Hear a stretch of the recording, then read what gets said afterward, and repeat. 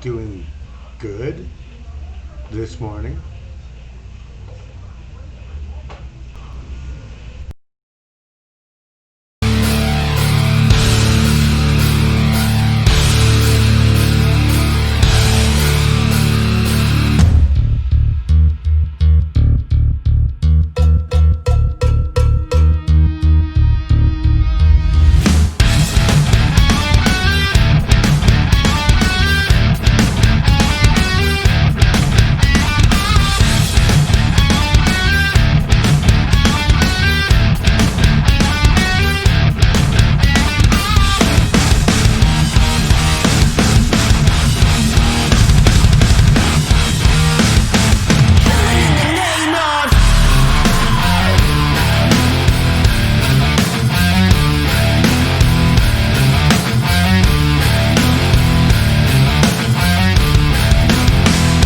Those that work forces are the same that burn crosses. Some of those that work forces are the same that burn crosses. Some of those that work forces are the same that burn crosses. Some of those that work forces are the same that burn crosses. Killing in the name of, killing in the name of. And now you do what they told ya. And now you do what they told ya. And now you do what they told ya. And now you do what they told ya. And now you do what they told ya. And now you do what they told ya. And now you do what they told ya. And now you do what they told ya. And now you do what they told ya. And now you do what they told ya. And now you do what they told ya. And now you do what they told ya. Those who died are justified for wearing the badge that it chose me once. You're justified. Those who died for wearing the badge that it chose me once. Those who died are justified for wearing the badge that it chose me once. You're justified. Those who died for wearing the badge that it chose me once. Some of those that work forces are the same that burn crosses. Some of those that work forces are the same that burn crosses. Some of those that work forces are the same that burn crosses. Some of those that work forces are the same that burn crosses. Killing in the name of, killing in the name of. And now you do what they told ya. And now you do what they told ya. And now you do what they told ya. And now you do what they told ya. And now you do what they told ya. And now you do what they told ya. And now you do what they told ya. And now you do what they told ya. And now you do what they told ya. And now you do what they told ya. And now you do what they told ya. And now you do what they told ya. Those who died are justified for wearing the badge that it chose me once. You're justified. Those who died for wearing the badge that it chose me once. Those who died are justified for wearing the badge that it chose me once. You're justified. Those who died for wearing the badge that it chose me once. Come on! Yeah, come on!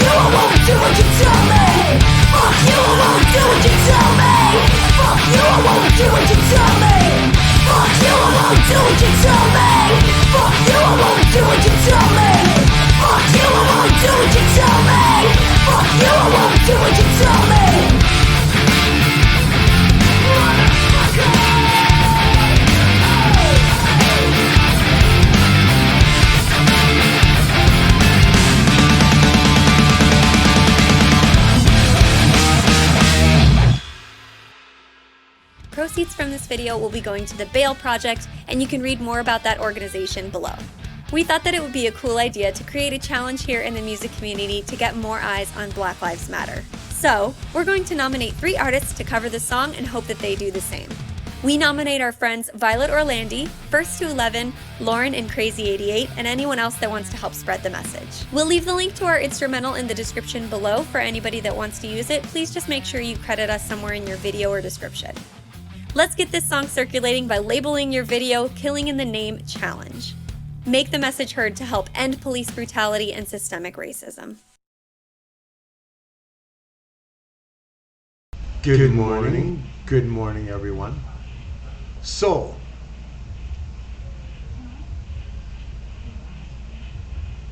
let us see, what were we discussing earlier? So, good morning, daughter. Hopefully, Rye is here. Yes, it is an awesome cover. And as you see, Allison is totally fine with playing it, everything else.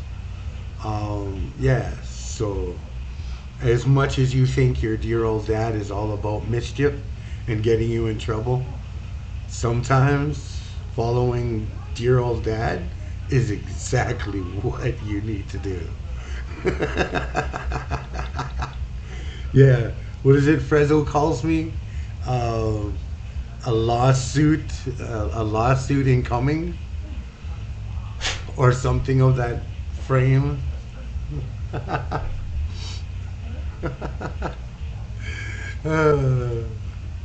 So let us take a look.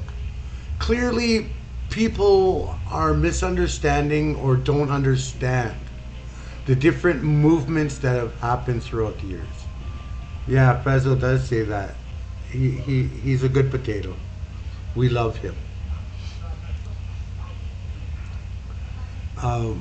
So let us take an introspective look throughout history and exactly what we're looking at.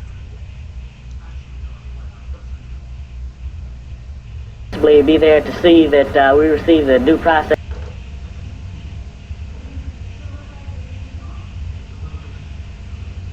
Vietnamese people. In America. So this is the Black Panther Party here. In the original, I have a really crumbled work meeting in a couple of minutes, but hopefully not very long. Okay, no problem. Wait, what do I say?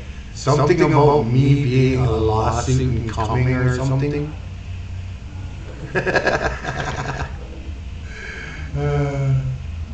It's so fun.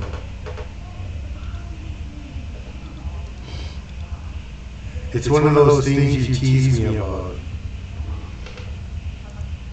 So, this is the Black Panther Party in 1968. It's a film.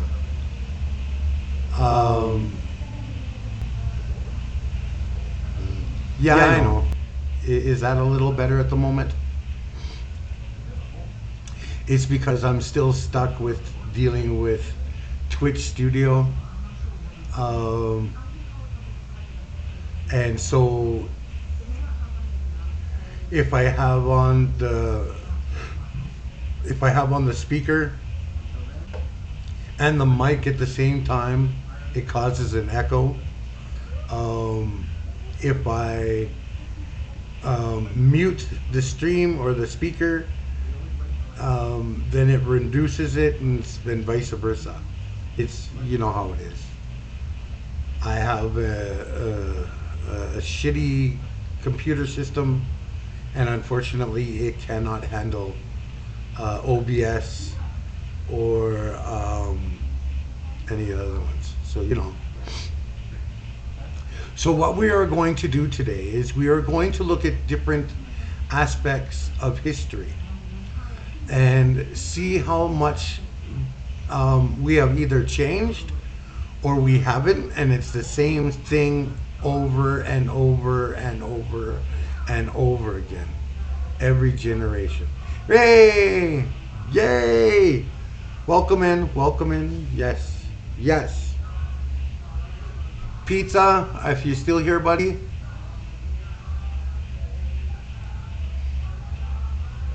Rye. Okay, good. Can you see Rye saying hello, Pizza? Do you see her say hello?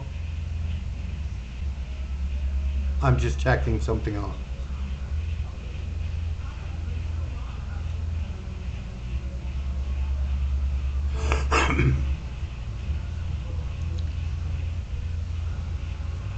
Hey, sourcing support. Absolutely. Nothing. Hey, sourcing support. Right. Randy's. That's who you're looking for, Pizza.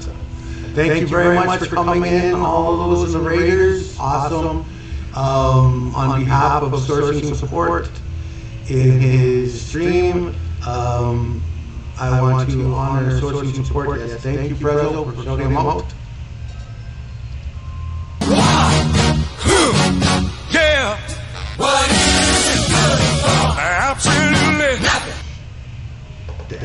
I had to make sure that that was properly heard. He rated with 0 warning. Yeah, it's all good. This is where I made the command says that.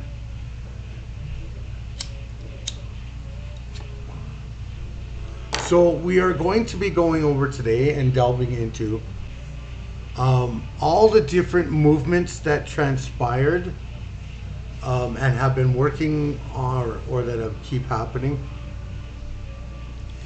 throughout history, through the past 500 plus years. And we are going to take a look and see if we have, okay, my daughter, enjoy work, and hopefully you'll be back soon. And we're going to take a look and see whether or not we've actually made any changes, or if we're still in the same shithole that we were back then. And understanding what it is these parties or movements we're trying to achieve. No, I mean, I was on sourcing supports. He just ended his stream suddenly and raided out of nowhere. I was in the middle of typing a comment when it changed channel. Well, fair. Sourcing support must have seen me on and went, hey, look, it's lost. Boom. No, I'm just playing.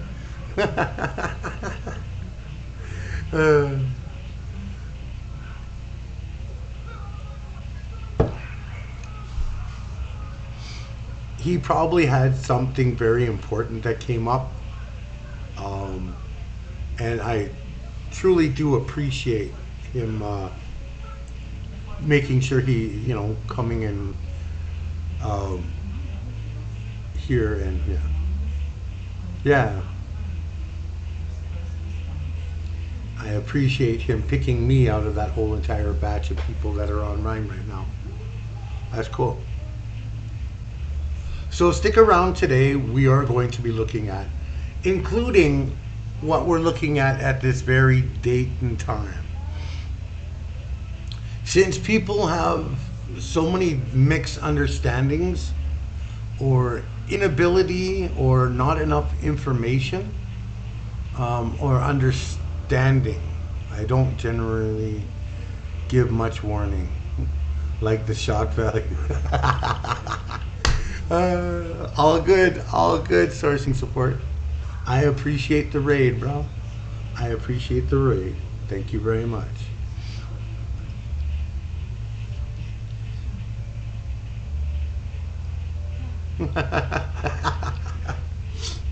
Yeah. So this is what we're going to be looking into today.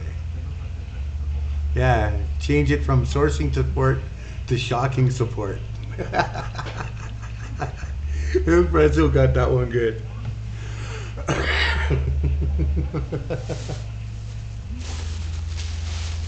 So we really want to look into this because honestly, we have too many people, whether you're on the right or the left, or in between, or wherever you fall on the political spectrum, or no spectrum at all, who clearly have missed out on an actual education, or at least an honest one. So it is very important to that we as humans, human race, help to educate each other, help each other to grow, and help each other to prosper together. Not necessarily like we have present day today, where 1% of the population is the only ones that are growing and prospering, while the rest just keep getting poorer and poorer and poorer and going nowhere. So, humans look after each other. It doesn't matter whether we start, let us see here.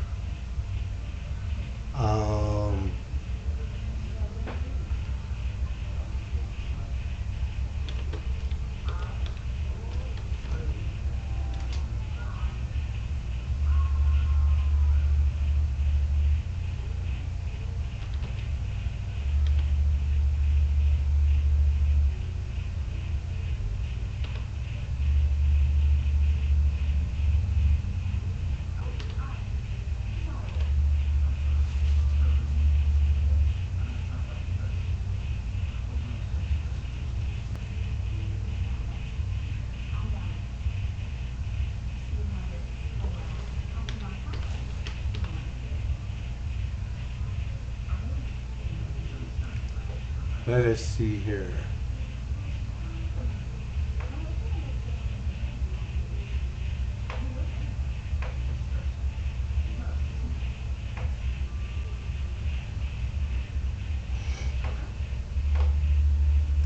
Let us see.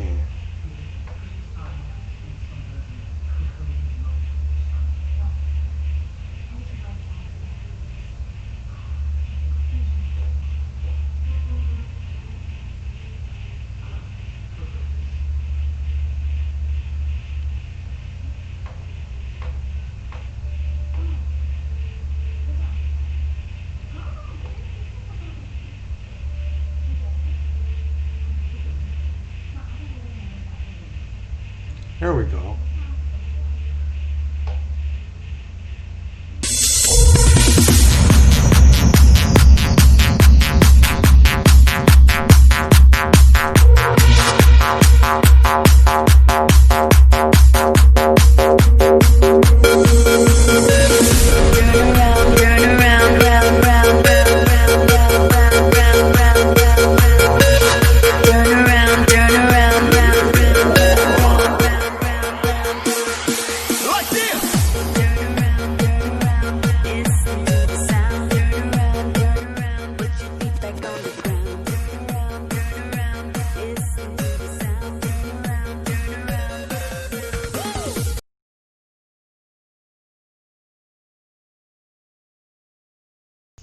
Sorry, that was a gaming thing, not actual. Not actual.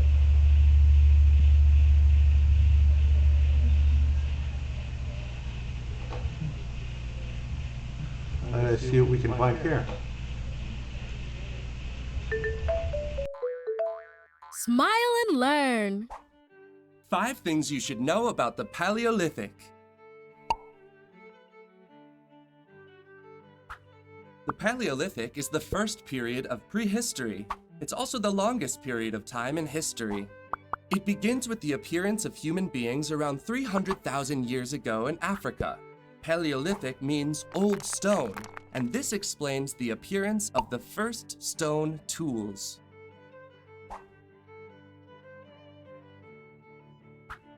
During Paleolithic times, humans lived in tribes, small settlements of 20 or 30 people, dwelling huts or natural caves. They were nomads, meaning they didn't settle in the same place. They traveled from one area to another looking for a location to fish, hunt, or collect food. In other words, they were hunters and collectors. Among their favorite foods were wild berries, deer, bisons, or even mammoths. During Paleolithic times, people held rituals to worship nature and ask for food abundance. That's right, they prayed to the sun and the rain. Another interesting aspect of their culture is that they buried their dead performing funeral rituals. Wow, it sounds like the earliest evidence of spiritual beliefs. After 500 years, kill him! Fire was discovered in Paleolithic times. No, that's not what I meant. It seems that the lightning from a thunderstorm accidentally started the first fire. Later on, men learned to make fire in two different ways, rubbing a stick against a tree trunk or two stones together. Fire was very important because it kept the people in the tribe warm during the night or in the wintertime.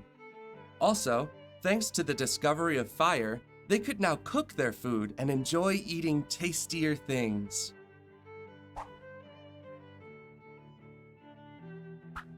Art in Paleolithic times began 35,000 years ago. I'm sure you'll probably be wondering, was there such thing as a primitive museum? Not really. The first cave paintings were made on the walls and ceilings of the caves they lived in. Cave art was meant to decorate. They liked living in beautiful homes.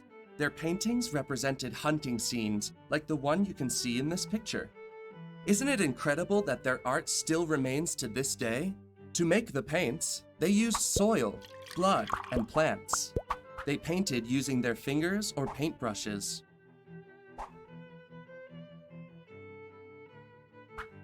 The first stone tools were made during the Paleolithic times. These tools were key to surviving because they made hunting and fishing easier and more effective. This was great because they could get more food. To make these tools, they shaped stones using another stone. Some of the first primitive tools were knives or arrowheads. As they were progressing, they started using materials like bones or wood to make needles or even harpoons. These first men continued progressing, becoming more and more intelligent and improving their lifestyle. The practice of agriculture and cattle raising marked the end of the Paleolithic times and the beginning of Neolithic times. These are the 5 things you should know about the Paleolithic times. Did you like learning about them?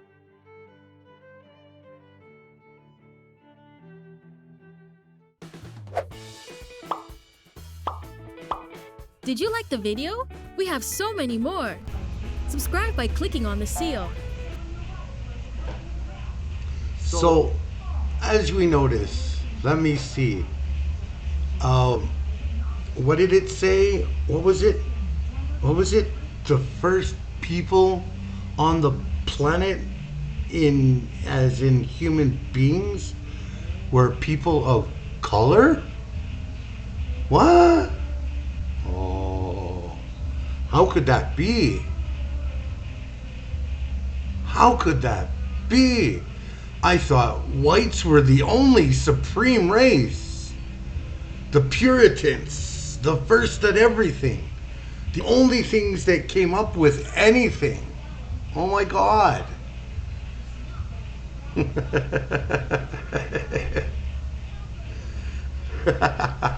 Yeah, exactly. My skin is an adaptation. Yes. So,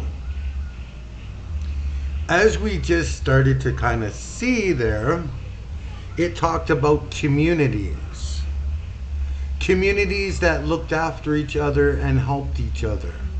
So the idea that they claim that socialism or that kind of philosophy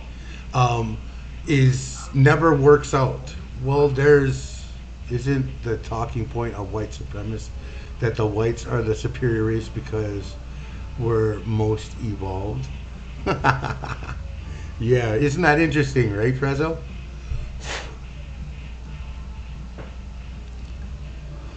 Most evolved. While they love poverty, they love to put people in poverty. They love to genocide people. They love to do all kinds of horrendous acts to anyone that's not white. And in some cases, even their own white people. They live in a dog eat dog world, which is not enlightened or evolved at all. So, as we look, does not have the most evolved. Evolution does not have a most evolved or even more evolved form. Yeah.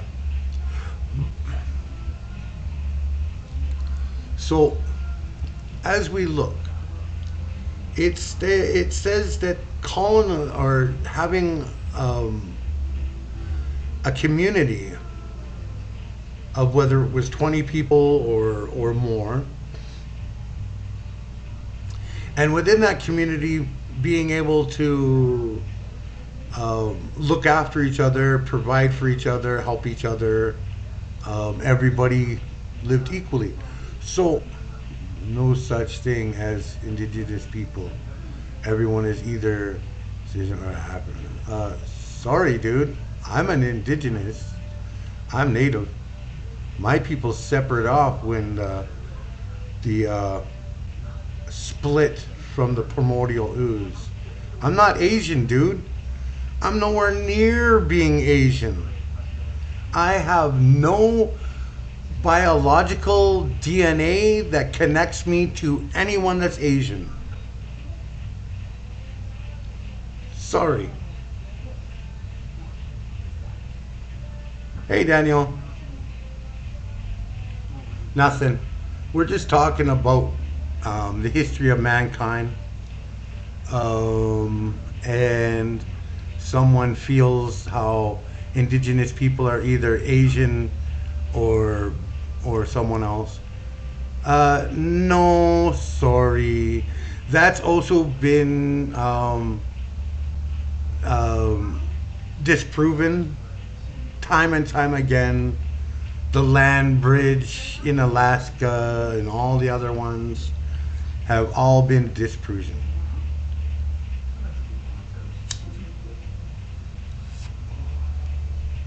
Yeah, Frezzo, if he keeps peddling white supremacist talking points, you know what to do, Bruno.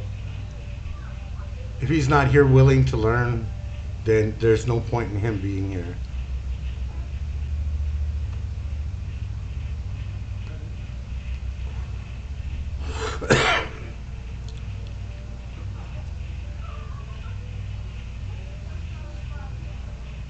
It's not base facts. The land bridge is just a hypothesis.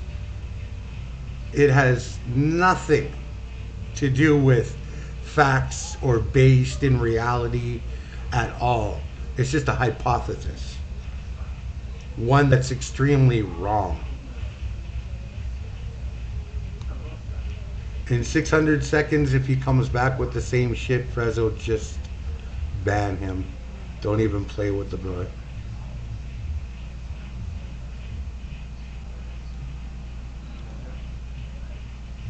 So,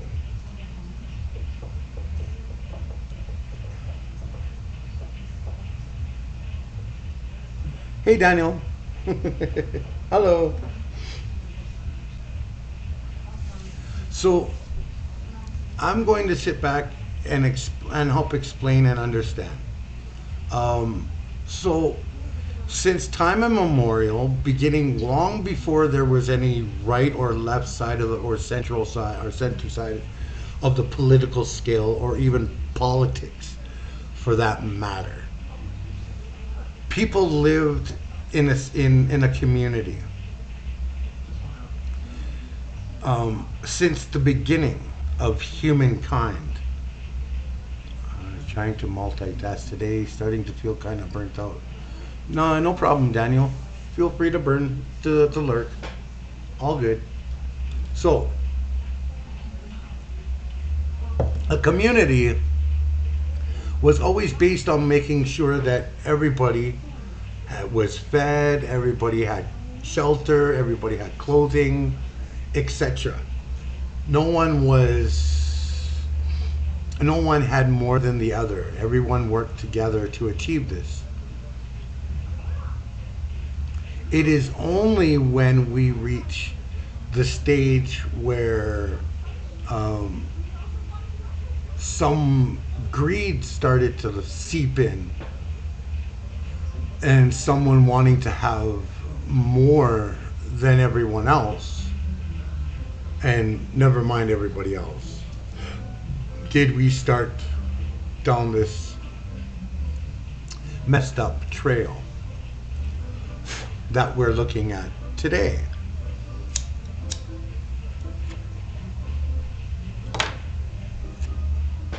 So when they start talking to you about how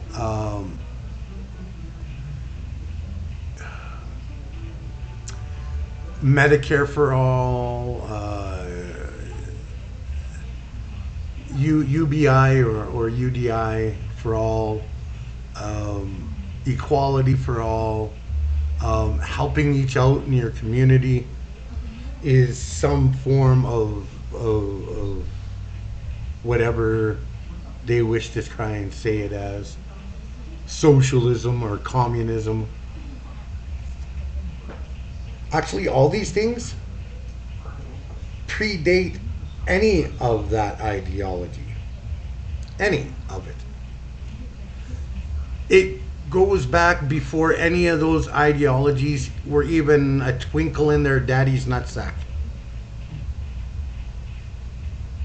It goes back to the very beginning of time, of humankind, of humans, where people realized that living together in a community and supporting each other and making sure, looking after each other, making sure everyone was fed, had housing, had clothing, so forth, whatever else, all equally.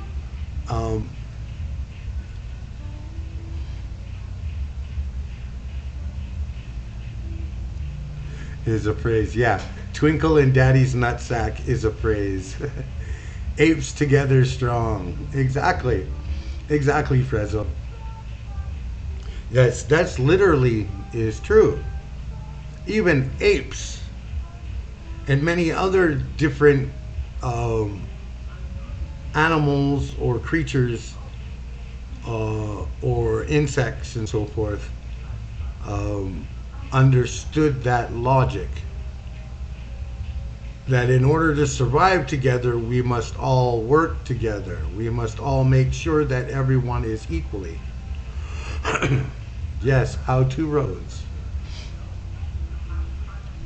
So when they say, when you hear people say about how helping a community or having equality or having housing for all and stuff like that is some communist or some whatever philosophy that has never worked out in all in history, bullshit. First of all, first thing first. Communism does not hold the, I feel like someone should write something about how various animals and peoples have aided each other in mutual benefiting ways. Yeah, Frezzo, exactly. Communism is when government does stuff. Yeah, sourcing support, yeah. So here we have people in general, in general, without any government. There was no government in prehistoric times. There was none of that. Yet people survived together as a community, helping each other, making sure everyone was fed, clothed, etc. Pre any of those things.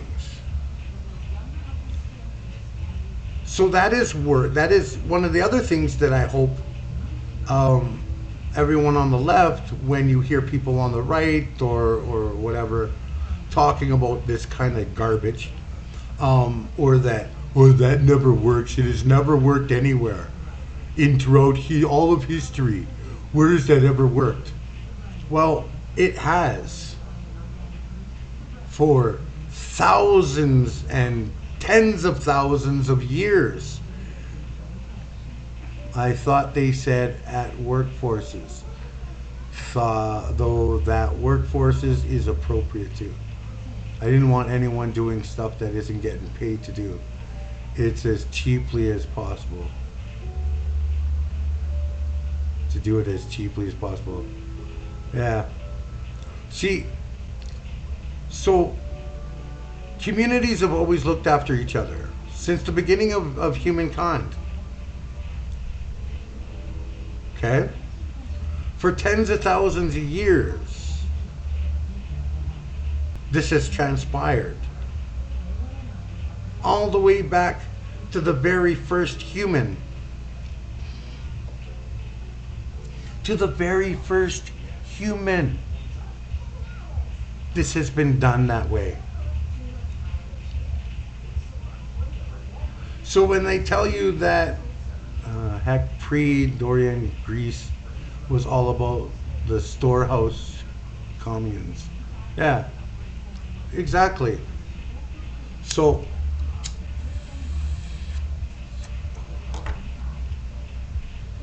here we have a reality that these things were successful for so long, for generations. And capitalism is a baby. It's new. It's not as old as some, or as most things that worked, most societies, or colonies, whatever, that worked together to ensure everyone was looked after. Hey, John. So, if the ideology of socialism or communism is not new, the greed motive is as old as time, certainly. No, not really. See, in prehistoric time, you could not survive if you were greedy, because it took the whole community to go hunting and gather fish and everything, and to work everything out, everything that needed to be done. So being greedy wouldn't have gotten you anywhere. And especially dealing with like dinosaurs, especially the meat-eating dinosaurs like Tyrannosaurus Rex, Godzilla, Western civilization perhaps. Not even Western civilization. Really would have gotten you thrown out of the tribe. Yeah, exactly, Prezzo. Which would have left you alone and probably eaten by some dinosaur that was a meat-eating dinosaur. So being greedy had nothing to do. Being greedy is a much later. Maybe a bear. Being greedy is relatively new in the history of humankind. It is not, although it has been maybe around for a few generations, but it is not the oldest idea on the planet. As a matter of fact, what we would classify today, or what's classified today as socialism and communism, is more of an older, as part of the oldest. Being greedy only pays off in societies where means are hoarded. Exactly, Frezzo. Exactly. See, Frezzo's on the ball this morning. That's why he's a mod. Exodus is literally about escaping greed. We know better. Exactly. We know better. Okay, meeting is over and back. Yay! Welcome back. So let us take a look at that. Okay. If we sit back and when we get done with all of these white supremacists in 1% brainwashed talking points of how only they must survive and only their way is the only way, that's a crock of horse shit, of course.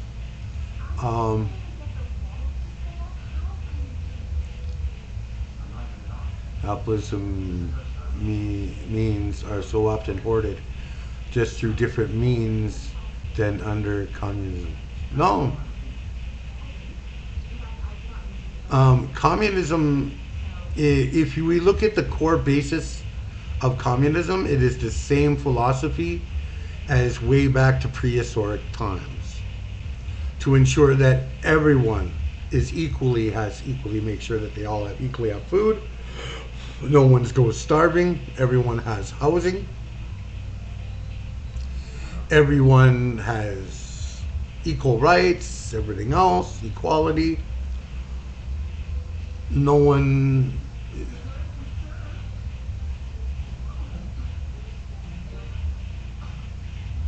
Hey, Sleepy Witch. Thank you for the follow. So, when we look at it, we're looking at realizing that the ideology that they put in as communism or socialism isn't hoarding means. It's literally against that. Yeah, exactly, pizza. So this ideology or this idea has been a part of humankind since the very beginning of humans, since the very existence, when humans crawled out of the primordial ooze. As we indigenous people would say, crawled out of Grandmother Earth's womb. So when we look at that, that is the oldest way of life existence on this planet, and has worked without failure. The only time these ideas work is when you have greedy people or governments that do like embargoes and stuff like that. Hello, saw you were live and decided to follow. I'm doing good, thank you, and welcome in. Thank you very much for the follow. So, when governments and corporations who are greedy, and 1% who are greedy, do things like they do to Cuba, and put embargoes and all this other shit because they refuse to accept the yoke and chains of capitalism and corporatism and greed into their culture or lives and community and onto their lands, then it only seems to fail because of all these embargoes and sanctions and whatnot.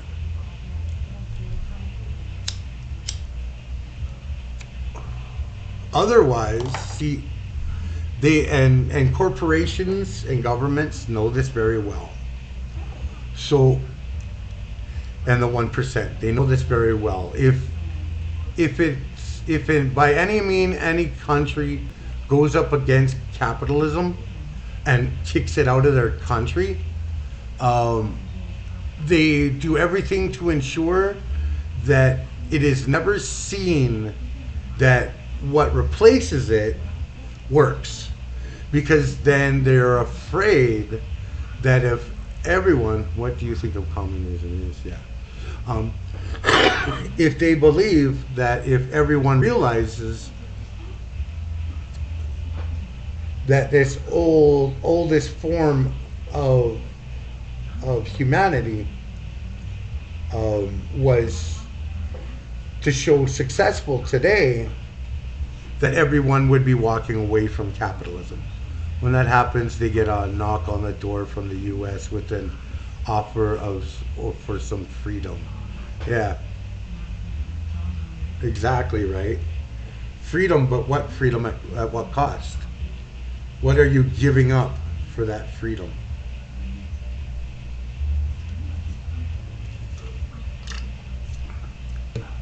Now, you see,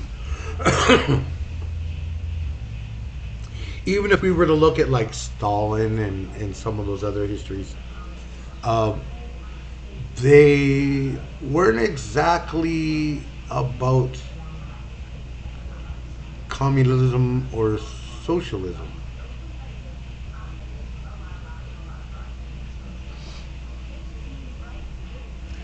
Dictatorship has nothing to do with socialism.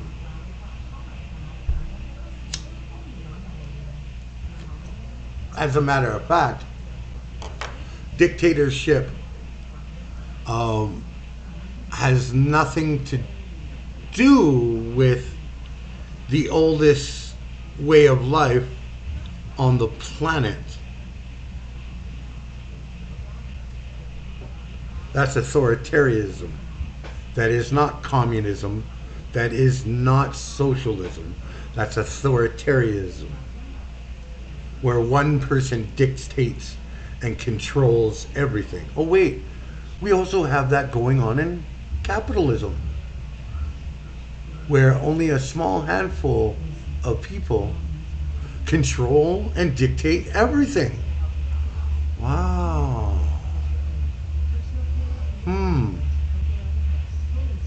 Wait. See, whether it was the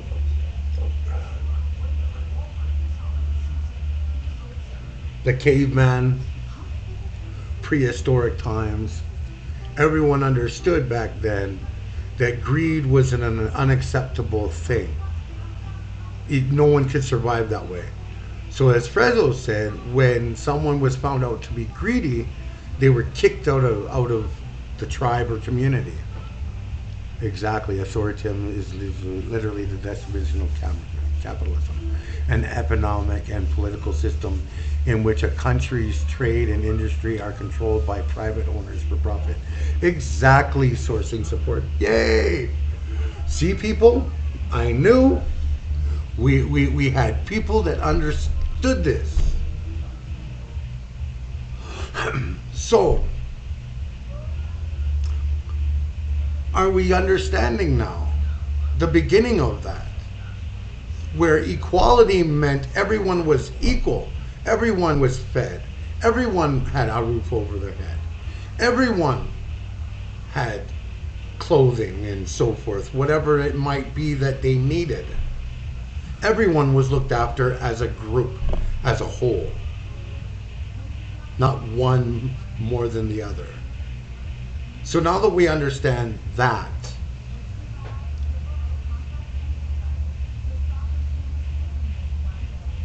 now that we have this understanding,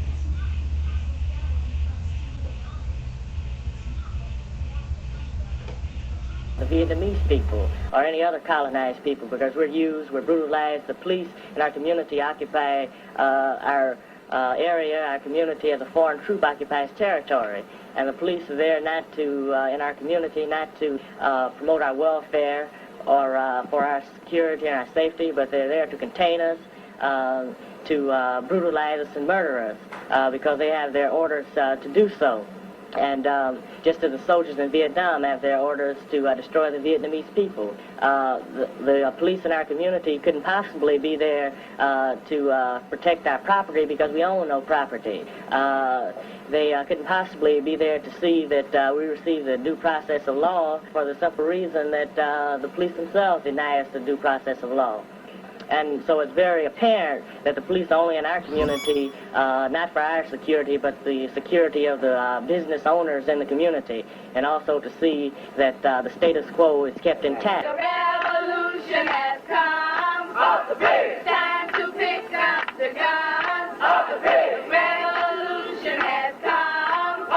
see it necessary to fight on two fronts. We must liberate the colony as well as stimulate revolution in the mother country. Because I think that the revolutionary students play a great part in saving America. If it were not for the white students, the Black Panther Party would react to the racism in the country and therefore respond with racism. White students have been very interested in the past of the foreign policy of the United States. They're demanding that the United States withdraw from Vietnam, stop brutalizing the Vietnamese people, and we feel that the white students should relate and pay more attention to the colonized situation here of the blacks first, because after all, this is home. And they should, this is not to say that they shouldn't denounce America's treacherous actions abroad. I think they can be done at the same time. That it's just a matter of placing emphasis upon the criminal activities of America here in the homeland.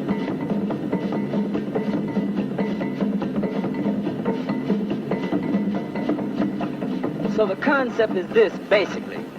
The whole black nation has to be put together as a black army. And we're going to walk on this nation, we're going to walk on this racist power structure, and we're going to say to the whole damn government, stick 'em up, motherfucker. This is a hold-up. We come for what's ours.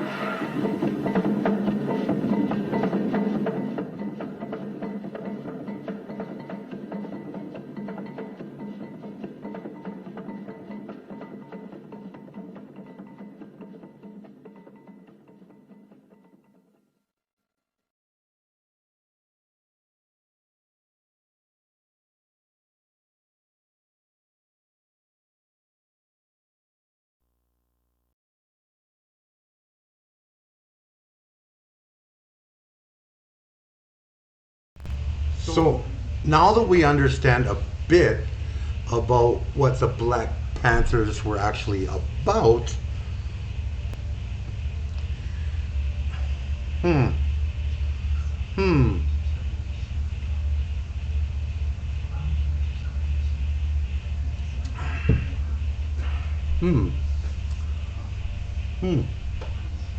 Interesting.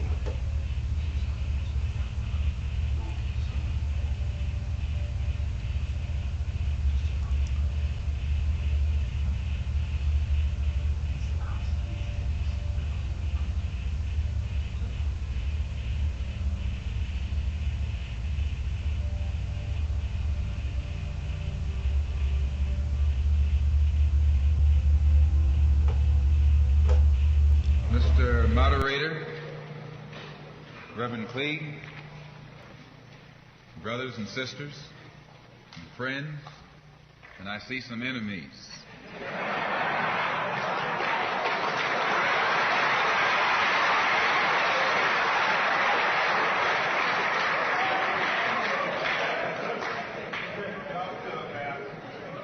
In fact, I think we'd be fooling ourselves if we had an audience this large and didn't realize that there were some enemies present.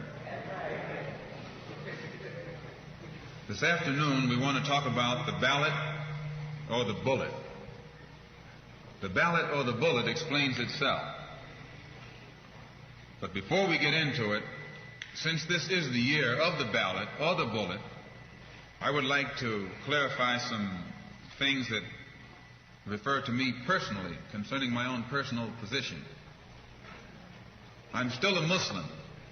That is, my religion is still Islam.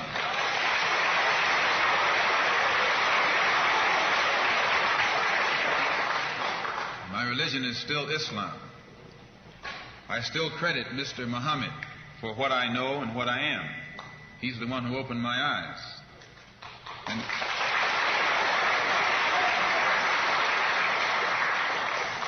at present, I'm the minister of the newly founded Muslim Mosque Incorporated, which has its offices in the Teresa Hotel right in the heart of Harlem. That's the Black Belt in New York City. And when we realize that Adam Clayton Powell is a Christian minister, he has the Abyssinia Baptist Church, but at the same time he's more famous for his political struggling. And Dr. King is a Christian minister from Atlanta, Georgia, or in Atlanta, Georgia, but he's become more famous for being involved in the civil rights struggle. There's another in New York, Reverend Galamison. I don't know if you've heard of him out here. He's a Christian minister from Brooklyn, but has become famous for his fight against the segregated school system in Brooklyn. Reverend Cleage, right here, is a Christian minister here in Detroit. He's the head of the Freedom Now Party. All of these are Christian ministers.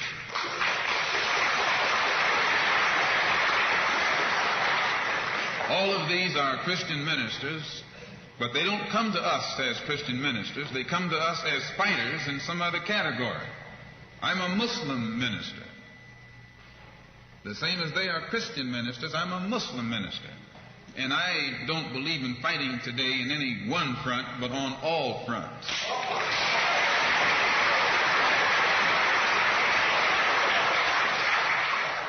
In fact, I'm a black nationalist freedom fighter.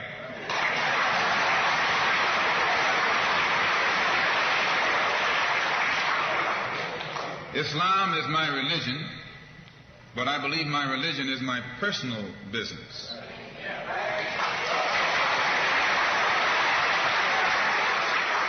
It governs my personal life, my personal morals, and my religious philosophy is personal between me and the God in whom I believe, just as the religious philosophy of these others is between them and the God in whom they believe.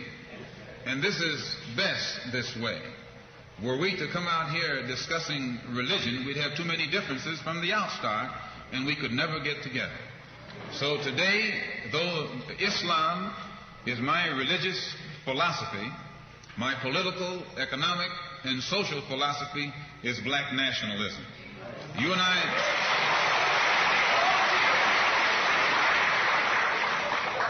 as I say, if we bring up religion, we'll have differences, we'll have arguments, we'll never be able to get together. But if we keep our religion at home, keep our religion in the closet, keep our religion between ourselves and our God, but when we come out here, we have a fight that's common to all of us against the enemy who is common to all of us.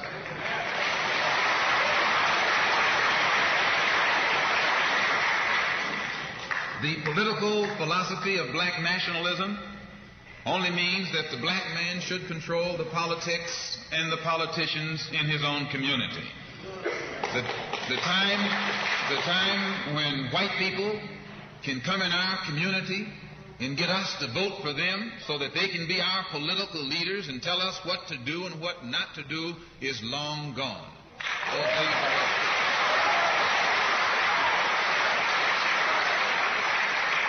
By the same token, the time when that same white man, knowing that your eyes are too far open, can send another Negro into the community, get you and me to support him so he can use him to lead us astray, those days are long gone.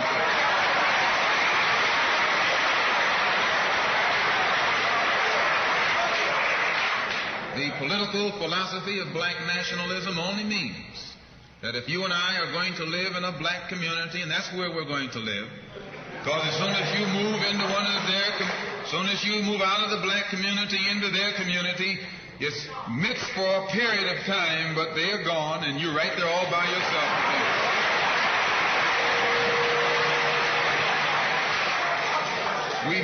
We must understand the politics of our community, and we must know what politics is supposed to produce. We must know what part politics play in our lives. And until we become politically mature, we will always be misled, led astray, or deceived or maneuvered into supporting someone politically who doesn't have the good of our community at heart. So the political philosophy of black nationalism only means that we will have to carry on a program, a political program of re-education to open our people's eyes, make us become more politically conscious, politically mature.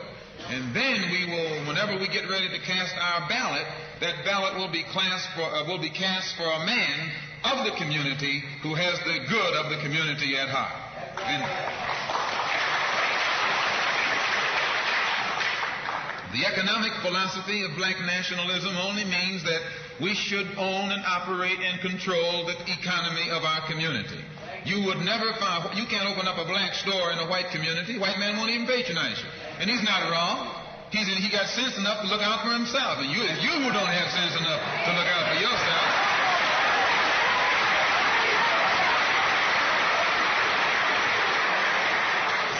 The white man is too intelligent to let someone else come and gain control of the economy of his community. But you will let anybody come in and control the economy of your community. Control the housing, control the education, control the jobs, control the businesses under the pretext that you want to integrate. No, you're out of your mind.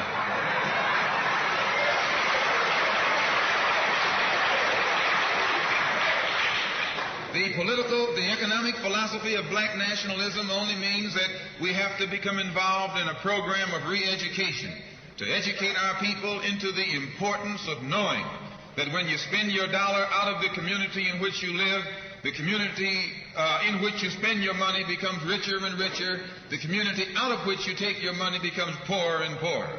And because these Negroes who have been misled, misguided, are breaking their necks to take their money and spend it with the man. The man is becoming richer and richer, and you're becoming poorer and poorer. And then what happens? The community in which you live becomes a slum. It becomes a ghetto. The conditions become run down. And then you have the audacity to complain about poor housing in a run-down community. Why, you run it down yourself when you take your dollar out.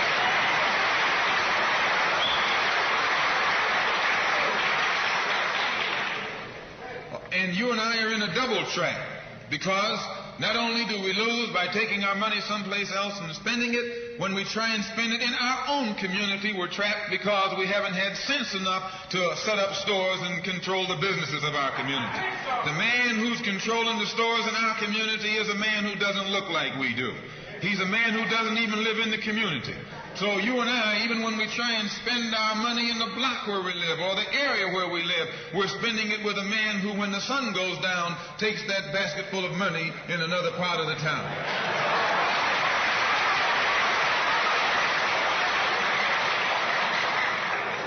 So we're trapped, double trapped, triple trapped. Anywhere we go, we find that we're trapped. And every kind of solution that someone comes up with is just another trap. But the political and economic philosophy of black nationalism, the economic philosophy of black nationalism shows our people the importance of setting up these little stores and developing them and expanding them into larger operations. Woolworth didn't start out big like they are today. They started out with a dime store. And expanded and expanded and expanded until today they're all over the country and all over the world, and they're getting some of everybody's money. Now this, what you and I in General Motors, the same way, didn't start out like it is. It started out just a little rat race type operation. And it expanded and expanded until today it's where it is right now. And you and I have to make a start. And the best place to start is right in the community where we live.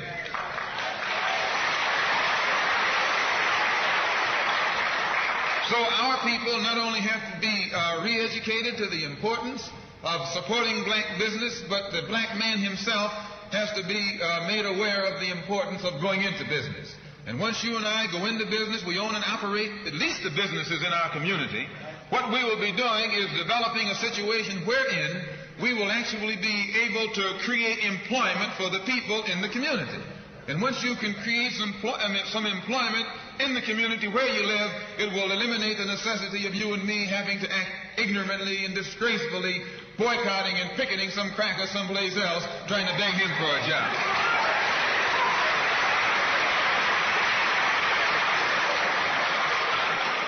Anytime you have to rely upon your enemy for a job, you're in bad shape.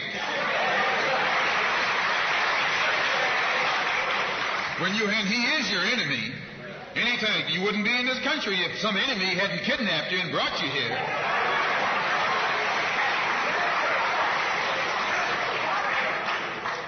On the other hand, some of you think you came here on the Mayflower.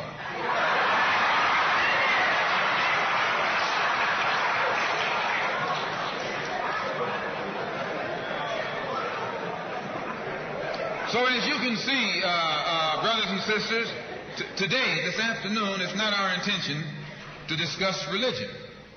we're going to forget religion. If we bring up religion, we'll be in an argument. And the best way to keep away from arguments and differences, as I said earlier, put your religion at home, in the closet. Keep it between you and your God. Because if it hasn't done anything more for you than it has, you need to forget it anyway.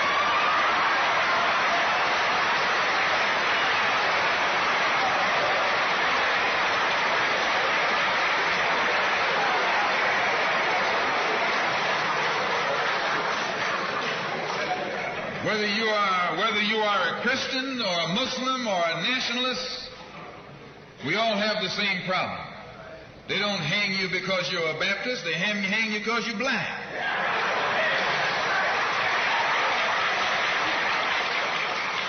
They don't attack me because I'm a Muslim, they attack me because I'm black. They attack all of us for the same reason. All of us catch hell from the same enemy. We're all in the same bag, in the same boat. We suffer political oppression, economic exploitation, and social degradation. All of them from the same enemy. The government has failed us. You can't deny that. Anytime you live in the 20th century, 1964, and you walking around here singing, "We shall overcome," the government has failed us.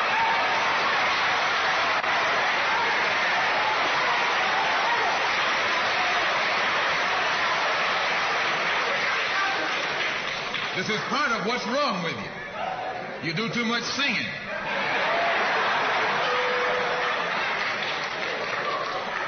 Today it's time to stop singing and start swinging.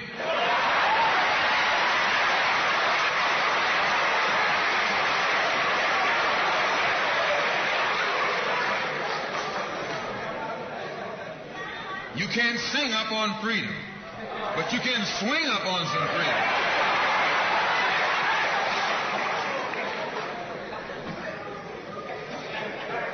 Cassius Clay can sing, but singing didn't help him to become the heavyweight champion of the world. Swinging helped him.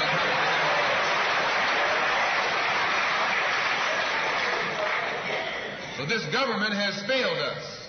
The government itself has failed us. And the white liberals who have been posing as our friends have failed us. And once we see that all these other sources to which we've turned have failed, we stop turning to them and turn to ourselves. We need a self-help program, a do-it-yourself philosophy, a do-it-right-now philosophy, it's already too late philosophy. This is what you and I need to get with. And the only way we're going to solve our problem is with a self-help program. Before we can get a self-help program started, we have to have a self-help philosophy. Black nationalism is a self-help philosophy. What's so good about it, you can stay right in the church where you are and still take black nationalism as your philosophy.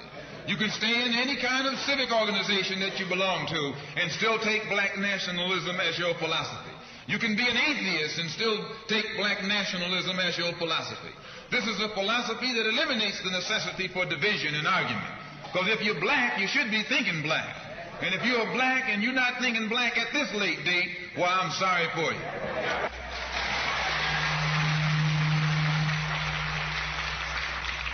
Once you change your philosophy, you change your thought pattern. Once you change your thought pattern, you change your attitude. Once you change your attitude, it changes your behavior pattern. And then you go on into some action. As long as you got a sit-down philosophy, you'll have a sit-down thought pattern. And as long as you think that old sit-down thought, you'll be in some kind of sit-down action. They'll have you sitting in everywhere. It's not so good to refer to what you're going to do as a sit-in. That right there castrates you. Right there it brings you down. What goes with it? Think of the image of someone sitting. An old woman can sit. An old man can sit. A chump can sit. A coward can sit. Anything can sit. Well, you and I have been sitting long enough, and it's time today for us to start doing some standing and some fighting to back that up.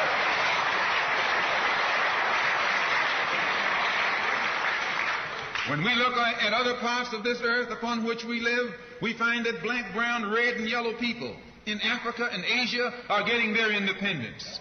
They're not getting it by singing, "We shall overcome." No, they're getting it through nationalism. It is nationalism that brought about the independence of the people in Asia. Every nation in Asia gained its independence through the philosophy of nationalism. Every nation on the African continent that has gotten its independence brought it about through the philosophy of nationalism. And it will take black nationalism that to bring about the freedom of 22 million Afro-Americans here in this country where we have suffered colonialism for the past 400 years.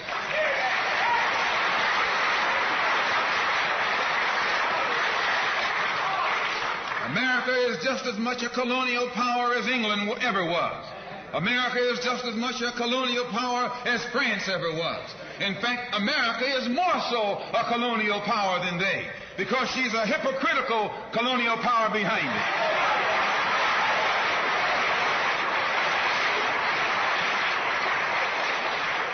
What do you call second-class citizenship? Why, that's colonization. Second-class citizenship is nothing but 20th century slavery. How are you going to tell me you're a second-class citizen? They don't have second-class citizenship in any other government on this earth. They just have slaves and people who are free. Well, this country is a hypocrite. They try and make you think they set you free by calling you a second-class citizen. No, you're nothing but a 20th century slave.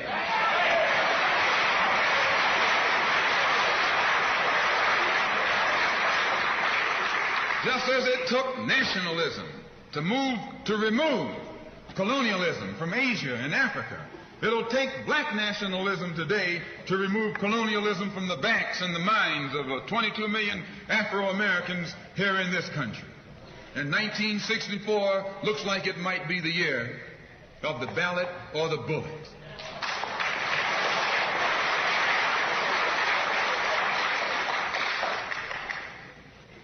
Why does it look like it might be the year of the ballot or the bullet?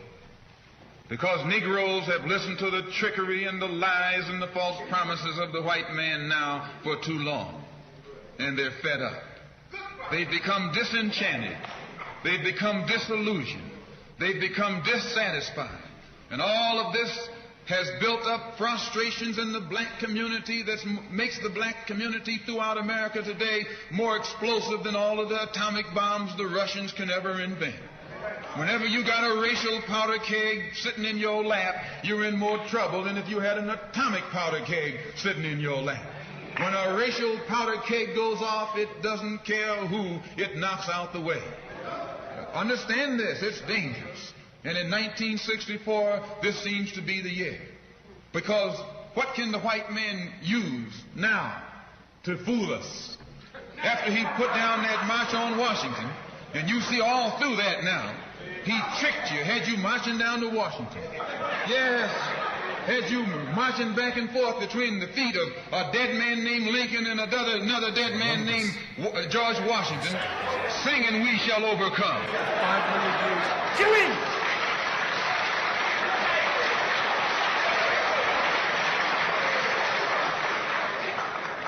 He made a chump out of him.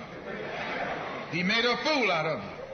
He made you think you were going somewhere, and you end up going nowhere but between Lincoln and Washington.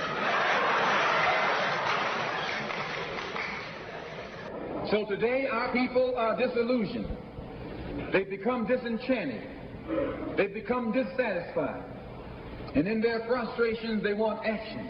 You'll see this young black man, this new generation, asking for the ballot or the bullet. That old Uncle Tom action is outdated. The young generation don't want to hear anything about the odds are against us. What do we care about odds?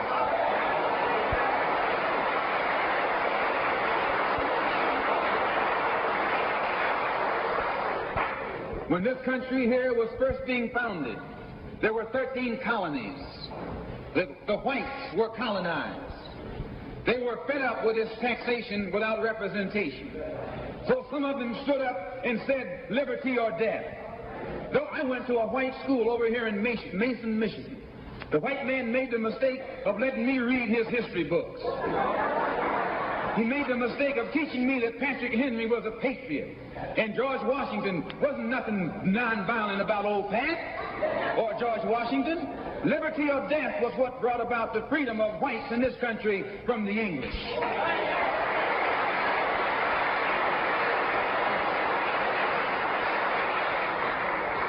They didn't care about the arts.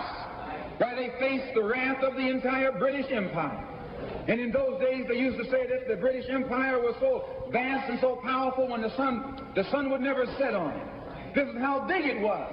Yet these 13 little scrawny states, tired of taxation without representation, tired of being exploited and oppressed and degraded, told that big British Empire, liberty or death.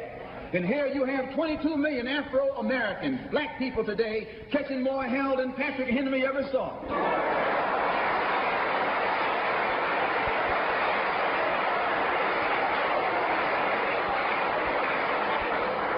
And I'm here to tell you, in case you don't know it, that you got a new generation of black people in this country who don't care anything whatsoever about ours. They don't want to hear you, old Uncle Tom, handkerchief heads talking about the ours.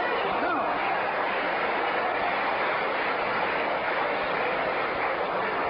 This is a new generation.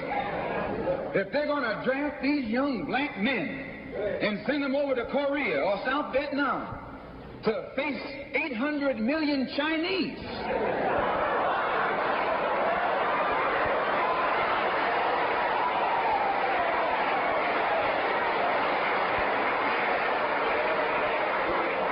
If you're not afraid of those odds, you shouldn't be afraid of these odds.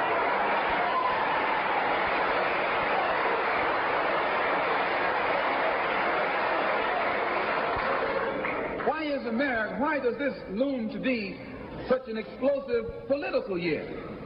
Because this is the year of politics. This is the year when all of the white politicians are going to come into the Negro community. You never see them until election time. You can't blame them until election time. They're going to come in with false promises. And as they make these false promises, they're going to feed our frustrations. And this will only serve to make matters worse. I'm no politician. I'm not even a student of politics. I'm not a Republican, nor a Democrat, nor an American, and got sense enough to know it.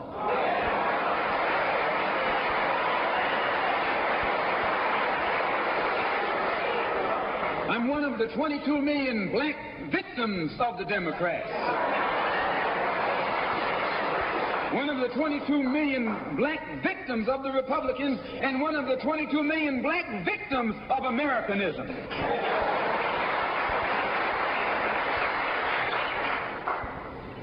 And when I speak, I don't speak as a Democrat or a Republican.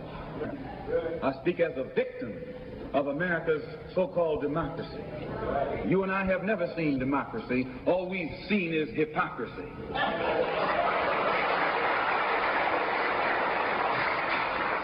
When we open our eyes today and look around America, we see America not through the eyes of someone who has enjoyed the fruits of Americanism. We see America through the eyes of someone who has been the victim of Americanism. We don't see any American dream. We've experienced only the American nightmare. We haven't benefited from America's democracy.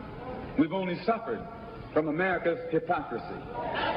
And the generation that's coming up now can see it and are not afraid to say it. If you go to jail, so what? If you're black, you were born in jail.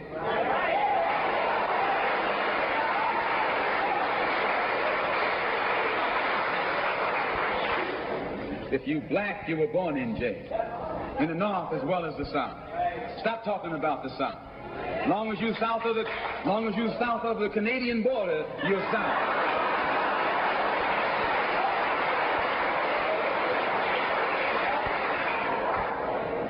Don't call Governor Wallace a Dixie governor. Romney is a Dixie governor.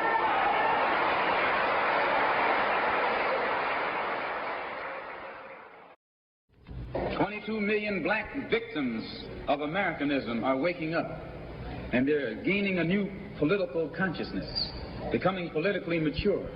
And as they develop this political maturity, they're able to see the recent trends in these political elections. They see that the whites are so evenly divided that every time they vote, the race is so close, they have to go back and count the votes all over again. And which means that any block, any minority that has a block of votes that stick together is in a strategic position. Either way you go, that's who gets it. You're in a position to determine who'll go to the White House and who'll stay in the doghouse.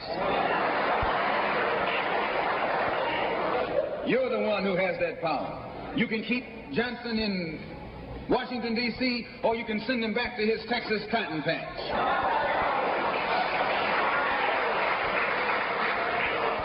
You're the one who sent Kennedy to Washington. You're the one who put the present Democratic administration in Washington, D.C. The whites were evenly divided. It was the fact that you threw 80% of your votes behind the Democrats that put the Democrats in the White House. When you see this, you can see that the Negro vote is the key factor. And despite the fact that you are in a position to be the determining factor, what do you get out of it? The Democrats have been in Washington, D.C. only because of the Negro vote. They've been down there 4 years. And all other legislation they wanted to bring up, they brought it up and gotten it out of the way, and now they bring up you. And now they bring up you. You put them first, and they put you last. Because you're a chump.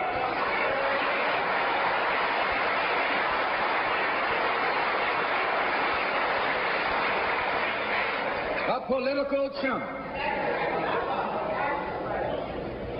In Washington, D.C., in the House of Representatives, there are 257 who are Democrats. Only 177 are Republicans. In the Senate, there are 67 Democrats.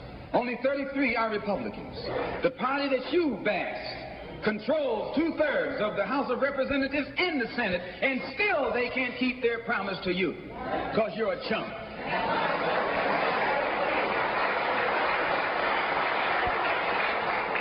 Anytime you throw your weight behind a political party that controls 2/3 of the government, and that party can't keep the promise that it made to you during election time, and you're dumb enough to walk around continuing to identify yourself with that party, you're not only a chump, but you're a traitor to your race.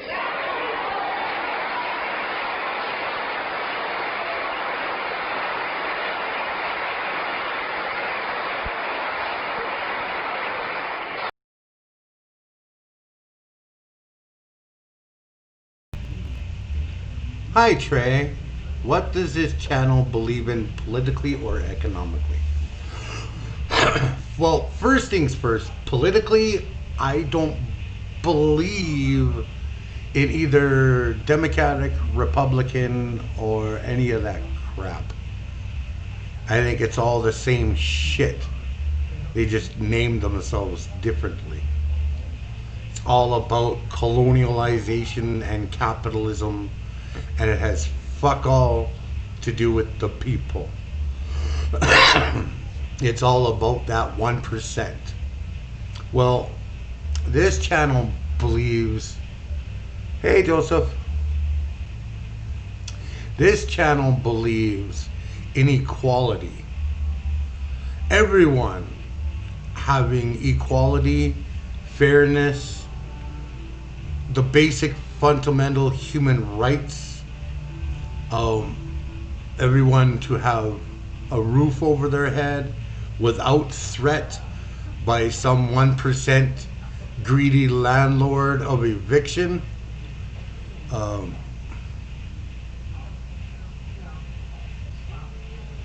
The equality of everyone has food on their plate.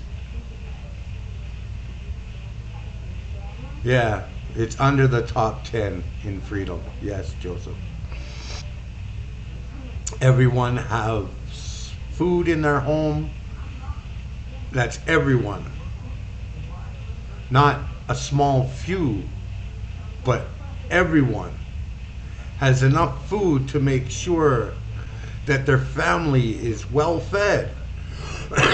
And I don't mean the difference between the rich 1% rich that pay $1,000 a plate compared to majority of the population that has to go to food banks and other places and beg and borrow to even feed their household for a month or even half a month. I believe that no one should be starving in this country. No one should be starving. No one should be homeless.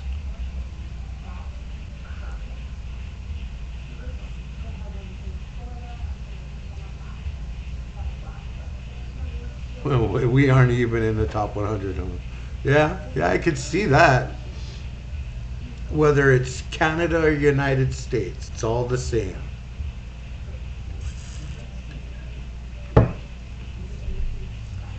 Where anyone, regardless of their color, can walk down the street free from prosecution, free from abuse of law enforcement, free from being murdered for the color of their skin, free from receiving unethical and biased prison sentences,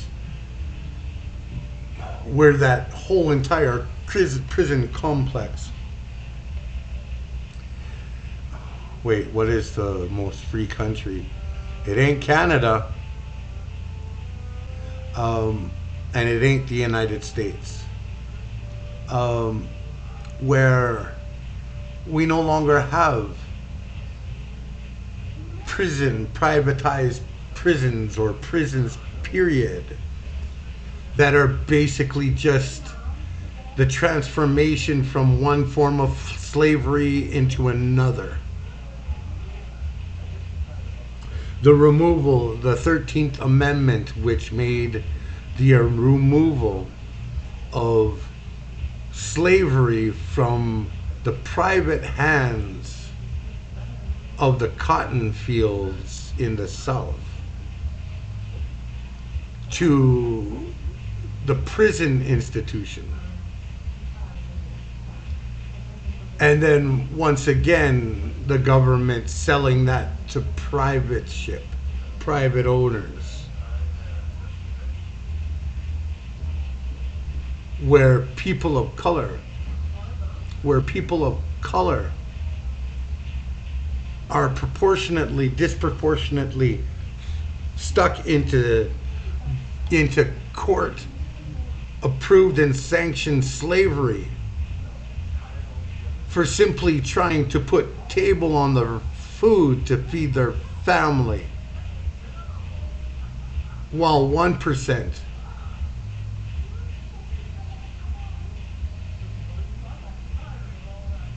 where 1% of that population is concerned about buying a seventh $100 and $200 million luxury lot or yacht, I mean.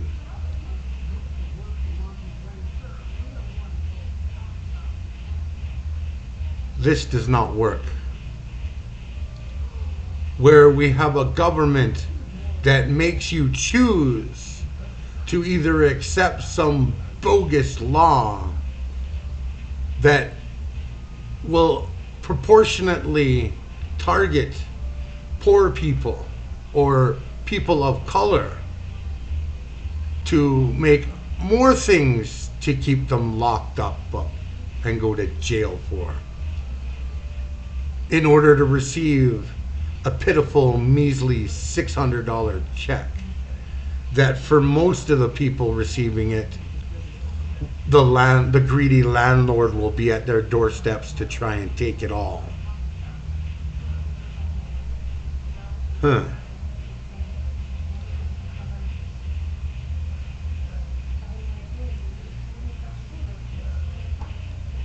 This is what this channel believes in. Equality for all.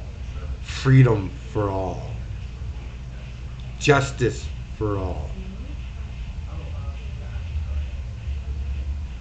the simple social construct of making sure that everyone is fed, everyone has a roof over their head, and is not in any jeopardy ever of losing a roof.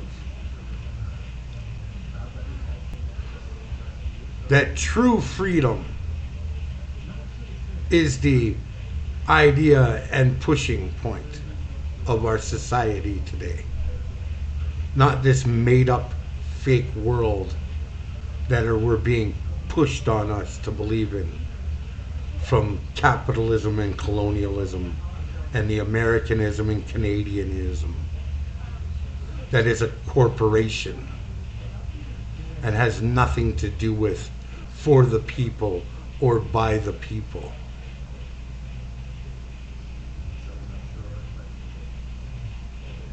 That's what this channel believes in. I don't care. We all deserve the same basic human rights and dignity. I don't care if you're white. I don't care what nationality you are, what sexuality you are. We all deserve the same freedom and rights and respect. Don't forget imperialism. Yeah, imperialism too. Yeah. When you say colonialism and capitalism, that's imperialism. They're the same thing. You can't have one without the other. It's all the same. There's no difference. So let us return back to our dear brother Malcolm X in his wisdom. And what kind of alibi do they come up with? They try and pass the buck to the Dixiecrats. Now, back during the days when you were blind, deaf, and dumb, ignorant, politically immature, naturally you went along with that. But today, as your eyes come open and you develop political maturity.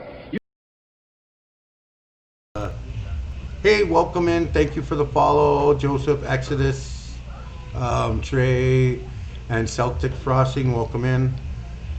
Sleepy Witch, landlords don't provide housing, they hoard it. Landlords don't provide housing at all because what they're providing you is stolen land. It's a penalty for a crime, is a fine, then it's only a law for the working class. No. If a penalty for a crime is a fine, it is only to further enrich the 1% and the colonial government, imperialistic government. It has nothing to do with for the working class, because even poor people receive fines. And stolen land, yes, Jeffrey. Stolen land. Stolen from indigenous people.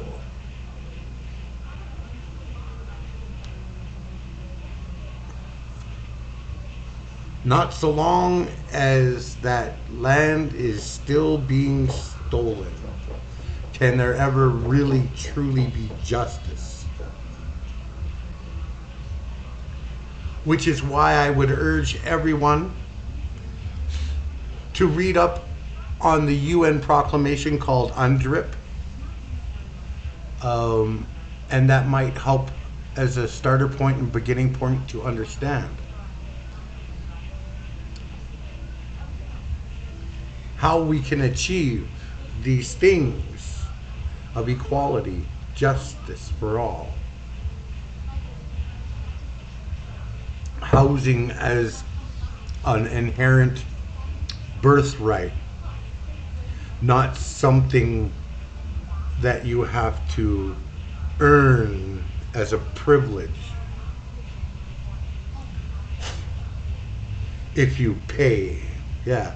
But 90% of the people it was stolen from are dead. No, sorry, Jeffrey. I'm still here. I'm sorry. I'm still here. I'm still alive, dude. I'm not dead yet. Neither are my children dead, neither are my grandchildren. We're still here. We haven't gone anywhere.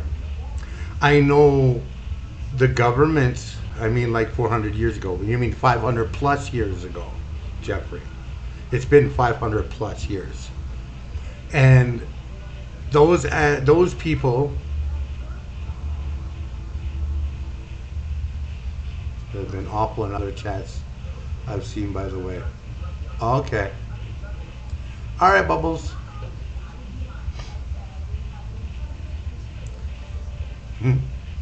Been axed by my daughter.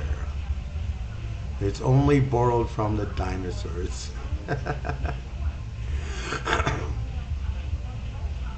And Frezzo axed it. Just like, yep, done. Toast. So when you have people say stuff like that, I want you to understand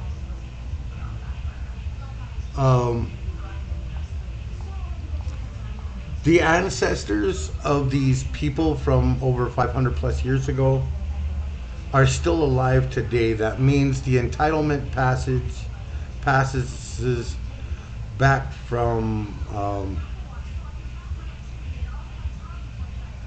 back and forward on to, which is the same philosophy that they use for their apparently their right to entitlement of what they call when their children and when their grandparents pass on wealth and so forth to their children and grandchildren.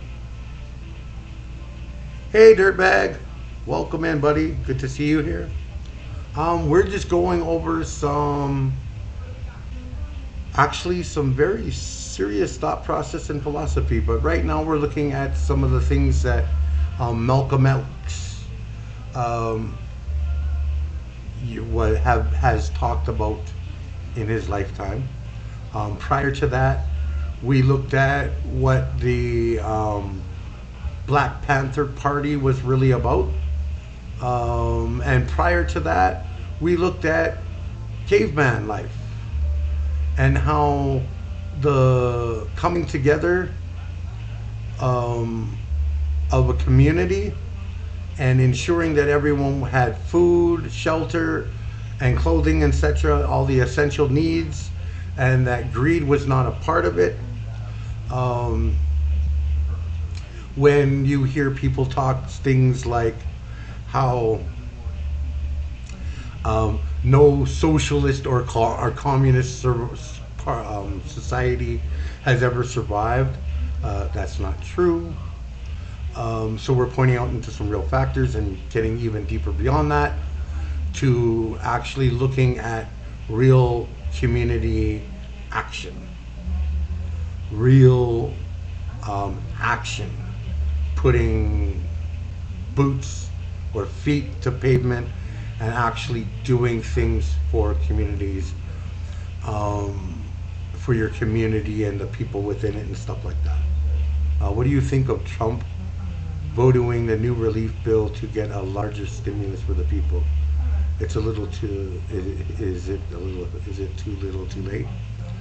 I think Trump's whole entire presidency, he was not about coughing up any stimulus for anyone. So now he's trying to, knowing that he's going out and his time in office is coming to a very quick stop. He's trying to plagiarize and appeal to the population in his projecting of the narrative that he's the only defense that you have against these capitalist, corporate, greedy, imperialistic government, and he's the only white savior that can do anything about it. So yeah, it's too little, too late. And let's face it, you're never gonna get chump change nothing but chump change from these people. They don't care about you. You don't fill their pocketbooks with bribes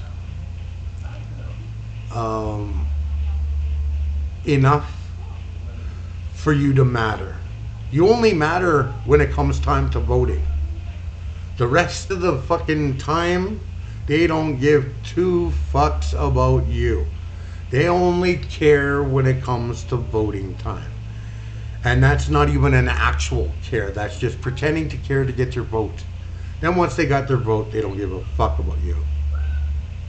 They don't give two shits.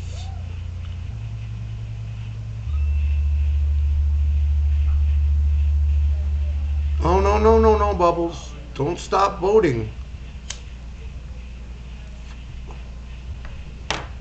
Vote smarter.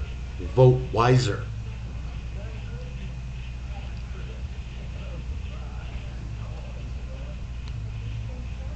You make up the decision of your vote.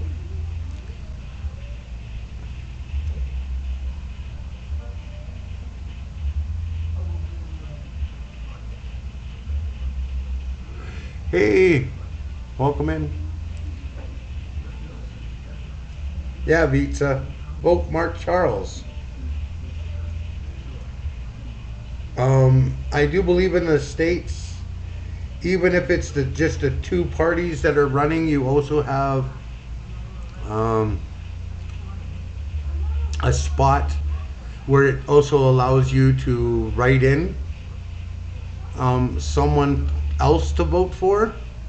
So if majority of the United States voted in Mark Charles as the president, they would have no other choice but to put Mark Charles in as the president of the United States.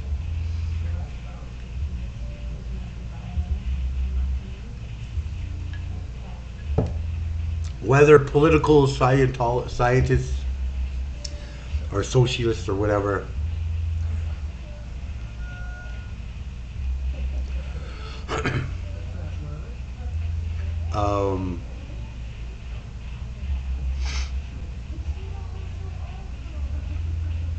sit back and tell you, oh no, you must only vote the two parties. Anything else will distract the vote. That's just their way of making you conform to what they want, which is the two-party system. They don't want any other party, because the two-party system allows them to be implicit in their control, authoritarian, corruption, white supremacist, and capitalism, to be forever entrenched so long as they keep having this two-party system. It is a constant. But if the majority of the people in the United States voted for, say, Mark Charles as the president, then they would have no other choice but to accept Mark Charles as the president. Feel me? That's how voting works. And Tumble, hey, how you doing, buddy? Welcome in. Tumble, do you stream? If you do, I don't know if you do. If you do, Tumble, please let us know, and would one of my dear mods please give a shout out for Tumble? Thank you. So let us get back to finishing watching this very important and educational video from Malcolm X.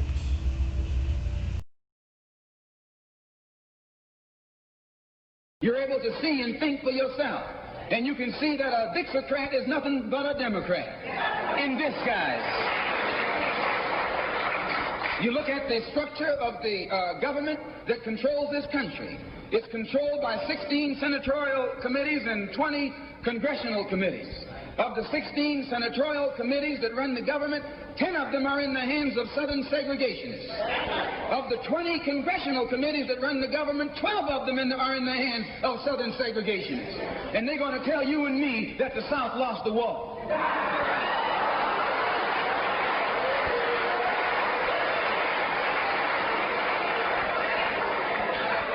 You today are in the hands of a government of segregationists, racists, white supremacists, who belong to the Democratic Party but disguise themselves as Dixiecrats. A Dixiecrat is nothing but a Democrat. Whoever runs the Democrats is also the father of the Dixiecrats, and the father of all of them is sitting in the White House.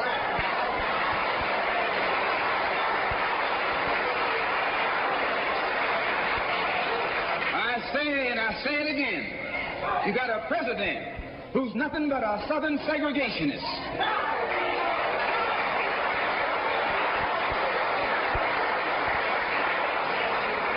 From the state of Texas. They'll lynch you in Texas as quick as they'll lynch you in Mississippi. Only in Texas, they lynch you with a Texas accent. In Mississippi, they lynch you with a Mississippi accent. And the first thing the cracker does when he comes in power, he takes all the Negro leaders and invites them for coffee to show that he's all right. And those Uncle Toms can't pass up the coffee.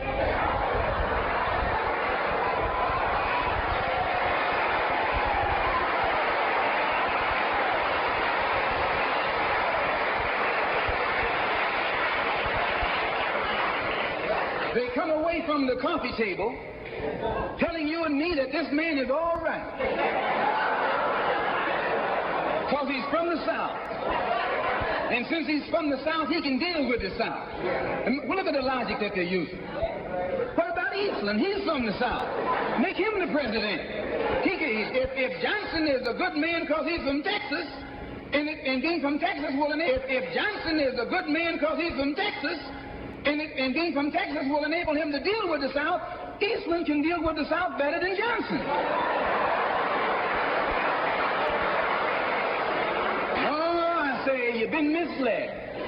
You've been had. You've been took.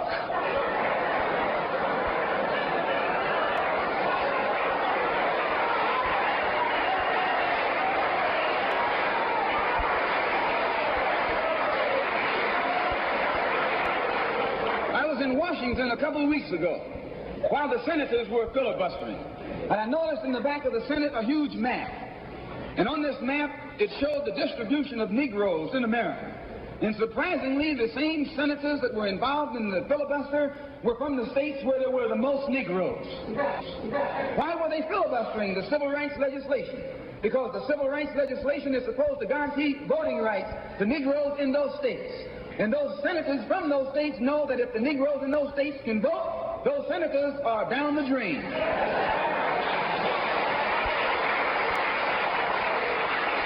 The representatives of those states go down the drain.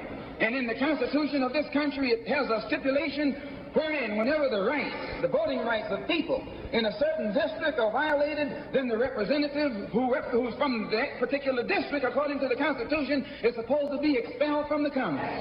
Now, if this particular aspect of the Constitution was enforced, why, you wouldn't have a cracker in Washington, D.C.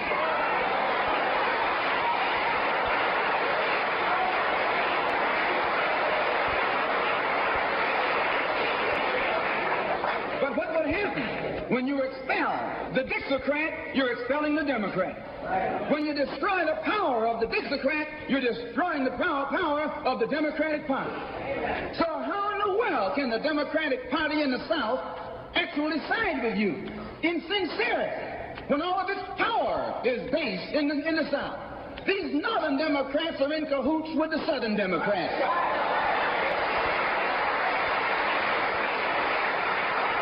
They're playing a giant con game, a political con game. You know how it goes. One of them comes to you and make believe he's for you. And he's in cahoots with the other one that's not for you. Why? because neither one of them is for you. But they got to make you go with one of them or the other. So this is a con game. And this is what they've been doing with you and me all these years. First thing Johnson got off the plane, when he became president, he asked, where's Dickie?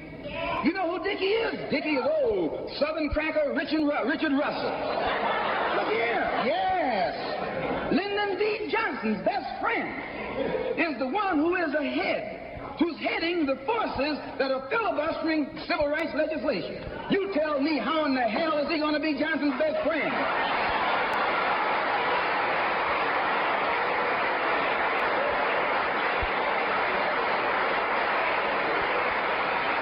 How can Johnson be his friend and your friend too? No, that man is too tricky, especially if his friend is still old Dickie.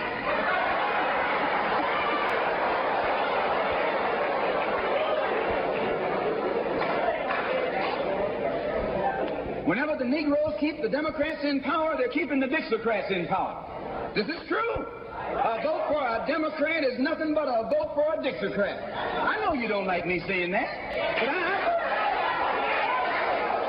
I'm not the kind of person who come here to say what you like. I'm going to tell you the truth whether you like it or not.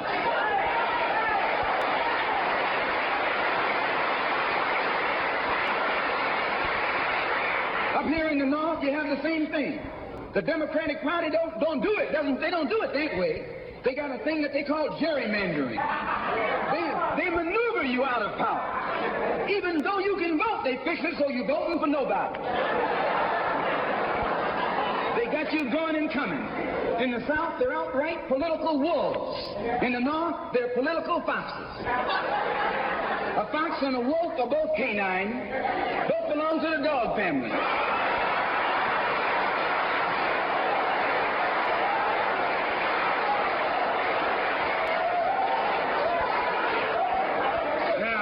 You take your choice.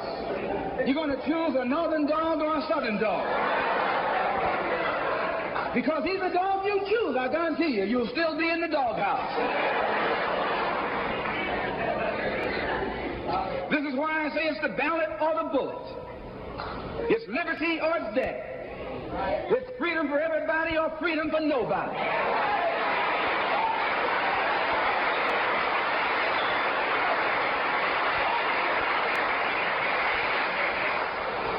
America today finds herself in a unique situation.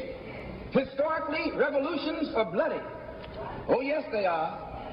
They have never had a bloodless revolution or a nonviolent revolution. That don't happen even in Hollywood.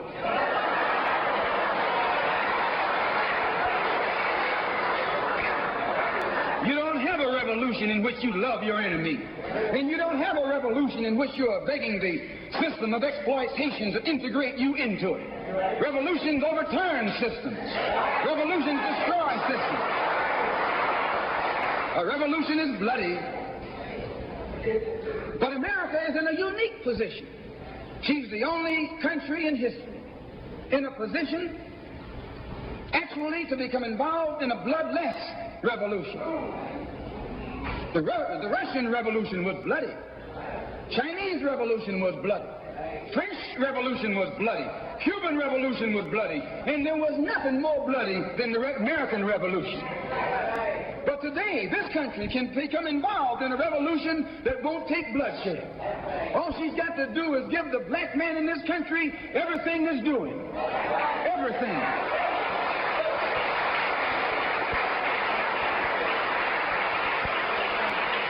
I hope that the white man can see this, because if you don't see it, you're finished.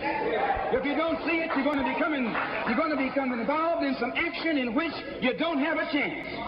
And we don't care anything about your atomic bomb. It's useless, because other countries have atomic bombs. When 2 or 3 different countries have atomic bombs, nobody can use it. So it means that the white man today is without a weapon. If you want some action, you got to come on down to earth. And there's more black people on earth than there are white people on earth.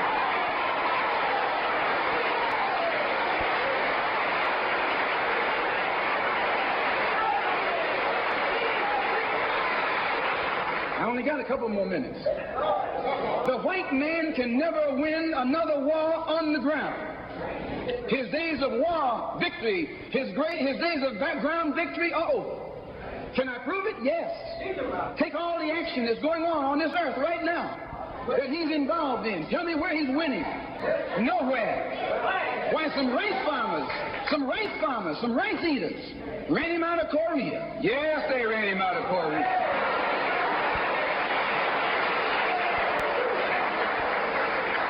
Rice eaters with nothing but gym shoes and a rifle and a bowl of rice. Took him and his tanks and his napalm and all that other action he's supposed to have and ran him across the Yalu. Why? Because the day that he can win on the ground is past. Up in French Indochina, those little peasants, rice growers, took on the might of the French army and ran all the Frenchmen. You remember Dien Bien Phu? No.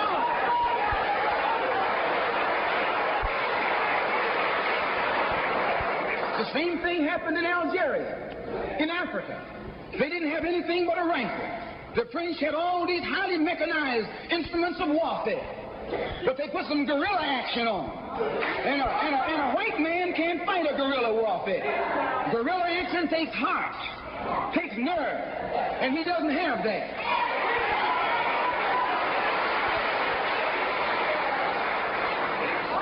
He's brave when he's got tanks. He's brave when he's got planes. He's brave when he's got bombs. He's brave when he got a whole lot of company along with him. But you take that little man from Africa and Asia, turn him loose in the woods with a blade.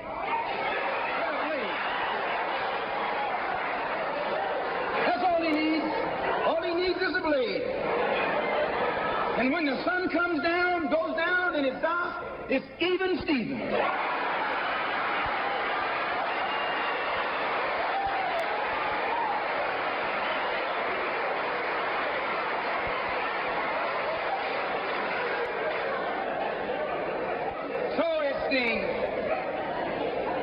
It's the ballot or the bullet.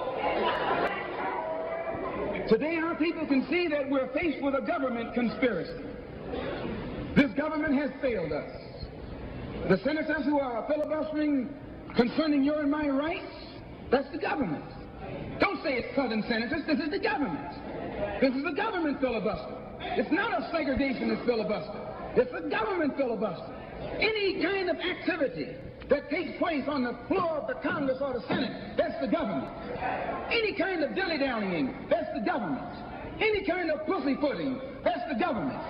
Any kind of act that's designed to delay or deprive you and me right now of getting full rights, that's the government that's responsible. And anytime you find the government involved in a conspiracy to violate the citizenship or the civil rights of a people, then you are wasting your time going to that government expecting redress. Instead, you have to take that government to the world court and accuse it of genocide and all of the other crimes that it is guilty of today.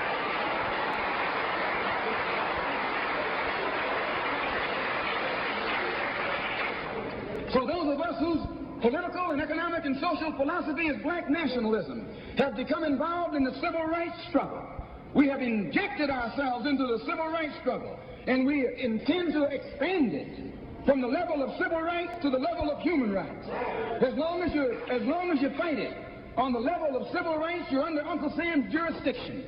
You're going to his court expecting him to correct the problem. He created the problem.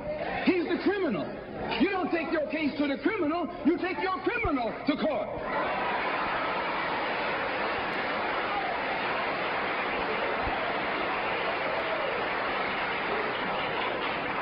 When the government of South Africa began to trample upon the human rights of the people of South Africa, they were taken to the UN. When the government of Portugal began to trample upon the rights of our brothers and sisters in Angola, it was taken before the UN. Why, even the white man took the Hungarian question to the UN, and just this week, Chief Justice Goldberg was crying over 3 million Jews in Russia about their human rights, charging Russia with violating the UN Charter because of its mistreatment of the human rights of Jews in Russia. Now you tell me, how can the plight of everybody on this earth reach the halls of the United Nations and you have 22 million Afro-Americans whose churches are being bombed, whose little girls are being murdered, whose leaders are being shot down in broad daylight? Now you tell me why the leaders of this struggle have never taken it before the United Nations.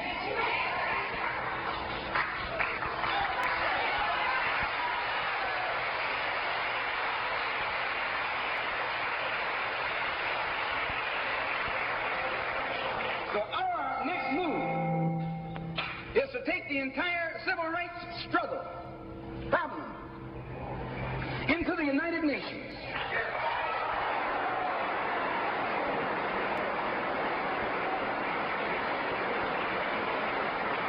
And let the world see that Uncle Sam is guilty of violating the human rights of 22 million Afro and still has the audacity or the nerve to stand up and represent himself as the leader of the free world.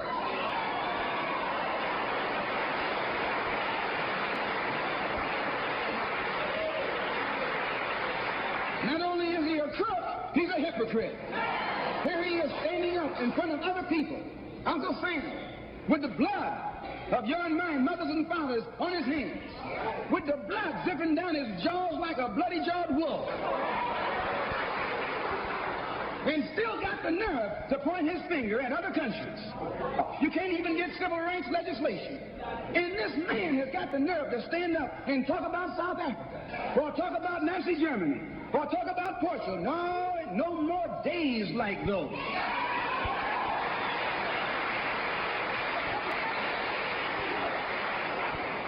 So I say in my conclusion, the only way we're going to solve it, we got to unite in unity and harmony. And black nationalism is the key. How are we going to overcome the tendency to be at each other's throats that always exists in our neighborhood? And the reason this tendency exists, the strategy of the white man has always been divide and conquer. He keeps us divided in order to conquer us. He tells you, I'm for separation and you for integration, and keep us fighting with each other. No, I'm not for separation and you're not for integration. What you and I are for is freedom.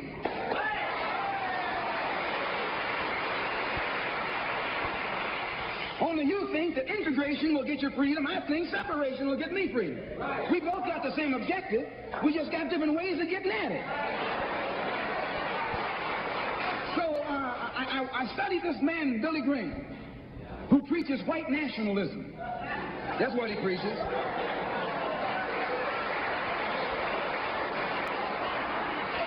I say that's what he preaches. The whole church structure in this country is white nationalism. You go inside a white church, that's what they're preaching, white nationalism. They got Jesus white, Mary white, God white, everybody white. That's white nationalism.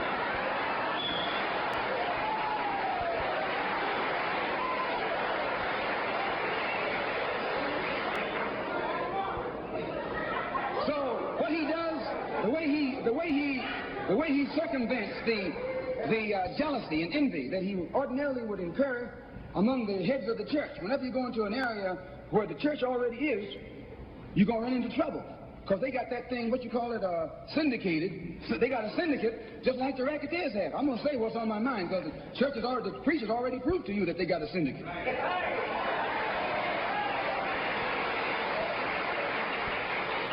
And when you're out in the rackets, whenever you're getting in another man's territory, you know, they gang up on you. And that's the same way with you. You run into the same thing. So how Billy Graham gets around that, instead of going into somebody else's territory like he's going to start a new church, he doesn't try and start a church. He just goes in preaching Christ. And he says, everybody who believes in him, you go wherever you find him. So this helps all the churches, and so since it helps all the churches, they don't find him. Well, we're going to do the same thing, only our gospel is black nationalism.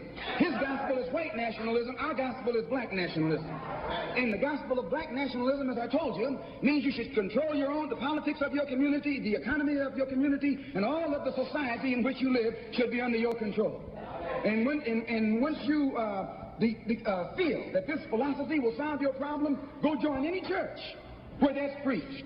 Don't join a church where white nationalism is preached. Now you can go to a Negro church and be exposed to white nationalism. But when you walk in a Negro church and a white Mary and some white angels, that Negro church is preaching white nationalism.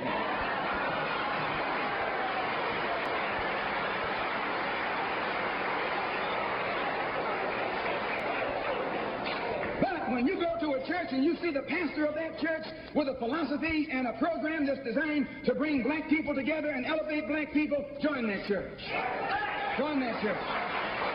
If you see where the NAACP is preaching and practicing that which is designed to make black nationalism materialize, join NAACP. Join any kind of organization, civic, religious, fraternal, political, or otherwise, that's based on lifting the black man up and making him master of his own community.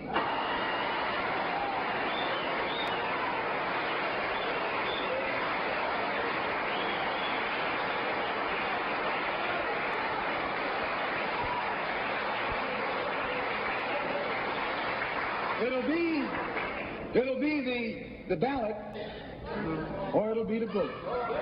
It'll be liberty, or it'll be death.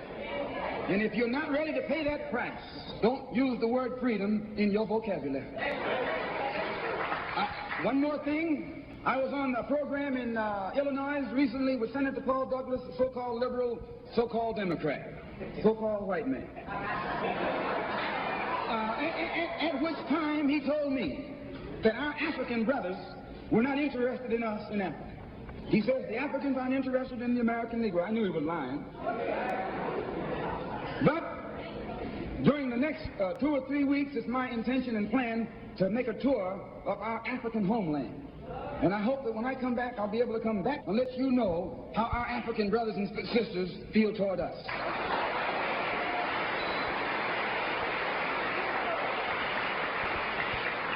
And I know before I go there that they love us. We're one. We're the same. The same man who has colonized them all these years colonized you and me too. All these years. And all we have to do now is wake up and work in unity and harmony, and the battle will be over. I want to thank the Freedom Now Party and the Goal. I want to thank Milton and Richard Henry for inviting me here this afternoon, and also Reverend Clegg. And I want them to know that anything that I can ever do at any time to work with anybody in any kind of program that is sincerely designed to eliminate the political, the economic, and the social evils that confront all of our people in Detroit and elsewhere, all they got to do is give me a telephone call and I'll be on the next jet right on into the city.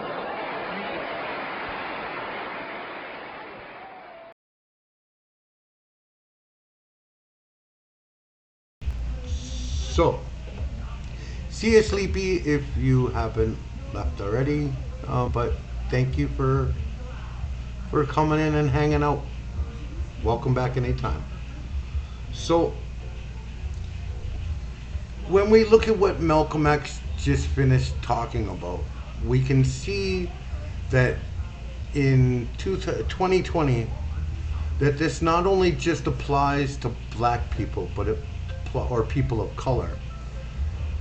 It applies to all of us. What do you think of Deb Haaland will be able to do as the Secretary of Interior? I don't know. I don't know. We'll find out, I guess, won't we, Trey? We'll find out whether Deb is going to be an Uncle Tom or actually for the people. I guess we'll find out, won't we? So, this is what we look at. We keep looking at this. It's a constant repeat.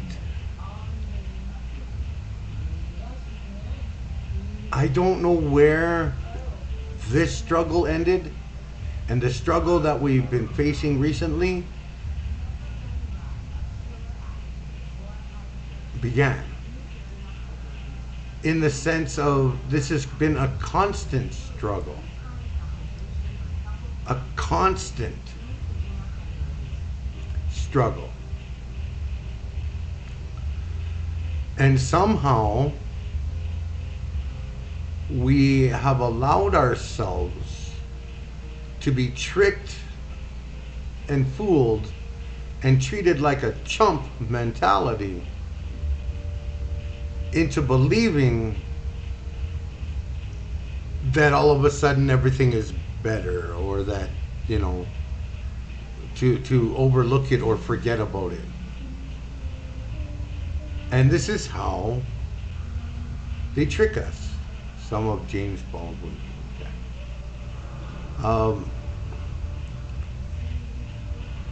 This is how they trick us. Whether it's coming up with some new war that we need to all go into and everybody forgets all of a sudden all these things, to Obama with his drone strikes, because they cannot beat anymore. American Army cannot beat any face-to-face, man-to-man war anymore. It has to have its drone strikes, where it sends in a little robot plane with a bomb attached to it or as a part of it to kill innocent people all over the world and call it a war.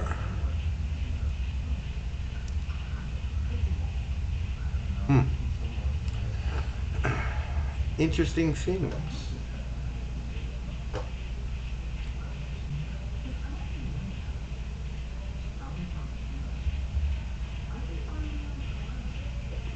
Oh, yes. To understand this, you have to go back to what young brother here referred to as the house Negro and the field Negro. Back during slavery, there was two kinds of slaves. There was the house Negro and the field Negro. The house Negro, they lived in the house with master. They dressed pretty good. They ate good because they ate his food, what he left. They lived in the attic or the basement, but still they lived near their master. And they loved their master more than the master loved himself. They would give their life to save their master's house quicker than the master would.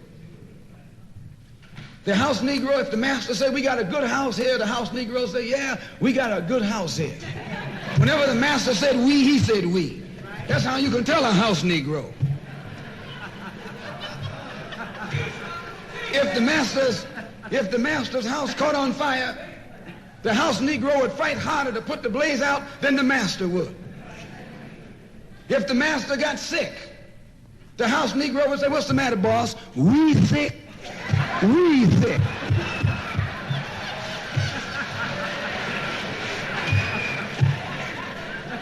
He identified himself with his master more than his master identified with himself. And if you came to the house Negro and said, let's run away, let's escape, let's separate, that house Negro would look at you and say, man, you crazy. What you mean separate? Where is there a better house than this? Where can I wear better clothes than this? Where can I eat better food than this? That was that house Negro. In those days, he was called a house nigger. And that's what we call him today, because we still got some house niggers running around here.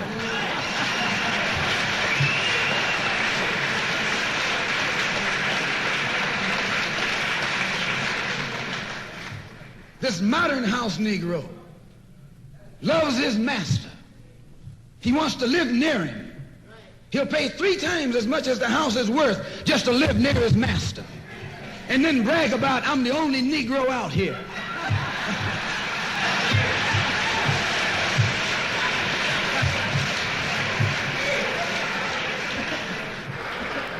I'm the only one on my job.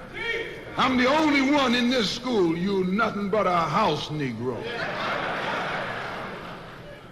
And if someone come to you right now and say, let's separate, you say the same thing that the house Negro said on the plantation.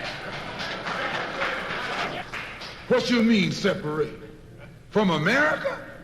This good white man? Where you gonna get a better job than you get here? I mean, this is what you say. I ain't left nothing in Africa. That's what you say. Why, you left your mind in Africa.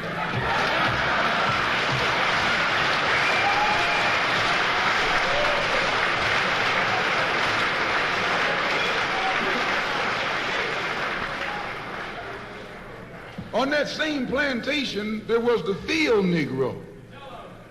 The field Negro, those were the masses. There was always more Negroes in the field than there was Negroes in the house. The Negro in the field caught hell. He ate leftovers. In the house, they ate high up on the hog. The Negro in the field didn't get nothing but what was left of the insides of the hog. They call them chitlins nowadays. In those days, they call them what they were, guts. That's what you were, a gut eater. And some of you all still gut eaters.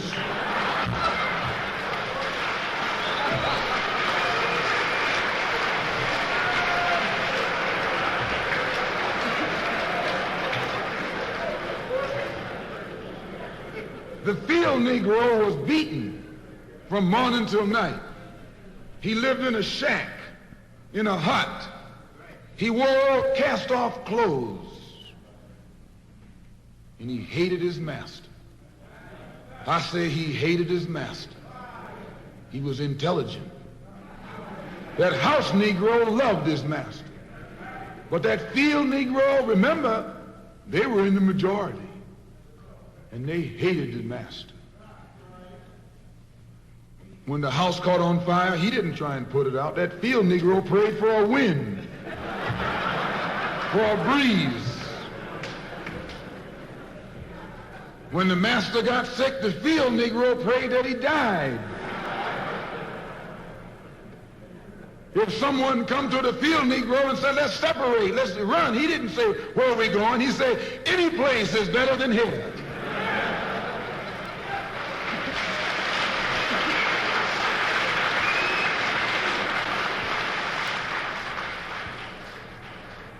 You got field Negroes in America today.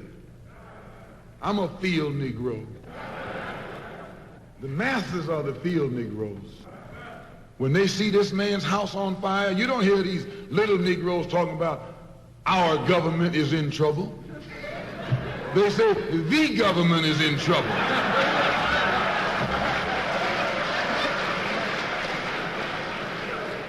Imagine a Negro, our government. I even heard one say, our astronauts. They won't even let him near the plant. And our astronauts, our Navy, that's a Negro that's out of his mind. That's a Negro that's out of his mind. Just as the slave master in that day used Tom, the house Negro, to keep the field Negroes in check, the same old slave master today has Negroes who are nothing but modern Uncle Toms, 20th century Uncle Toms, to keep you and me in check, keep us under control, keep us passive and peaceful and nonviolent. That's Tom making you nonviolent. It's like when you go to the dentist and the man is going to take your tooth. You're going to fight him when he starts pulling. So they squirt some stuff in your jaw called Novocaine to make you think they're not doing anything to you. So you sit there and because you got all that Novocaine in your jaw, you suffer peacefully.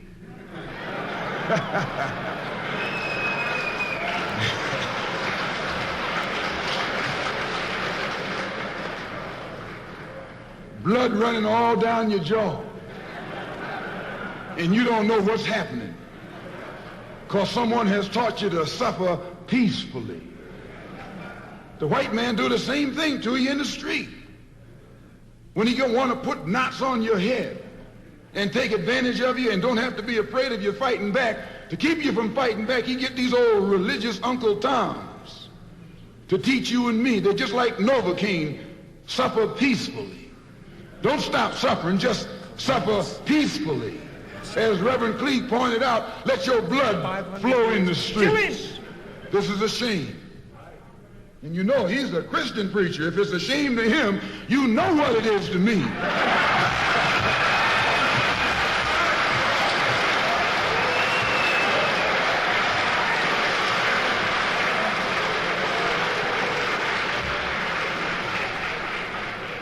Because nothing in our book The Quran, as you call it, Quran, teaches us to suffer peacefully. Our religion teaches us to be intelligent, be peaceful, be courteous, obey the law, respect everyone. But if someone puts his hand on you, send them to the cemetery.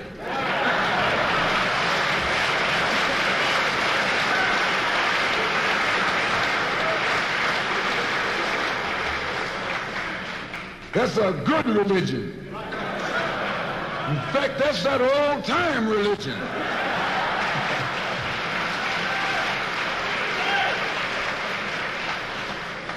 That's the one that Ma and Pa used to talk about.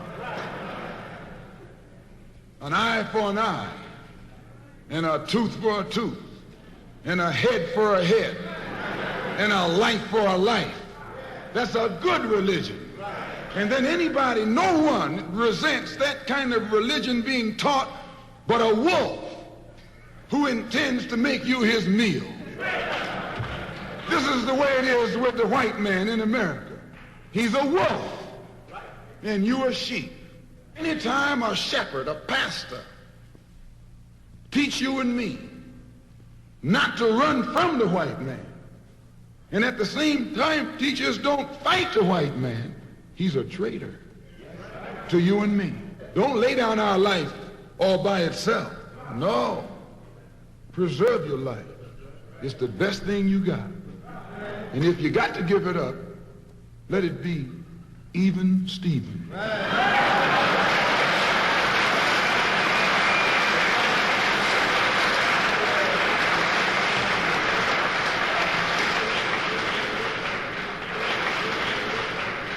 The slave master took Tom and dressed him well and fed him well and even gave him a little education.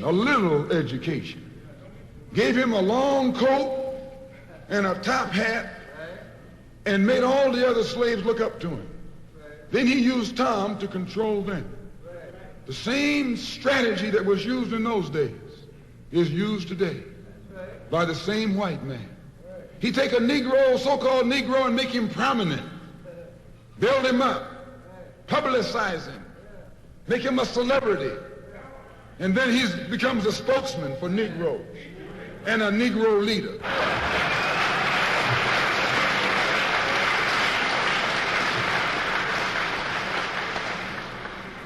I would like to just mention one thing else quickly, and that is the method that the white man uses, how the white man uses these big guns or Negro leaders against the black revolution. They are not a part of the black revolution. They're used against the black revolution. When Martin Luther King failed to desegregate Albany, Georgia, the civil rights struggle in America reached its low point. King became bankrupt almost as a leader. Plus, even financially, the Southern Christian Leadership Conference was in financial trouble, plus it was in trouble, period, with the people when they failed to desegregate Albany, Georgia. Other Negro civil rights leaders of so-called national stature became fallen idols. As they became fallen idols, began to lose their prestige and influence, local Negro leaders began to stir up the masses. In Cambridge, Maryland. Yeah, I don't know why it's slowing down so much. But we'll check out another piece.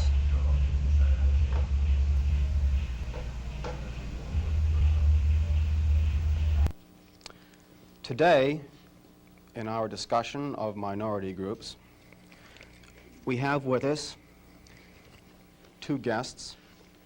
One is Minister Malcolm X. Shabazz, one of the top leaders of the Nation of Islam, or the so-called black Muslims.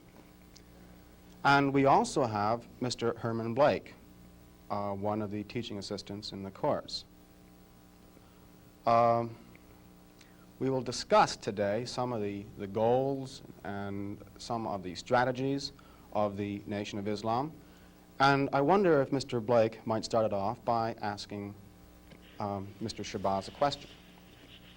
Minister Malcolm, the thing that I thought might be good for starting it off is to talk about one of the most pervasive beliefs in the general society about the Nation of Islam, and that is that it is an organization dedicated to the use of violent means to attain its goals.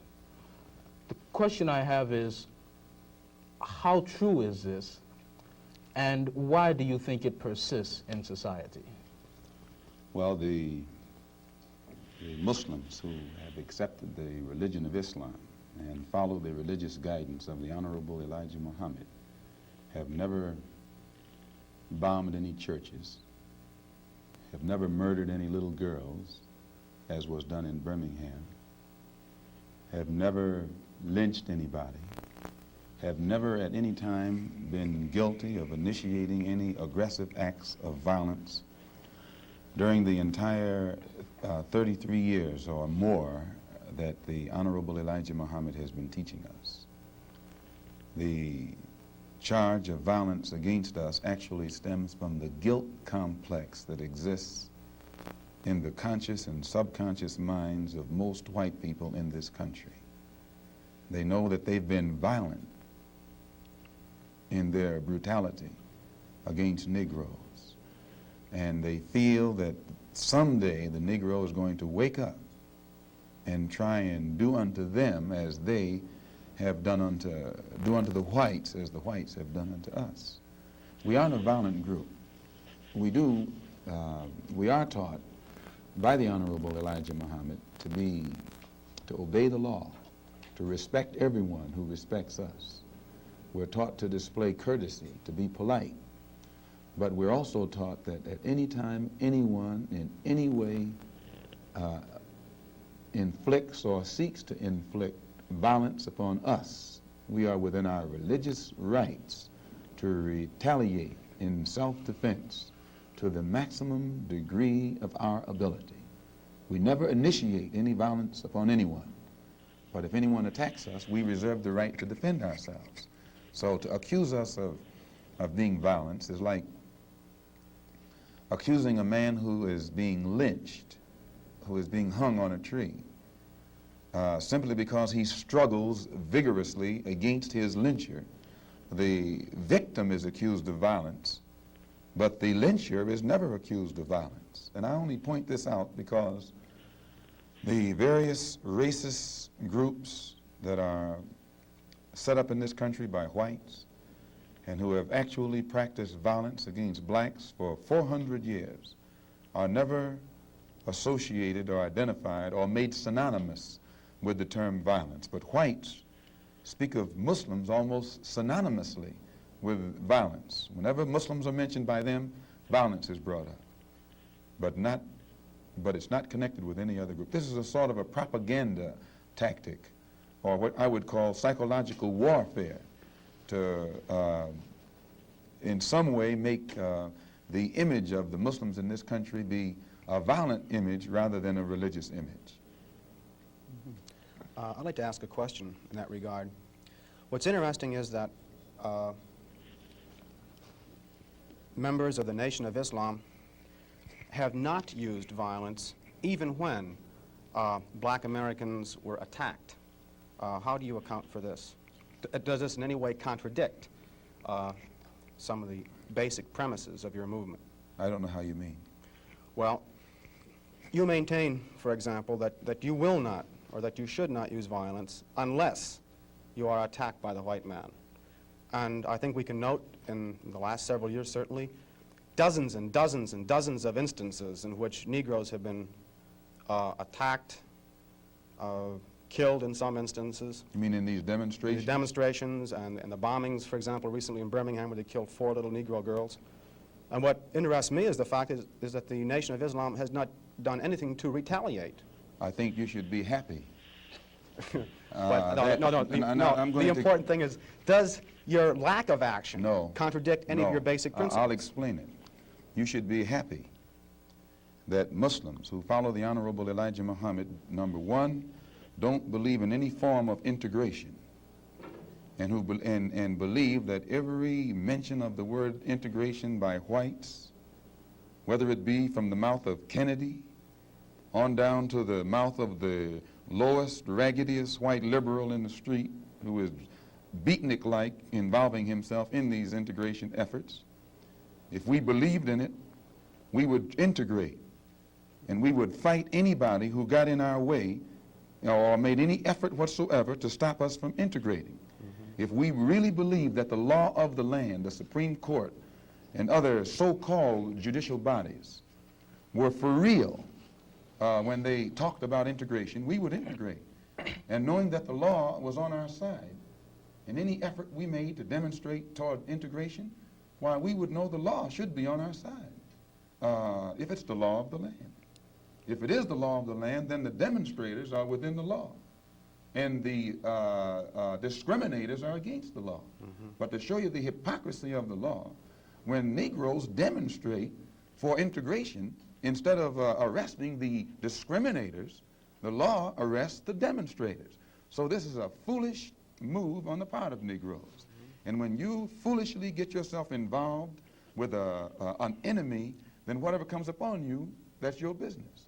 As Muslims, we believe that separation is the best way and the only sensible way, not integration. And but on the other hand, when we see our people being brutalized by white bigots, white racists, we think that they are foolish to allow themselves to be beaten and brutalized and do nothing whatsoever to protect themselves. They are foolish. They should have the right to defend themselves against any attack made against them by anyone. If a dog is biting a black man, the black man should kill the dog. Whether the dog is a police dog, a hound dog, or any kind of dog. If a dog is sick on a black man, when that black man is doing nothing but trying to take advantage of what the government says is supposed to be his, then that black man should kill that dog, or any two-legged dog who sicks the dog on it. Should other black men help that particular person who was attacked? I think you'll find, sir, that there will come a time when black people wake up and become intellectually independent enough to think for themselves, as other humans are intellectually independent enough to think for themselves. Then the black man will think like a black man, and he will feel for other black people. And this new thinking and feeling will cause black people to stick together. And then at that point, you'll have a situation where when you attack one black man, you are attacking all black men. And this type of black thinking will cause all black people to stick together. And this type of thinking also will bring an end to the brutality inflicted upon black people by white people. And it is the only thing that will bring an end to it. No federal court, state court, or city court will bring an end to it. It's something that the black man has to bring an end to himself. Minister Malcolm, let me, on the basis of your two remarks, ask a double-pronged question. One, is it then your assertion that the laws with respect to how Negroes are supposed to have equal opportunity and equal rights in this country are not meaningful or believed by whites? And secondly, what is your opinion and attitude toward the civil rights movement in general, and particularly the Reverend Martin Luther King and his philosophy of nonviolent direct action? If the white people really passed meaningful laws, it would not be necessary to pass any more laws. There are already enough laws on the law books to protect an American citizen. You only need additional laws when you're dealing with someone who is not regarded as an American citizen. But whites are so hypocritical. They don't want to admit that this black man is not a citizen. So they classify him as a second-class citizen to get around making him a real citizen. If he was a real citizen, you'd need no more laws. You'd need no civil rights legislation. Civil rights, when you have civil rights, you have citizenship. It's automatic. White people don't need laws to protect their citizenship because they're citizens. But they don't want to tell us we're not citizens. And at the same time, they don't want to pass laws that are meaningful enough to protect us as if we were citizens. And the Supreme Court desegregation decision is the best example I know. That's a law from the Supreme Court. 10 years have gone by. No desegregated schools. It hasn't been implemented beyond, I think, 9% in 10 years. So this just shows you the hypocrisy of the American white man. They talk out of both sides of their mouth. And for this reason, we who are Muslims, that is, who believe in the religion of Islam, who believe in God, we don't believe that black people will ever get any laws, get any problem with laws being passed or new persons being put in office, white liberals being put in office. There is nothing that the white man will ever do to bring about true, sincere citizenship or civil rights recognition for black people in this country. Nothing will they ever do. They will always talk it, but they won't practice it. And with the Supreme Court, if the NAACP can tell me that they want a desegregation decision for me 10 years ago, but yet the schools haven't been desegregated, as I say, this is a victory with no victory. It's a victory that you can talk about, but it's a victory you can't show me.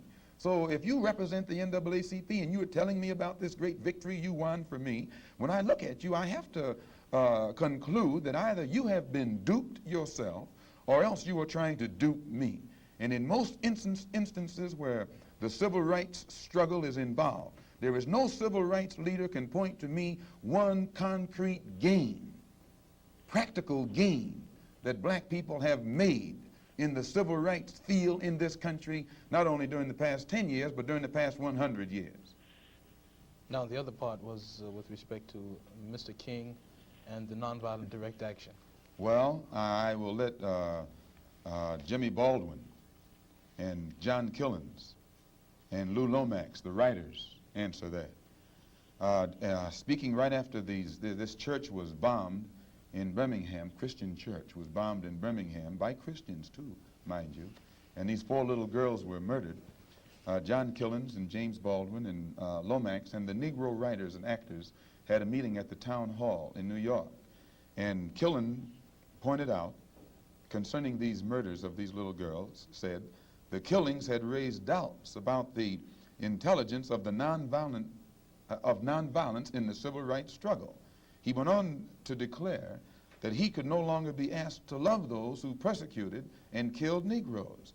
He also, and the writer, Mr. Handler, who's describing this, said that Killens, it was not clear concerning Killens' remarks to his audience that he was breaking with it was clear rather to his audience that he was breaking with the doctrine of the Reverend Martin Luther King's philosophy that as Christians, Negroes should love their fellow man in a truly religious sense. Now, James Baldwin, speaking on that same platform, said, and I was present during this entire affair, asserted that the American people shared a collective guilt for the persecution of Negroes, much as Germans did because of their silence during the Nazi persecution. He denounced President Kennedy for what he termed Kennedy's lack of passion in the civil rights struggle. Mr. Baldwin said that there could no longer be a Republican Party for the Negro people as long as it listed a Barry Goldwater, nor a Democratic Party for the Negro people with a Senator Eastland on its roster. He asserted that the federal government acted swiftly and energetically, that unless the federal government acted swiftly and energetically, future slaughter would make Birmingham look like a dress rehearsal. And now, what do I think about King's attitude? King's right-hand man, Wyatt Walker, at King's convention, according to the New York Times on September the 26th, said, quote, we have been duped, meaning these persons involved in the civil rights struggle, of which King is the symbolic leader. His right-hand man says, and I quote, we have been duped, or have duped ourselves, into believing that the chains have been broken, when in truth we have only been chained more securely.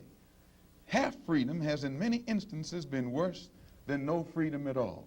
Why, don't ask me what I think about their struggle. I can tell you what they think about their struggle. And they are pointing out that it is becoming more difficult every day for the civil rights leaders to keep the masses of black people nonviolent and long-suffering and patient and keep them from becoming disenchanted. I hope that answers your question. Well, now there's a new party which has started on the East Coast called the Freedom Now Party, an all-black organization. Would you comment upon this and also upon the possibility that the Nation of Islam might begin to turn some of its attention to the political arena in view of the fact that it is in the political arena that Negroes have not been able to in any way get justice, as has been pointed out in your previous statement?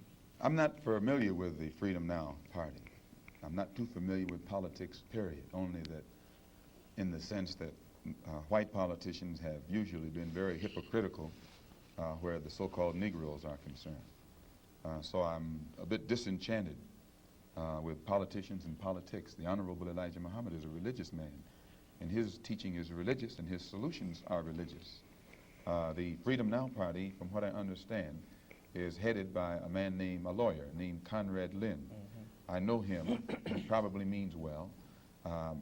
Before passing an opinion on what it is he's trying to do, I would like to analyze it and see who's subsidizing him, see who his friends are, especially who his white friends are. And after a careful analysis, if I could conclude that there was no white support, I would be inclined to have confidence in it. But if I saw him leaning too heavily upon his white liberal friends for support, then I'd be suspicious of that too. The Muslims, in my opinion, represent an all-black party.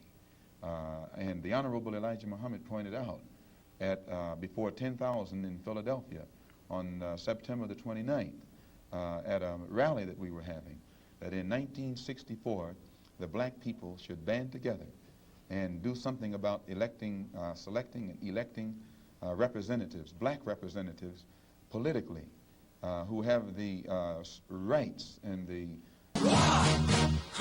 best interests of the black people.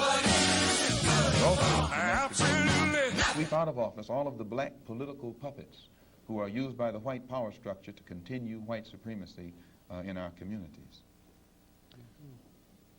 In that regard, would you include Congressman Dawson, for example, from Chicago, and some of the people who represent him on the Chicago City Council? In which regard? In the area of acting as a puppet.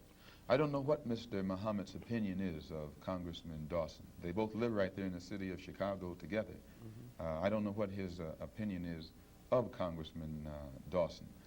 I'm suspicious of any Negro, be he politician, be he clergyman, or civic leader who is constantly patted on the back by whites. I have a tendency to lead toward the Negro politician who is constantly condemned by the white power structure. This is my thought pattern. I'm giving you an insight of it. You, though, mentioned Mr. Lynn and saying you'd like to know who his white friends are. Now, I'm wondering if you didn't make a contradictory statement in Muslim terms by using white and friend in the same phrase. That is I to say, use friend in quotes. I see. In other words, if a black man cannot have a white man as a friend. He may have a white man who's friendly, but being friendly and being a friend, I think, are two different things. I think there are many whites who act friendly toward Negroes. A fox acts friendly toward the lamb. And usually the fox is the one who ends up with the lamb chop on his plate. The wolf doesn't act friendly, and therefore the wolf has more difficulty in getting the lamb chop in his plate.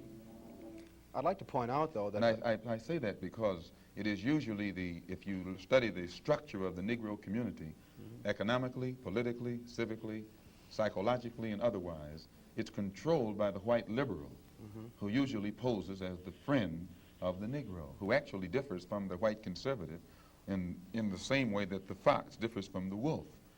Their appetite is the same. Their motives are the same. It's only their mannerisms and methods that differ. I would agree that no doubt there have been a large number of whites who have posed as liberals and as friends of the Negro and who have time and again betrayed the Negro. On the other hand, I think one could point to a large number of whites who have struggled for civil rights, Give me for an example. equality, and have got little or nothing out of it, other than quite a few bruises. Give me an example. Well, the large number of white students who have gone into the South, for example, working for SNCC and other organizations. Not working for SNCC or other organizations, but working for the white political machines who benefit by the voting efforts of Negroes. Okay. I'll be more specific. I would cite Herbert Hill, for example, as a kind of person who has championed Negro job rights, for example, in New York City and elsewhere. He has fought the political machine. First time I met Herbert Hill personally was when they were picketing to stop the working on the Harlem Hospital in Harlem. Negroes for 10 years had to fight the city to get an annex built on the Harlem Hospital. Because in Harlem we need a hospital more so than anything else. Our people are sick. Plus we do a lot of cutting and shooting of each other, though we profess to be nonviolent. And Herbert Hill brought his forces out and stopped the working on that site. This is the first time I ever saw him. Then when work was brought to a halt on a hospital in Harlem, the same Negroes tried to stop the work at the Downstate Medical Center in Brooklyn, which is predominantly white. They were out there for 3 months during the summer, couldn't stop anything. And I never saw Herbert Hill out there one time. Now, whenever it takes a stoppage of something that's going to affect the white man, you find the white liberal absent. But when it involves something that primarily will affect the best interests of black people, and black people only, then that white liberal is present. Herbert Hill is the labor secretary for the NAACP.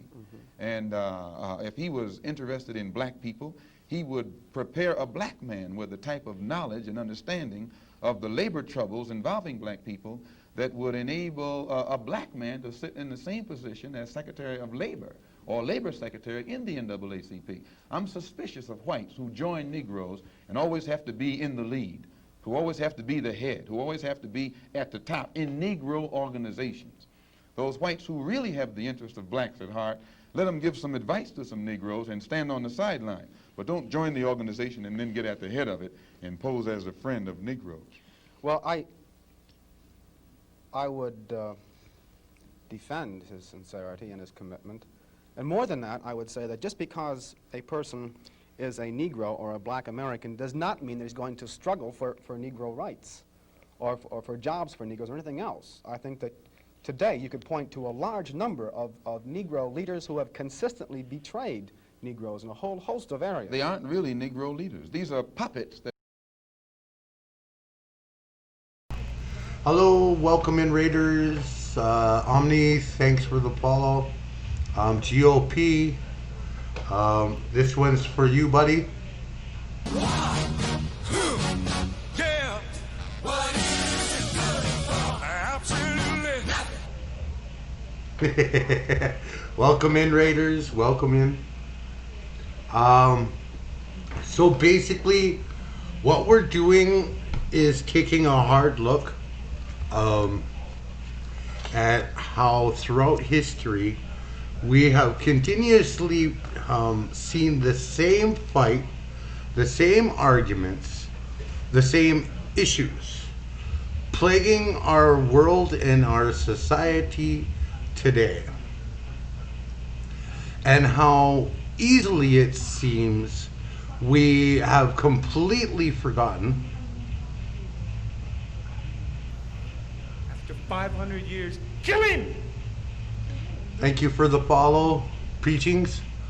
How we still today are faced with the same struggles, the same issues, and how easily we forgot a lot of these wisdoms that our grandparents and great-grandparents and so on down the line have kept telling us over and over again. But it just seems like we forget all these things. We don't understand, or it's like we're learning it for the first time, like it's some new thing in history that has never been seen before. Yet all it is the same regurgitation of the same thing over and over again. And Malcolm X, whether you completely believe in his philosophy, in his spirituality that he had, or in his ways in which or whatever, or his belief that if you attack me, then I have a right to attack you back. Whether you believe in that or not, the ideas that he promotes of us working together and being intelligent rather than dumb and being constantly duped and lied to and being a chump for the government is pretty base and is something that we all need to look at. Now, given the factor that in 1963 this was more black people that were dealing with it, although indigenous people were as well, but it was not so much publicized.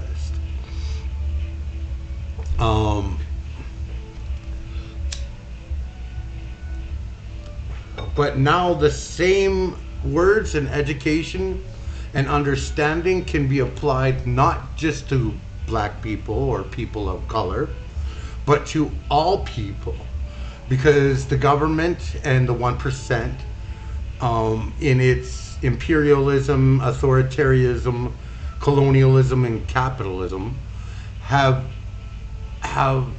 foregone just attacking people of color. They attack and go after everyone. If you're poor, if you do not own your own home, so on.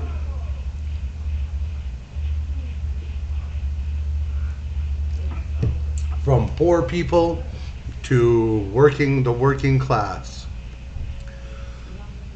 This is all effective to us and important to us to understand these words and thoughts.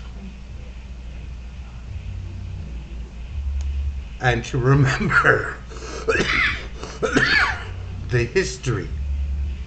Even GOP, the other day when we watched, when you were watching that video on the communism or socialist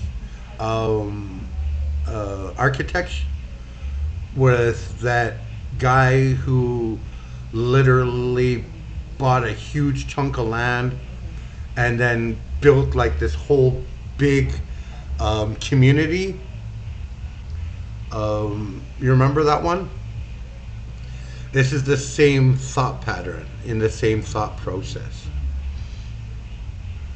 So just as much as it is for you when you show that video and talk about it and everything else, and remembering in history, it is also the same thing that we look at Malcolm X and other people of color throughout history that have spoken up and talk about different things and all these things that we are all fighting today now, rather than just one group. We are all fighting it. Hopefully that makes sense. So let's continue watching Malcolm. That have been put in front of the Negro community by white liberals. These are parrots that have been put in front of the Negro community by white liberals. You can't name me a Negro leader who has been betrayed Negroes, who has not been endorsed, sanctioned, subsidized, and supported by the white liberals.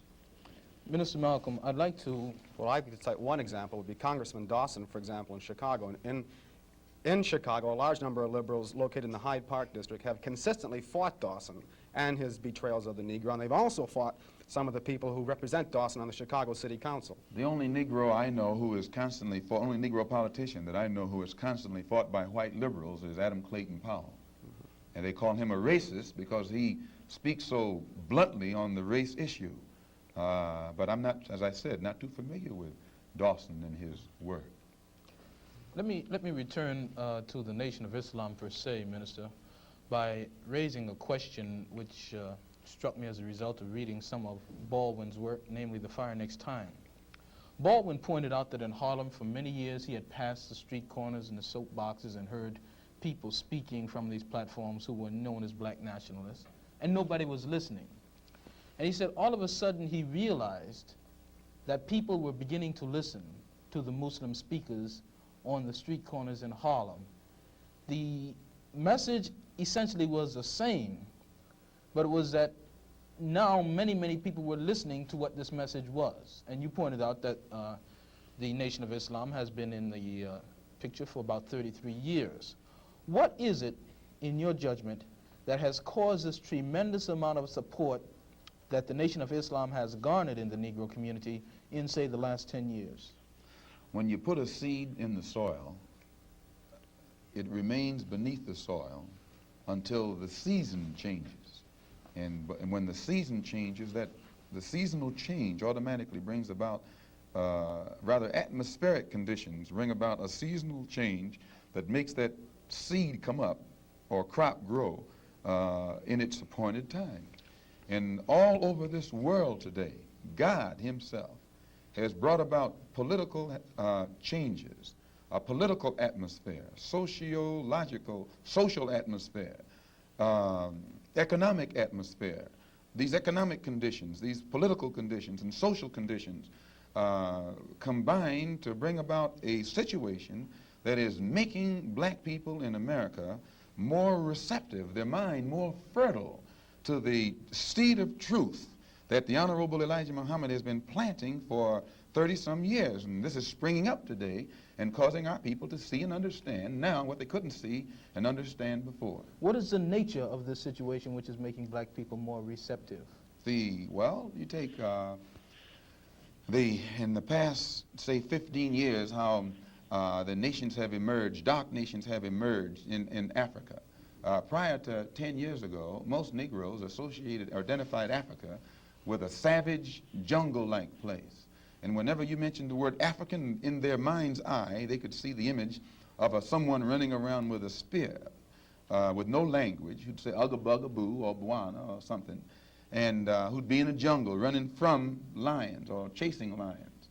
But then when, after the war, when the United Nations was set up in New York City, black people began to look at men like Tom Mboya. They began to look at men like Nkrumah.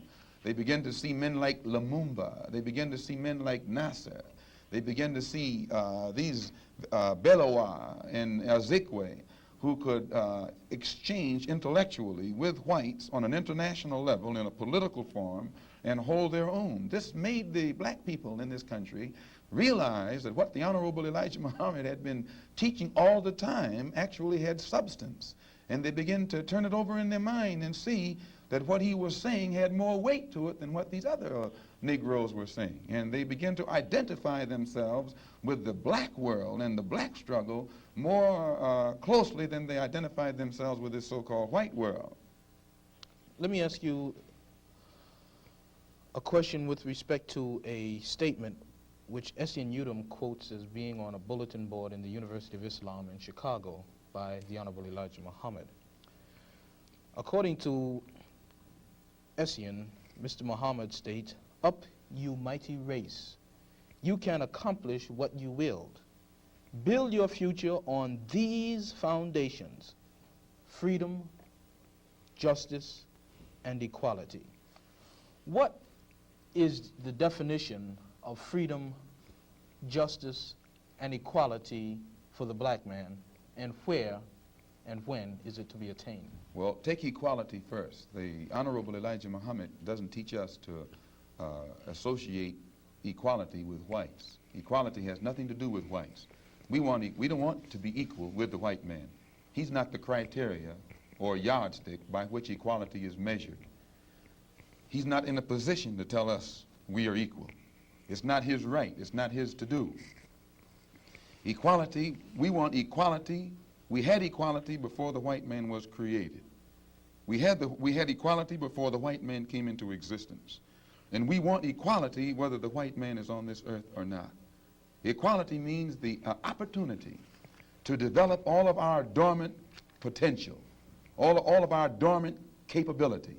And in developing this dormant capability, the right and the ability to stand on this earth on some land of our own and bring about a civilization and a society in which we will be completely independent, complete freedom to take care of the needs, to take care of the wants and the likes and the dislikes of our people, to establish our own nation, our own society, our own heaven, our own future. This is what we mean by freedom, by equality. And justice means as you sow, so shall you reap. If you do wrong, you'll get wrong in return. And if you do right, you'll get right in return. When you're in your own nation, in your own land, you're in a position to get justice. But when you're in another man's country, in another man's land, under another man's flag, and under another man's government, and under another man's court system, you have to look to that other man for justice, and you'll never get it. And Negroes in this country probably are authorities on that. Yeah.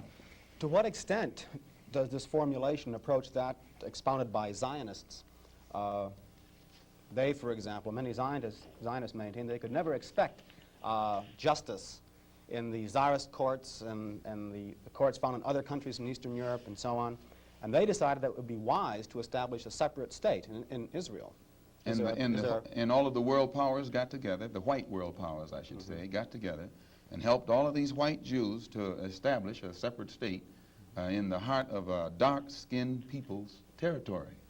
And if white people can get together and let other whites, help other whites to establish an independent nation right in the midst of dark-skinned people, and then we don't see where white people should be so much against the Honorable Elijah Muhammad's solution, not of setting up an independent dark nation in white people's property, but he's asking the opportunity to set up an independent nation on our own continent. Let us leave America and go back home among our own people on our own land and set up our own independent society. But all he says is that this government, which made us slaves, should supply the transportation for us to get back home and give us all of the machinery and the tools necessary for us to till the soil and establish our own agricultural system to feed and clothe our people, our own economy, and in some way become an independent people among our own people on our own continent. This is intelligent.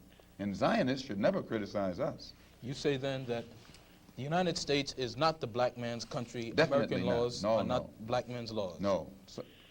American laws are not the black man's laws. Well, the laws here in America were made by white people for the benefit of white people.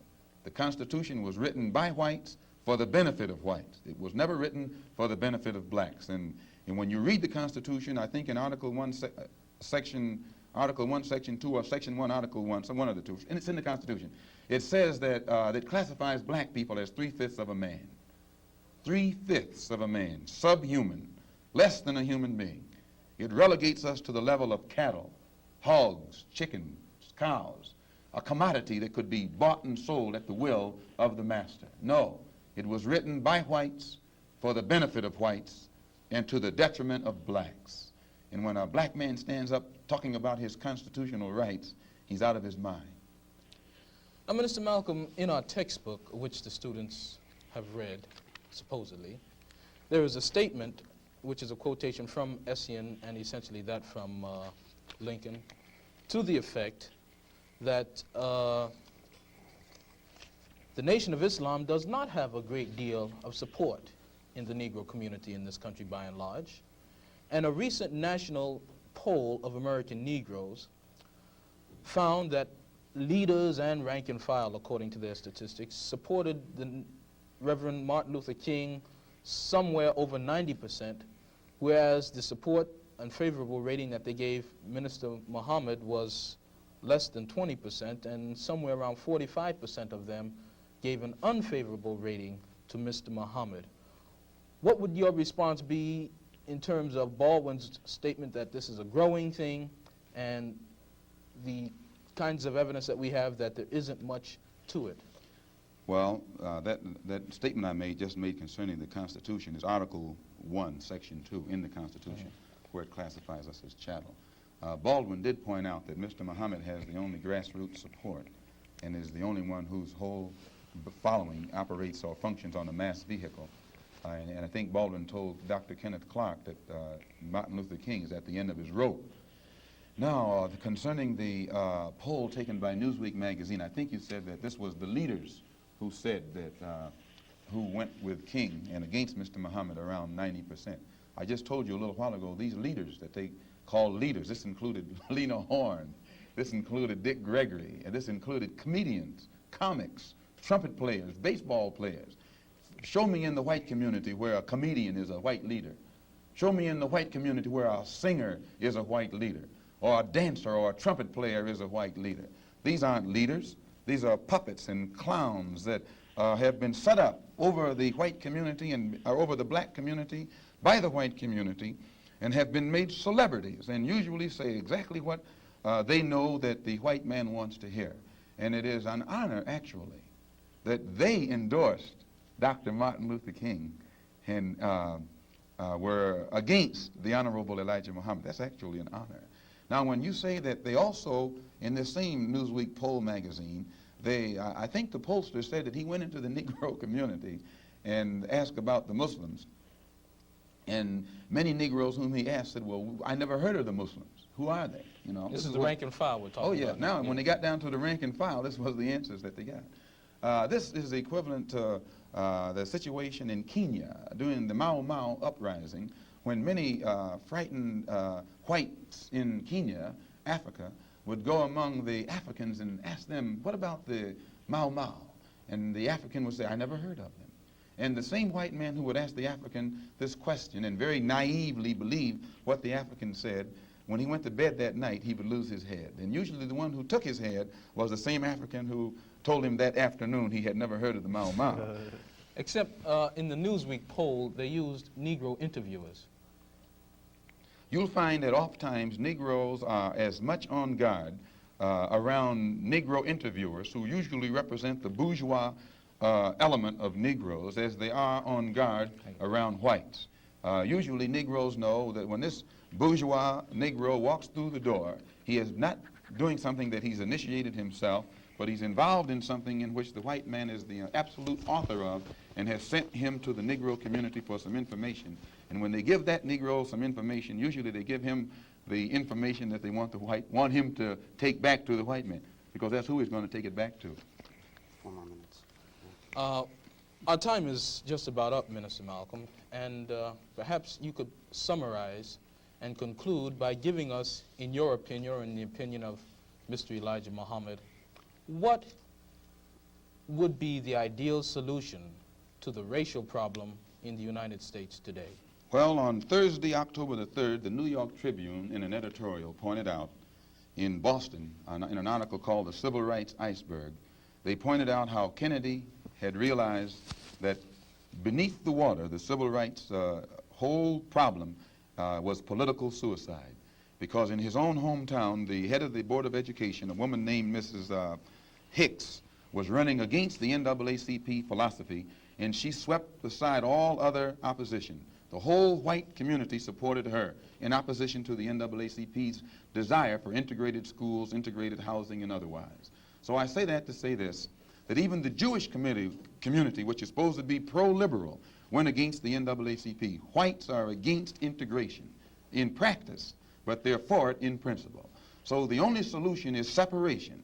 And the Honorable Elijah Muhammad says that this can be brought about simply by letting our people be exposed to the truth about ourselves, about the white man, about our history and our condition in this country. And once we are exposed to the complete truth about things as they actually exist in this country, the masses of black people will choose complete separation from this entire system, political system, economic system, social system, and whatever other aspect or description or adjective you want to attach to it.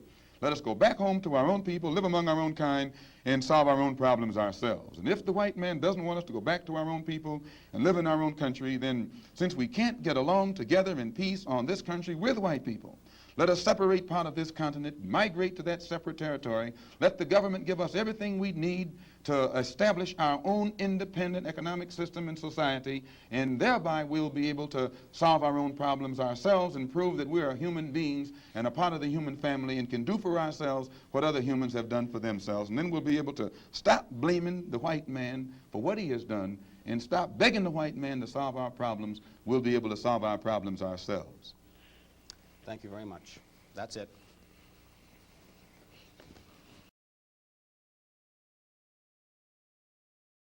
Now, when you think about it, this was back in 1963.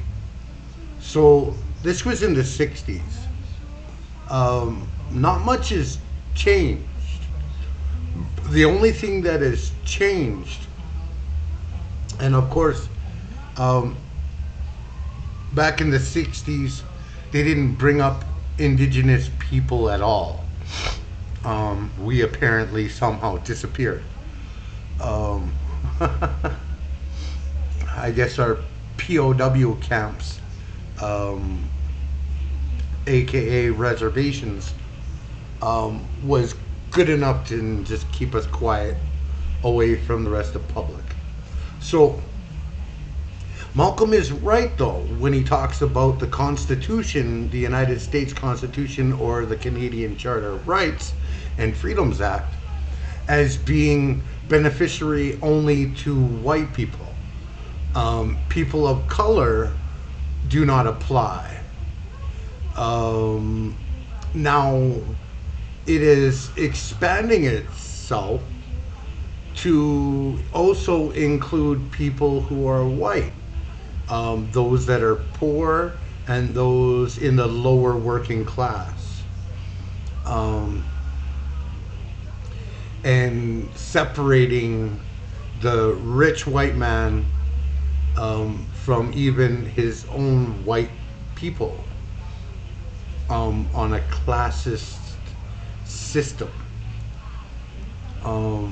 So here we have today where a lot of that philosophy still applies. Although Malcolm at the end did forget to mention that they also set aside a set of land that was right beside an indigenous reservation, POW camp, for freed slaves, for these free slaves could have their own community and such. Malcolm did forget to mention that. And that's probably because they don't go out of their way really to teach these things in school. And especially if you're a person in color, they don't teach you the real true history. Too busy getting scooped. Yeah, pizza. Too busy getting scooped. See, so even though you may not subscribe to Malcolm's spiritual belief in Islam, that doesn't change the value and the intelligence and the extremely familiar statements that he has made and points that he brings up. Because I mean, everybody on the left talks about wanting to have, a little communist or socialist or anarchist or whatever little section to themselves to be able to have their community and, you know, all these things, which is no different than what Malcolm X has been talking about. Although, unfortunately, like I said, they didn't teach in the 60s about indigenous culture or heritage or any of that, right? So I think Malcolm, if he would have been informed of these things, probably would have been, I think, I don't know 100%. I can't claim 100% accuracy in it, but I do believe Malcolm would have supported UNDRIP in the idea that the land back and pushing forward the right and rights of indigenous people on North America, originally known as Turtle Island, or the northern part of Turtle Island, would have greatly helped him and the cause and point of fact that he's talking about, which he would have sat back and said, this makes sense. Although he probably might have said, well, can we really try, like, why do we need white people to enforce this? And beg the oppressors to grant us this privilege, which I totally agree with him, that why do we need our oppressors and beg our oppressors for this privilege or our rights and so forth. But I think Malcolm would have been in favor of UNDRIP. That's what I believe. He would have seen it as an avenue to achieve the freedom for black people, just as by proxy through the freedom of indigenous people. And anyone else that's a people of color that's stuck here in, once again, what they call North America, but is actually northern hemisphere of Turtle Island, would also agree with the factor that the entrenchment of indigenous rights and ownership and law and so forth would also further by proxy their same goal, and lift them out of this slavery and oppression and lift them into true freedom. I think Malcolm would have agreed with it if he was alive today and was reading it. I think he would have agreed with it. And like I said, he probably would have propped up with, statements like, why do we need to beg oppressors for our freedom and stuff, or to implement these laws or entrench these laws, which is true, but you know what I mean? So here we have the same constantly, if you notice what was happening in the 60s for people of color, black people at that time, is the same thing that we're seeing today. Sounds likely, to be honest. Yeah, it sounds likely he would have agreed with it. It's the same thing what we're seeing today, except it has expanded, not just to black people or indigenous people or people of color is also expanded to the poor and the lower end working class of white society today. Which, in truth, the Constitution was never meant for anyone but rich, white, European descent landowners.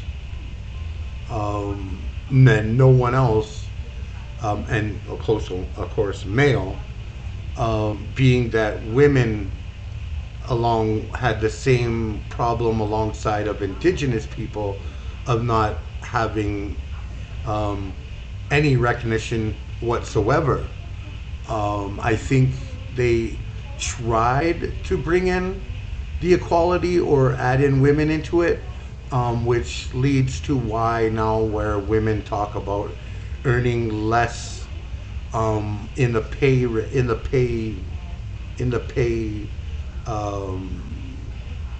marketing than a man does. The Constitution's working. The part of the Constitution that apply to imprisonment of people and that slavery is now in the hands of the courts. So that applies now. Even poor and lower class working white people are subject to being slaves in jail and put into slavery.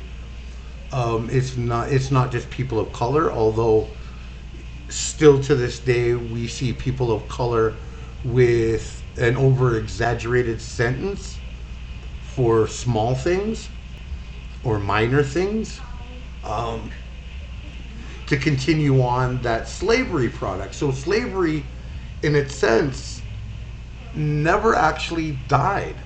It never actually ended.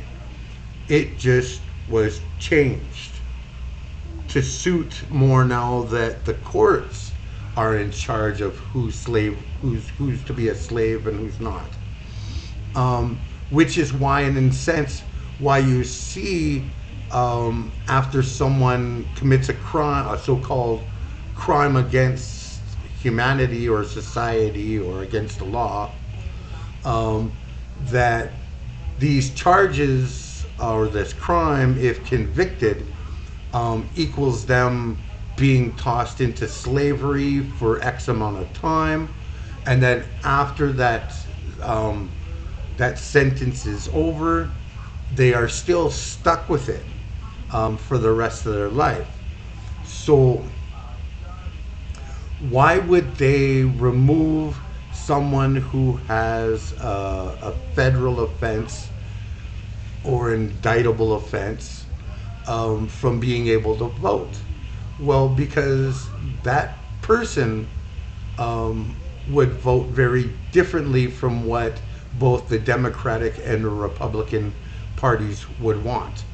Because why would you vote for the person who just accepted and authorized you being put into slavery, right? Why would you vote for that person?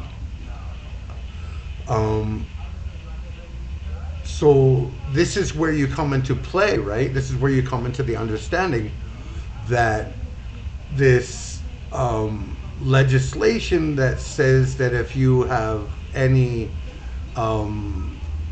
anything that can be considered a federal crime, you no longer have the right to vote for the rest of your life, because they know that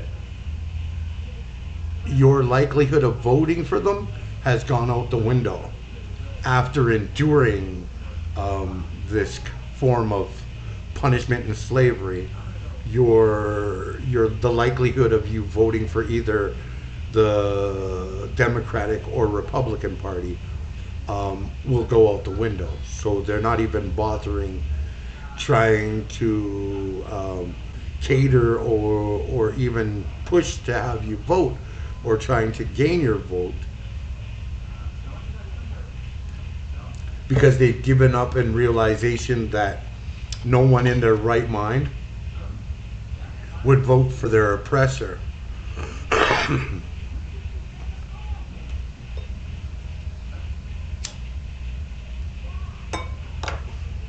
So, with some of the early conversation that I had this morning with A Difficult Truth,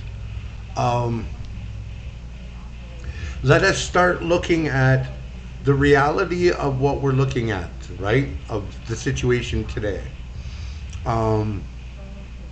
Government's using a $600 check over your head to push a bill that on its own 2 feet wouldn't pass at all. Which I'm pretty sure, yeah, I hear it's not the first time that's been done. It's been done many different times before. But we need to realize that we need to stop doing that and allowing that. Yes, I know it may take enduring a bit more suffering. I realize that, but we need to take a look at what are we willing to accept and what is unacceptable, and drawing that hard line logically, ethically, and in reality, right? Do we permit the government to continue moving forward with its, we're going to hold over this little chump change amount of money unless you vote for how we want you to vote, and push this bill in that's going to increase the amount of people that end up as slaves inside of a jail, where we are now necessity suffering simply by circumstances. Exactly, pizza.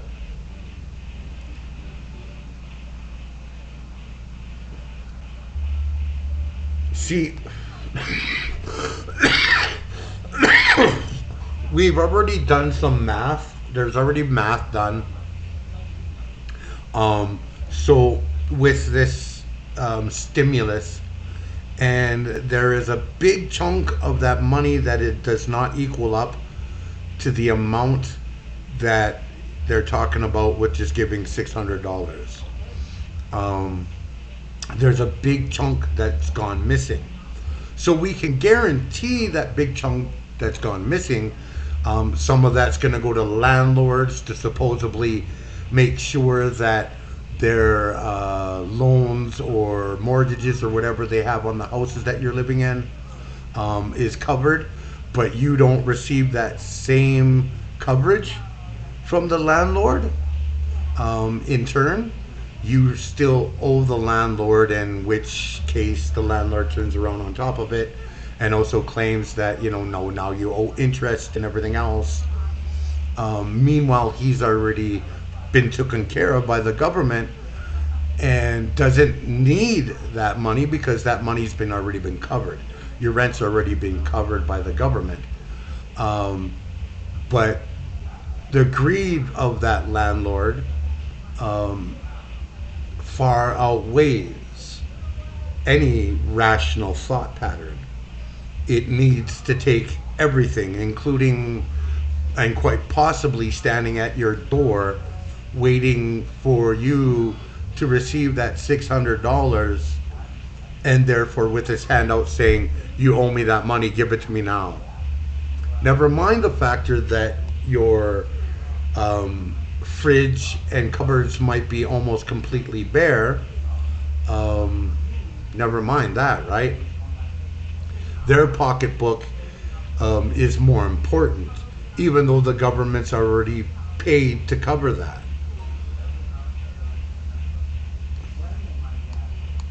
But they need extra.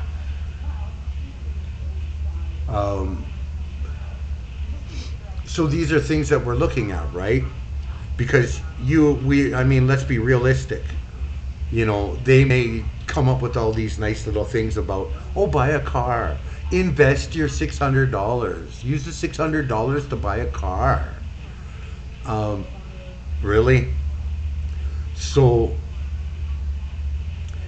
none of it really points to, or use the $600 to put towards any rent owing for the landlord. Well, the landlord has already been paid for your rent by the government to ensure that they don't end up being late on any mortgages and stuff or any loans that they have with the bank. They've already been covered.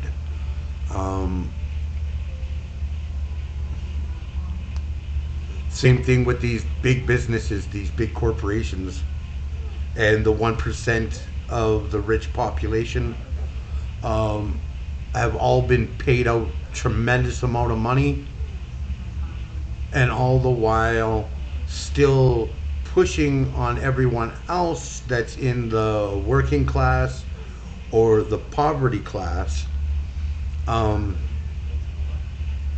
gain their money on top of the money that they've already received. So greed in its finest, my friends. Greed in its purest and finest form. Even if they gave, like what Trump is trying to do and basically fool you into thinking that he's for the people when he's really not for the people, because in all of this time he could have really pushed out tons of checks to help make sure that everyone is looked after during COVID. He could have done all kinds of things that he didn't do. This is just like his last little roar or his last little Twitter tweet that he's so famous for, right? It's a little too late.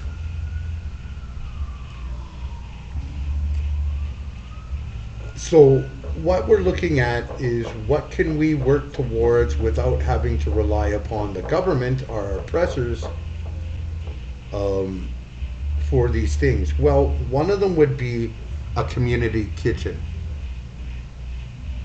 Basically where people that have a lot of something can donate those food articles so that those who don't have in the community or need can go and receive, or it can be delivered to them to help them, depending on whether it's a person on disabilities or whatnot.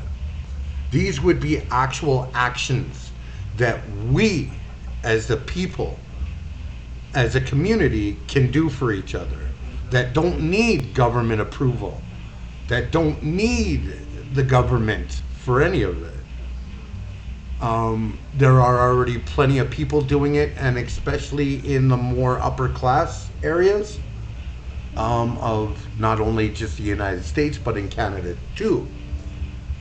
Now, if all the communities sat back and started doing that, including ones in poverty, if ones in poverty may need some outside help from other communities to ensure that there's enough food being shared around, just, like from outside, from like a food bank, which literally gives you just barely enough to survive a week off of. If this makes any sense of what I'm talking about. Real solutions to the problems we're facing today.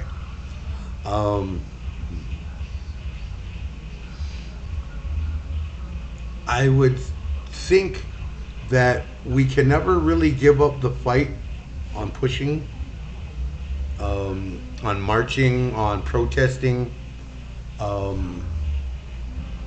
We can never give up on all of these things, but we also need to be adding actions, actual actions, into all of it as well, to ensuring that everyone receives the help that they need.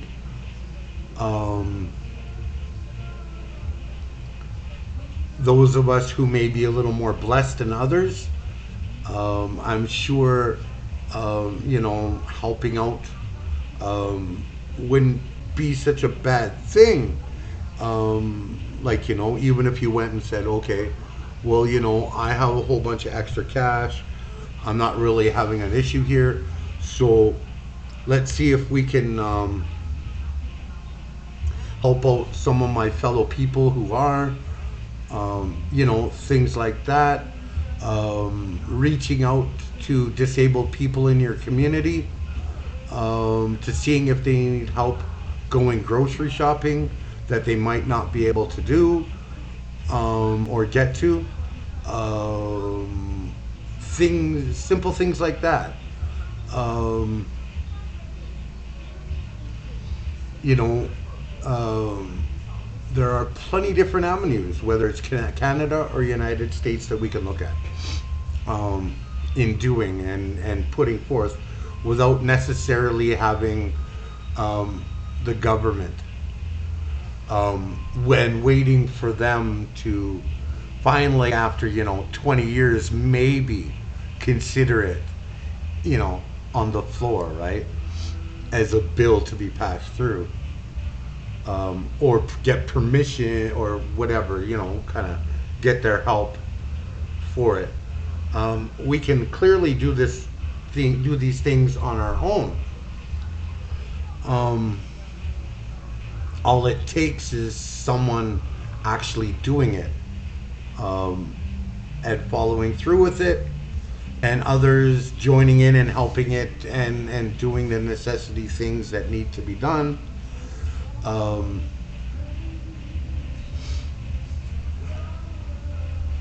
So I want everyone to start looking at these different things. Like, you know, there are plenty of reservations as well that the only thing that they've received was body bags from the government. They didn't receive any hygiene products. They didn't receive any masks. Didn't receive any rubber gloves. All they received was body bags.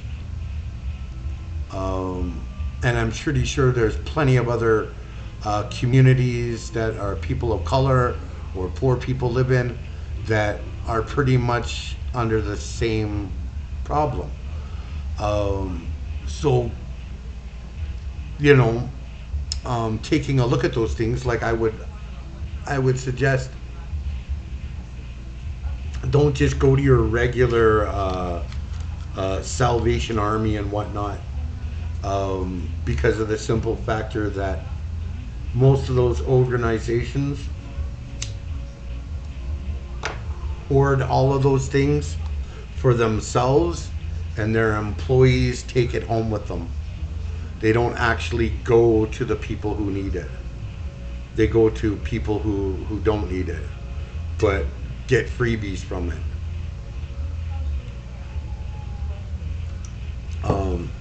You know, seeing what can be done to maybe help frontline workers.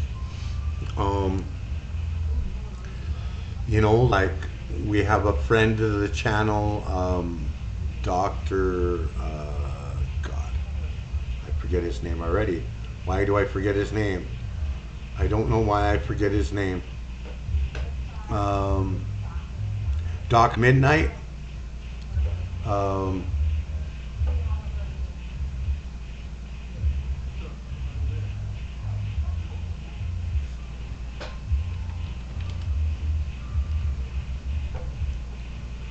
Is plus Salvation Army makes money only to use it to fight LGBT plus yeah right, yeah, exactly, pizza, exactly. It makes money to fight the very people that we love and are very much a part of our community and friends and family. That shouldn't, no, don't support that.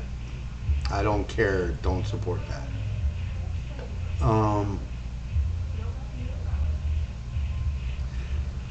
So these are things that we want to look at, right? What can we do ourselves right now as we sit here today and actually achieve and do? What can be done, right? What can we as people do? Plus, unfortunately, after this stream, after I'm done streaming, I'm going to have to delete the VOD for this. Although I will try and upload it to YouTube right away, and then right away delete the VOD. Because unfortunately, Malcolm used the N-word twice. That snuck past me. This channel does not approve the usage of that word. In no way endorses or promotes the usage of that one word. But unfortunately, according to Twitch, hopefully they can be forgiving in the sense that I was unable to catch it in time. And that I will be deleting the VOD so that I don't receive any issues or troubles over something that was said of a video that I was streaming.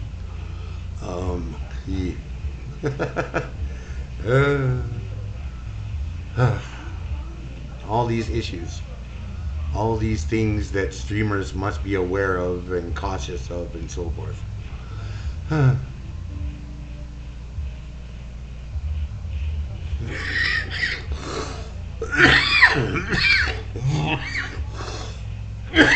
Oh, excuse me. But these are some very good things that we need to start looking at, right? How do we move forward? So whether or not you get the $600 stimulus, or whether it gets bumped up to $2,000, whatever, that's neither here nor there. Clearly, both will clearly not help anyone. Really, it won't. The only thing that's going to end up happening is the landlords, if you live in a place that has landlords, are going to want either all of it or the majority part of it. And they're going to be demanding it. Otherwise, they'll be like, oh, eviction notice, eviction notice. And that might not even stop or help you. They'll just may mark it up as, oh, this is just covering a part of the late fees that you owe on the rent. It's not even going to affect anything you might owe on rent. So yeah, you know, like, they have weaselly ways of trying to make sure that they suck out every penny out of you, even though they've already been compensated and your rent's already been covered by the government. They still want more.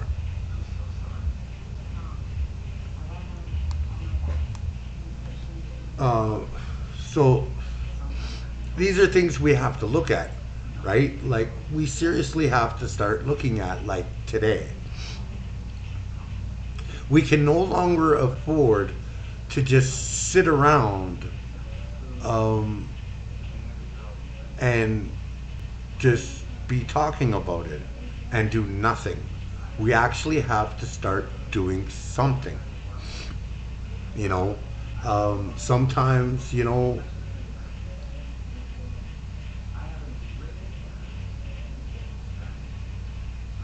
welcome in, WTR.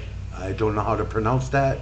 It's a whole bunch of different letters that don't formalize any word that I actually recognize as being a word, other than just letters. But welcome in other ways. Thank you for the follow.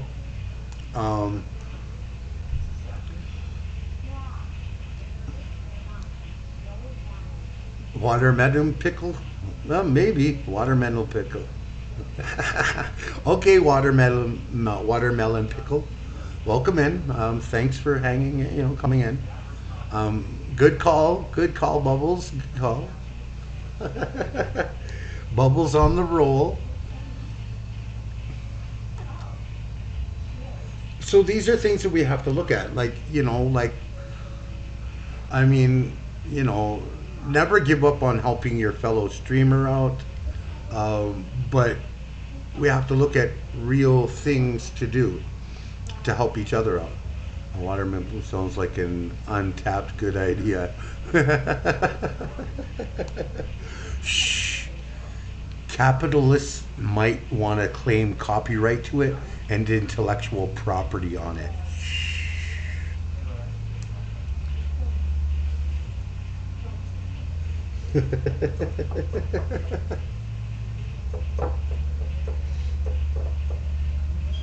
These are things we have to start looking at, right? Like, okay,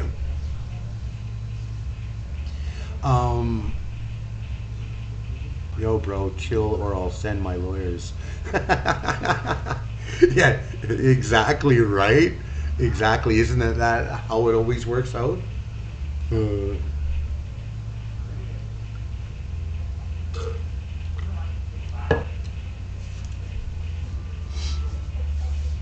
So what we want to look at, pickles are not your IP. I'm safe. Pickles are not your intellectual property.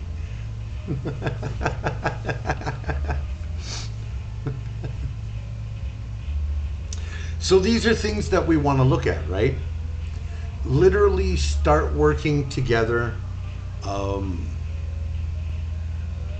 Hey, Samantha, welcome in.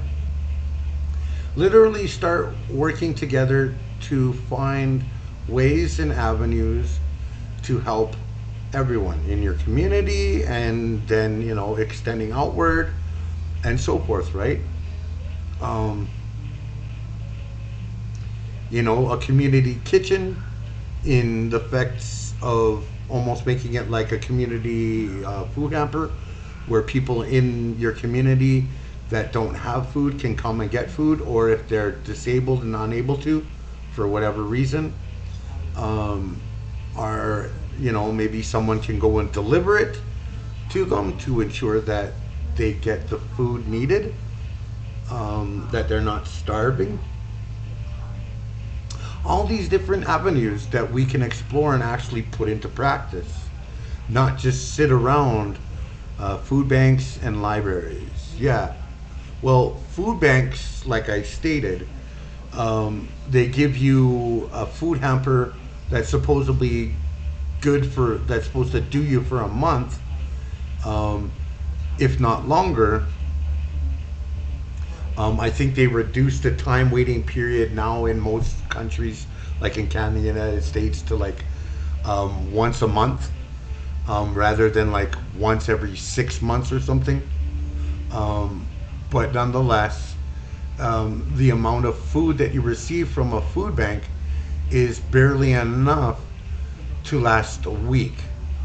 And depending upon the eating habits or the size of the person getting the food bank, or not necessarily always the size either. There are some very skinny people who can eat a whole entire horse and not gain an ounce. Congratulations, you suck.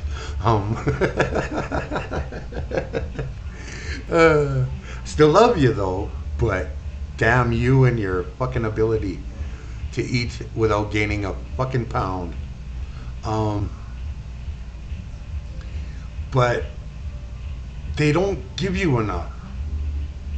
So you find people and families that don't have enough to make sure that their family is good for a month.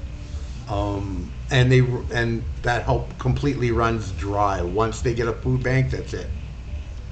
They're stuck waiting till who eats without gaining weight. There are some people, pizza, who eat without gaining a single pound, dude. Straight up.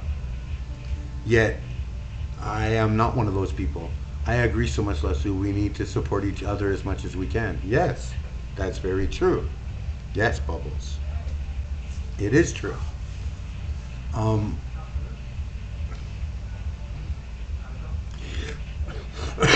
Actually doing these things and actually putting them together, you know, whether you need to, like, you know, we watched one video earlier or the other day about it's those carbohydrates, especially simple sugars. Yeah. We watched one video where there was a community kind of like food bank, where basically it was like a community kitchen. My sister can eat without gaining an ounce. I can't even look at food. I know, right? I can't even look at food without gaining a pound, without gaining an ounce. I love carbs. They are essential to my diet. I can't live without them. Come, Bubbles. So, see, these are things that we're looking at, right?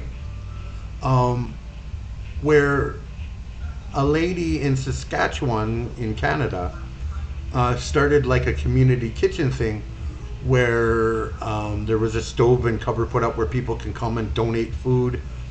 And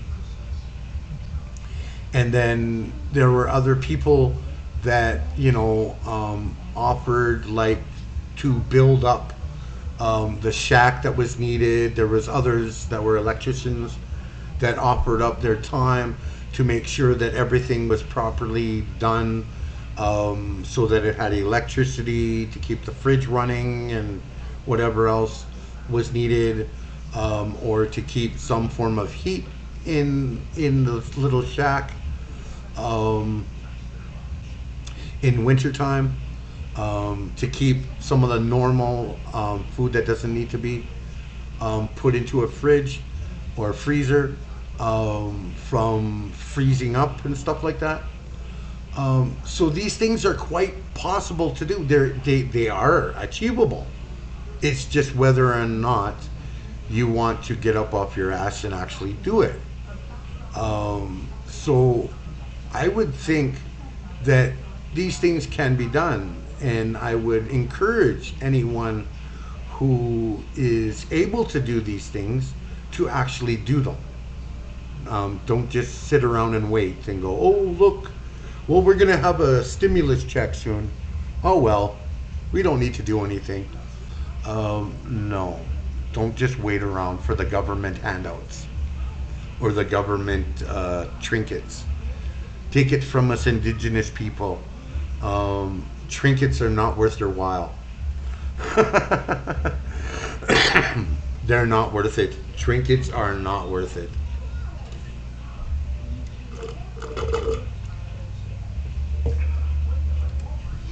Yeah, literally, pizza. Did you realize that some of the indigenous tribes throughout all of number 2, Salland Point, yeah,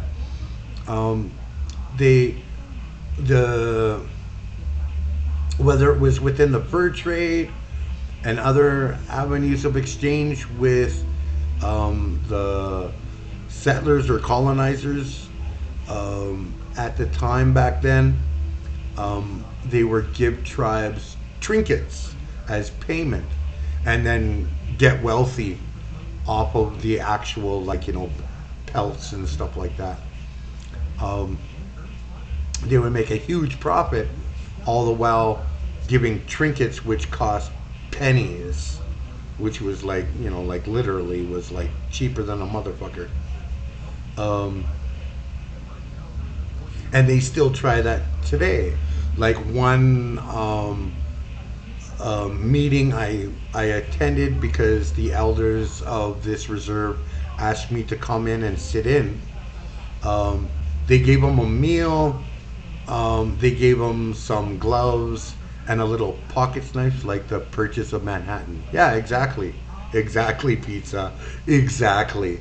They gave them a little bit of a skimpy meal, not even a really good one. Some gloves and a little pocket knife that was like chump change. Promised to pave the road on the reserve that was going to where they wanted to set up for this sour gas pipeline. $26 for the financial center of the country. Yeah, exactly. Really? I remember learning about the Louisiana Purchase and stuff in school, and it never made sense. Exactly, Bubbles. They could not come up with the answer to the question that I had of if this sour gas pipeline breaks down, what alert system are you going to have in place that will alert the community to get out safely, rather than falling asleep and waking up knowing you're dead and it's a whole entire dead zone? Oh no, we have the best technology. No, you don't. Pipelines break down all the time. They have not discovered the best technology to ensure that it never breaks and there's never a leak. They have not. It is never. And in most cases, all of the equipment and tools and everything is all substandard because they want to put it in as cheaply as possible so that they can achieve as much profit from it as possible. So basically they use substandard stuff. And then they pretend like it's all up to standard and code. So they cannot come up with an answer. And I sat back, and the one elder friend that I had, I was sitting with him after the meal, and he was sitting there with his new gloves, putting it on his hand, checking out his new pocket light. And I asked him, so is that what your grandchildren and great-grandchildren and for 7 generations is worth to you? A cheap pair of gloves and a cheap pocket knife? He took off the gloves and left the gloves and pocket knife on the desk of the band office and never touched them again.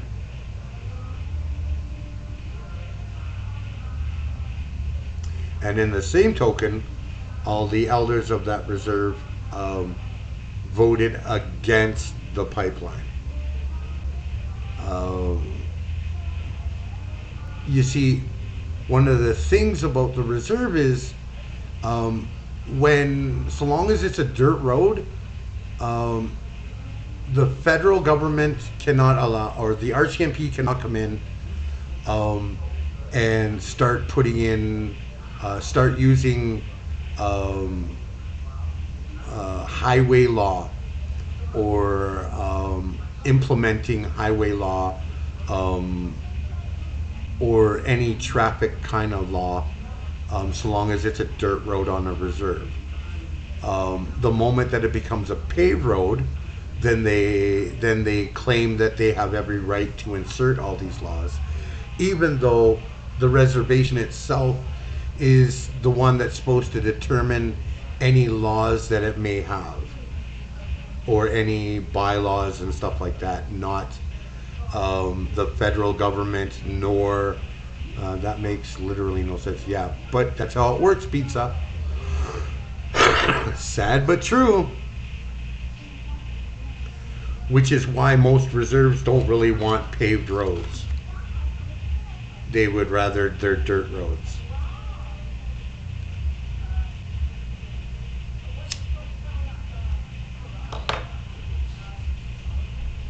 So they are in charge of their if it's their paved roads. Yeah, exactly. If it's a paved road. If it's a paved road, then the RCMP automatically claim that they're in charge of that road, not the reserve.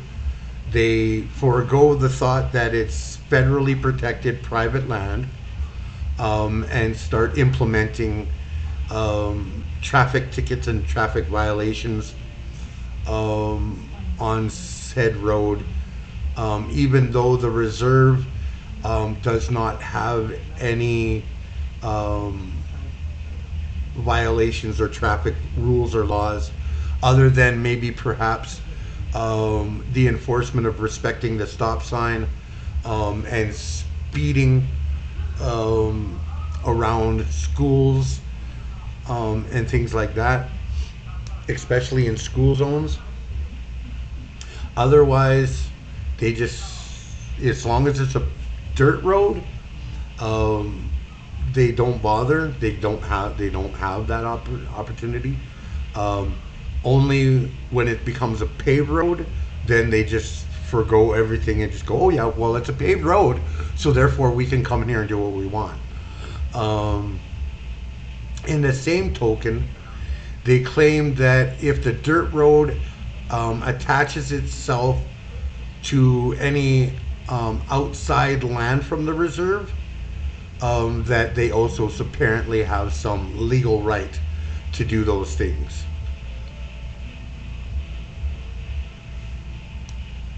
That their legal right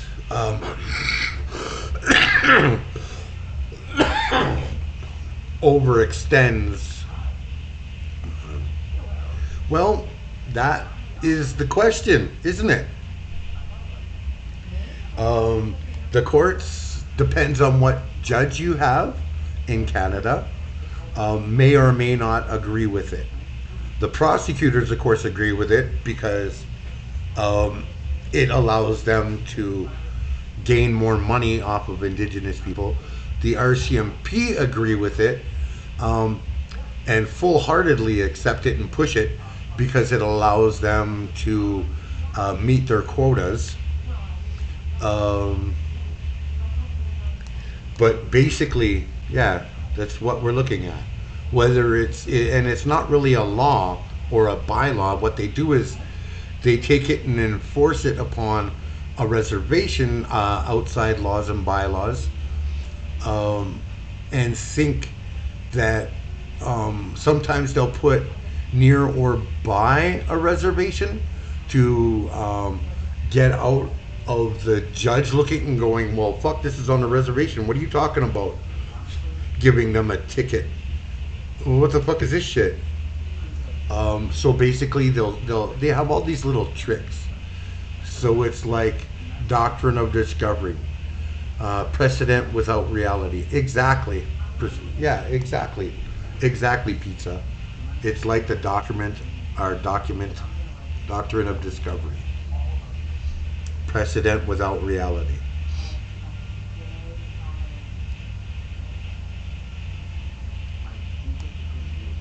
But nonetheless,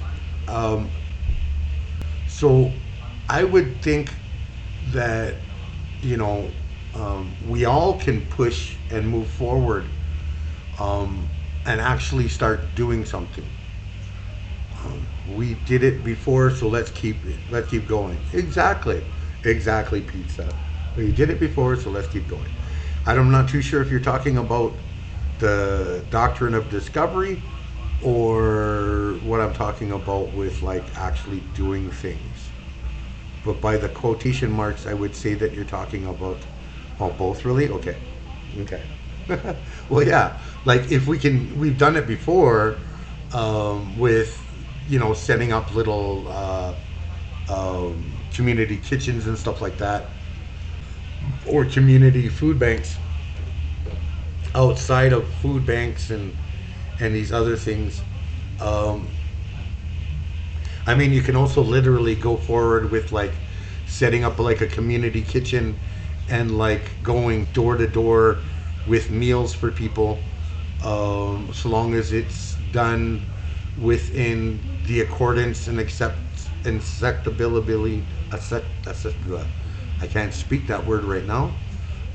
Acceptability of making sure that everything is safe and that no COVID is going to be passed to any food that's cooked. So basically, wearing gloves and masks and everything else that needs to be done, right? Sanitize places of cooking and stuff like that.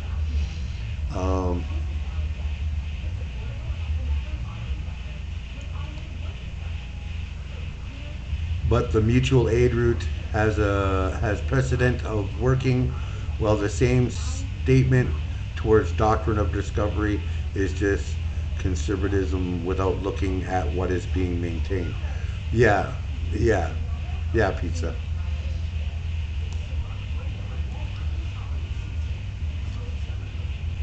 So that's what we want to look at, right? That's the things that I want to talk about. And I'm noticing this seems to be a very serious look that other streamers, not just myself, but other streamers, are working towards and pushing, and bringing forward these ideas of actually doing stuff rather than relying on our oppressors' handouts.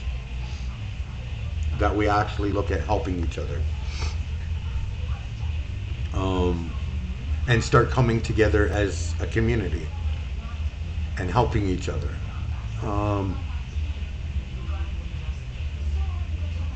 So I would really love, like, I mean, that's just the starter of it. Like, you can go that way through everything, right? Like, we could really go really far with this, and help eliminate some issues and problems. You know what I mean? Like, that we're all facing today. You know, as long as we all look out for each other and work together on achieving a goal together, we should be doing fine. We're gonna make it through. And that's the important part, right? I mean, the government and their made-up society and social media have pushed us to individuality and to fear each other, when we really need to start pushing towards not being individualism and fearing each other, but coming together as a community, as people, putting aside our differences, and working for a common goal together that we all agree upon. Because everyone on the left has quite a few different points or goals that we all agree upon. So if we leave the stuff that we don't agree upon at the door, and start focusing on the things we do agree upon, we can achieve a lot of things. And we need to keep that ever prevalent and keep pushing it on a constant basis everywhere. Like Hollison did with their song, the cover song for with Killing in the Name of, and Rage Against the Machine, that we usually watch here now, of putting an end to and in support of Black Lives Matter, and putting an end to these things, to these atrocities and stuff like that. We need to take that same kind of approach and moving forward, right? That's something I appreciate about the authoritarianism left. They do recognize dual power structures. Yeah. I don't know if I really like the authoritarian ideology, but yeah. So being Mint Nerd, hey, fuck you. I don't want to do what you tell me, as they say. What's up, y'all? Hey, Mint Nerd. Mint Nerd.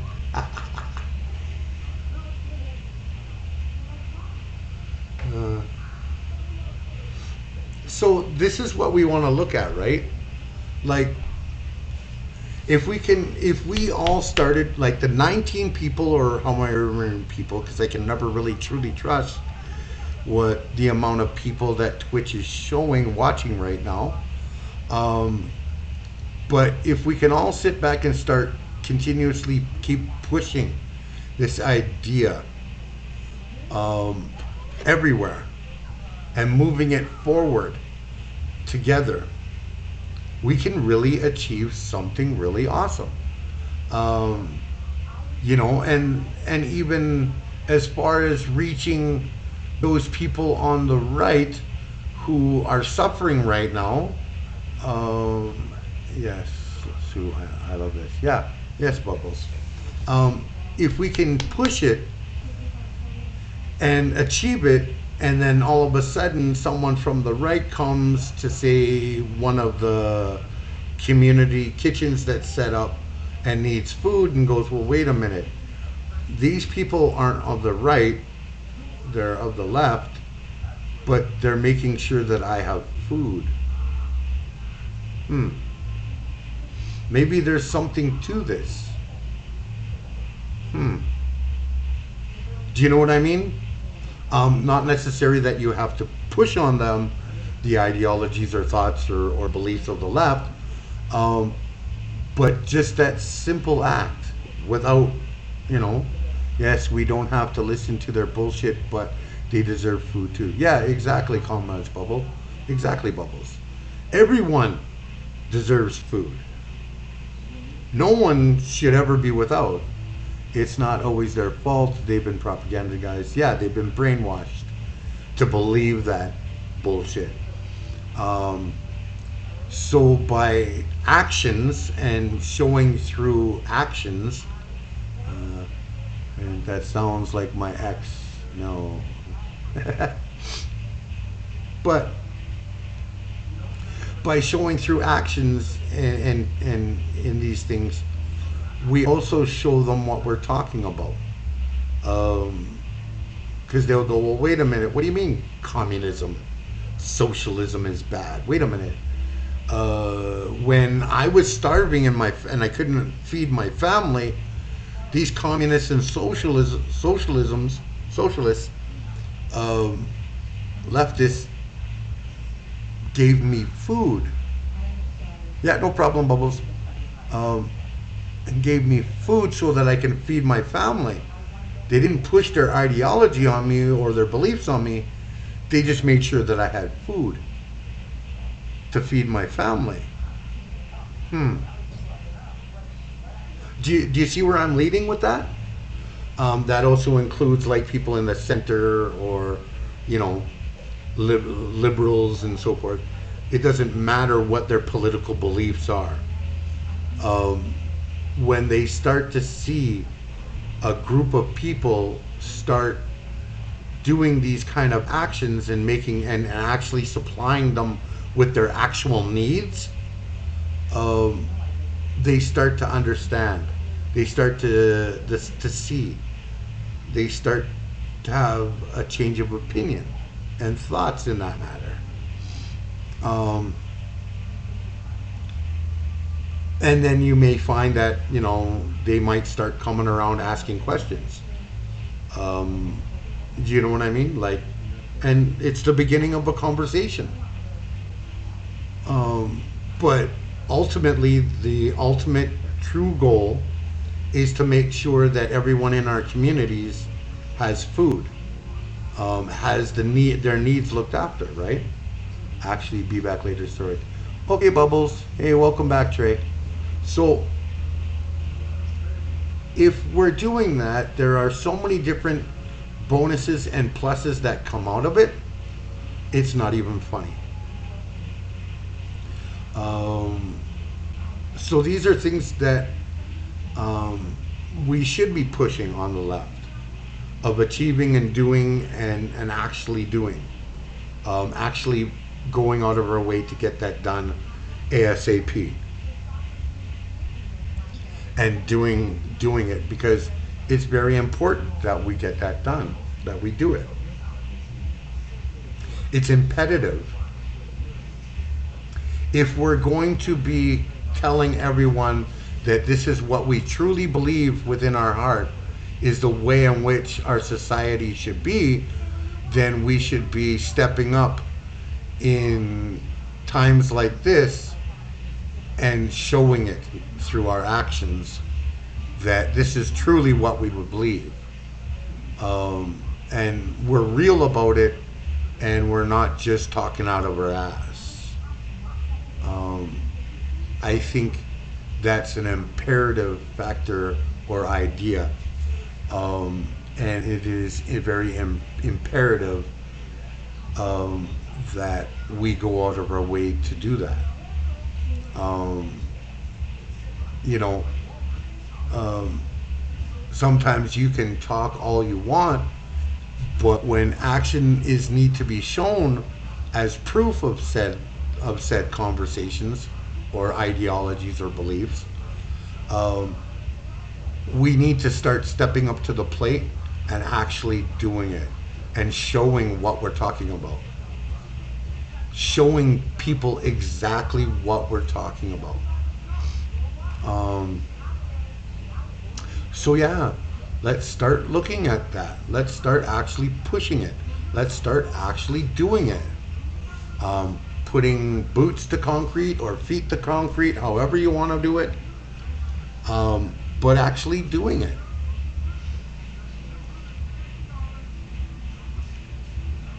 That way, life gets better.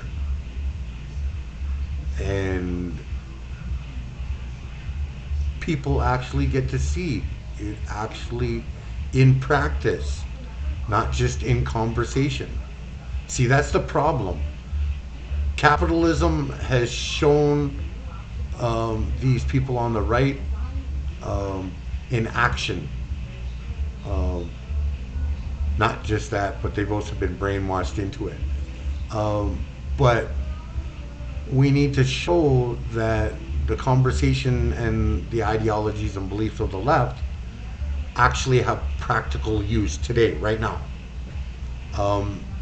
And by doing so, we therefore prove our stance to them, to everyone, whether it's the right, center, whatever. We prove our stance. We prove what we're talking about is achievable, doable, and is much more of a better idea of how our world should be, our society and our community and our country should be. And I think, you know, we can't just sit on our asses anymore. That time is gone. We need to start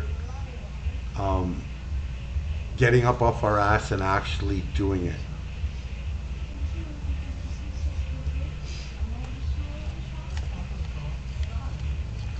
But I mean, entirely, that's up to everyone, right? So, you know, I would love to see and challenge everyone on the left to start doing these things. But whether they do or they don't is completely entirely up to all of you. Hey Hildy, how you doing? How's my niece? Everything good with my niece? I never thought about do anything like this. Thanks for the great idea. No problem, Trey.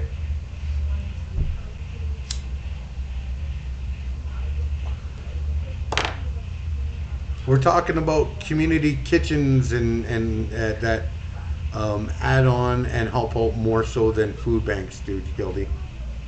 It's good, we are all fine and staying inside. Okay, good. Good. Good. Tell my niece I send my love. Merry Christmas. And I am very proud of her. Please and thank you.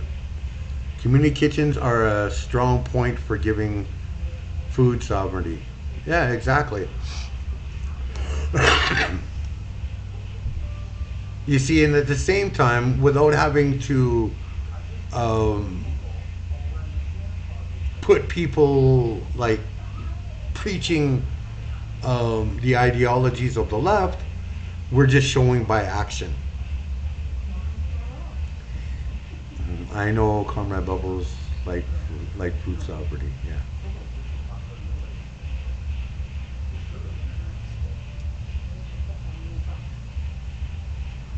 Aw, thank you, Hildy.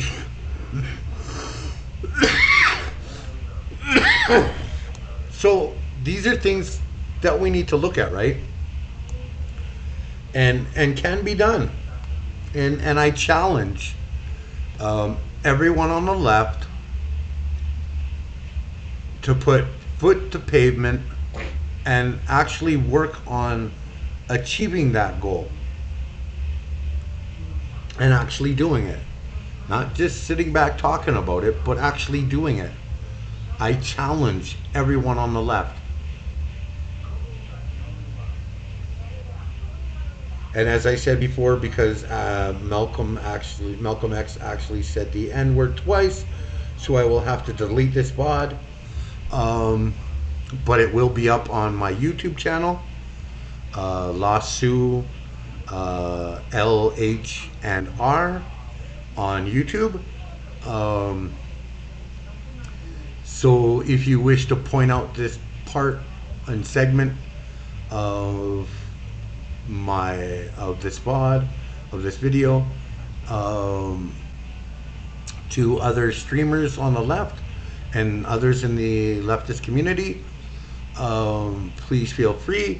But I do challenge everyone on the left to do it.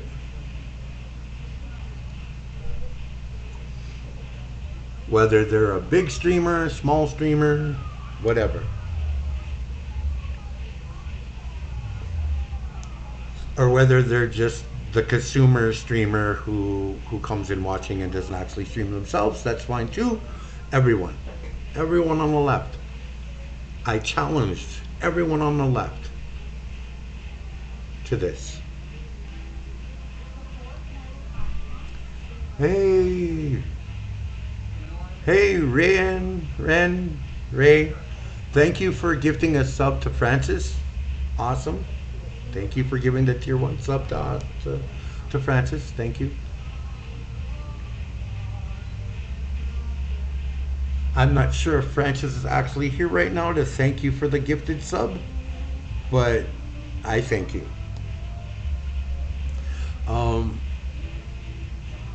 So let's start looking at that. Let's actually start looking at it. Let's start looking at what we can do. So we can start moving forward. I wanted to give before you end the stream. I'm not quite done yet, Ren. It's only been like 4.5 hours almost of stream. My normal streams are like 6 to 8 hour streams. I have long ass motherfucking streams.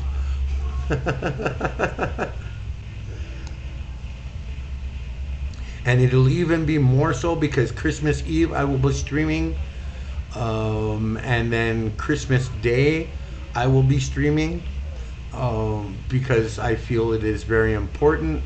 Oh, I thought you were ending. I don't know why. Yeah, I know it almost felt like it, right? But no, not yet. Not yet.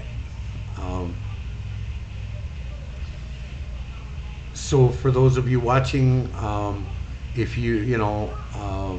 if you're like me, who's gonna be all alone at Christmas, Sue has that Sue fighting energy for streaming.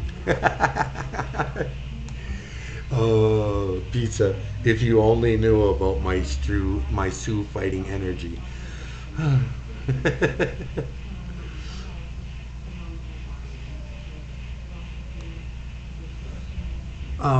But yeah, I will be streaming on Christmas time. For those of you who are like me, who are at home alone on Christmas without any family or relatives around you, I will be here. For those of you who do have family and relatives that still want to come hang out and be a part of, I will be here. I will be streaming. I don't know what we're going to do. We will find something out, whether chat, does anyone really leave homes these days? Yeah. I know, right, Hildy?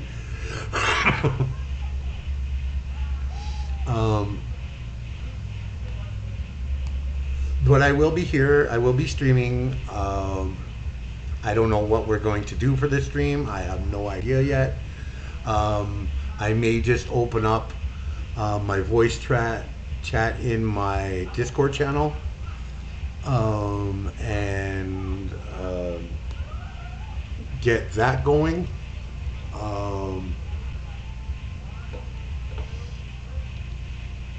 Let me see.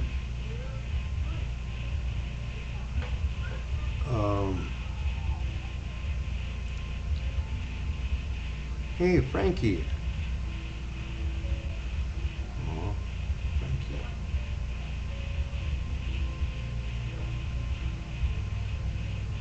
Huh?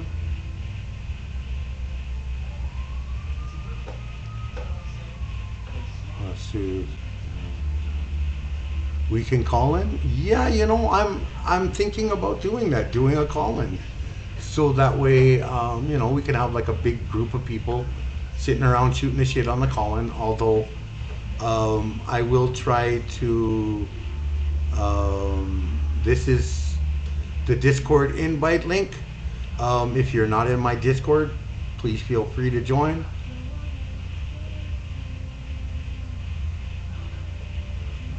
Sorry, Rye. I didn't get your message till just now when I looked at my Twitch channel, because it doesn't show you on Twitch's studio when people PM you. It doesn't allow us that option. I don't know why. To be sure. I sure don't unless I need to. Yeah. So, yeah, I'm thinking about, like opening up the voice chat, having, I don't want to get like a huge number all at one time, but with plenty of people, and then, as people come and go and so forth and stuff like that. So, I also go down to.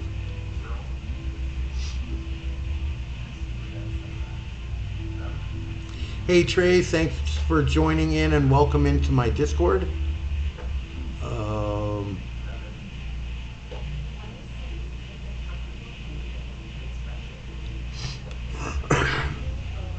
That should be the permanent link, Hildy and Frezzo. That should be the permanent link for getting into my Discord. If you wanted to copy that down for when you're here, or add it into one of the bots, probably Frezzo, if you're still around, Frezzo, and Hildy, if you wanted to like copy that down or whatever to add it into your normal works that you do as a mod, which I love you dearly and greatly for. You're awesome. Both of you are completely awesome. And I truly appreciate all my mods, man. It makes it so much easier for me as a streamer to stream. So, yeah, these are just some of the things that I'll be looking to do at Christmas. I will be playing some Christmas music as well. Got to keep the feels. So I'll work on it and see if I can successfully add it. Okay, thanks, Hildy. I appreciate that very much. Thank you very much.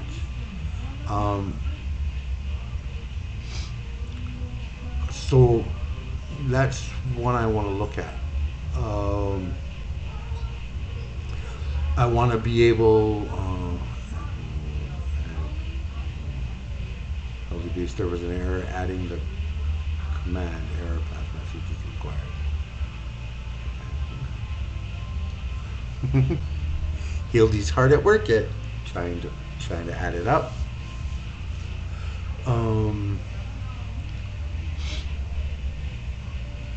So these are just some of the things that I want, that I'm looking at doing for Christmas, on Christmas, for everyone.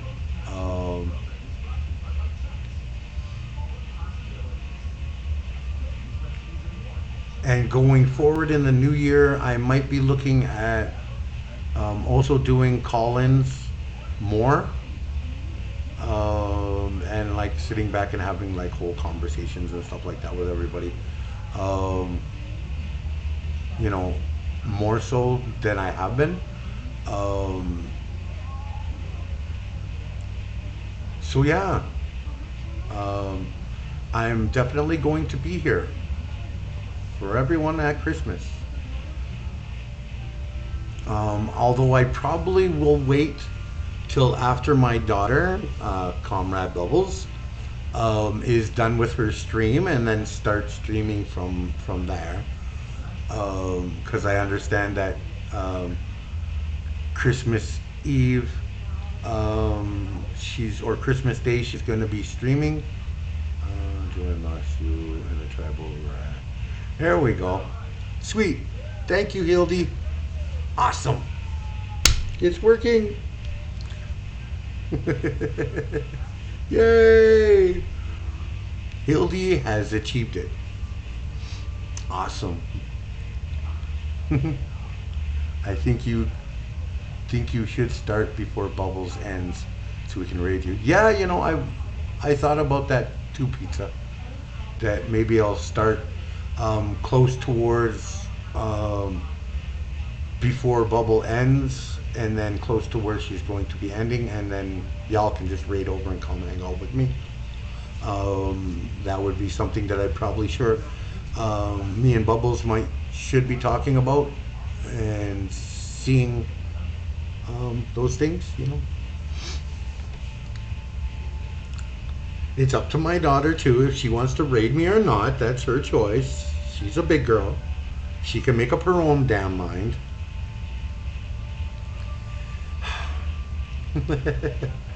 Whether I agree with it or not, she's a big girl. She has a mind of her own. If she's here right now, she's probably going, fuck's sakes. We will see what Bud does, yeah.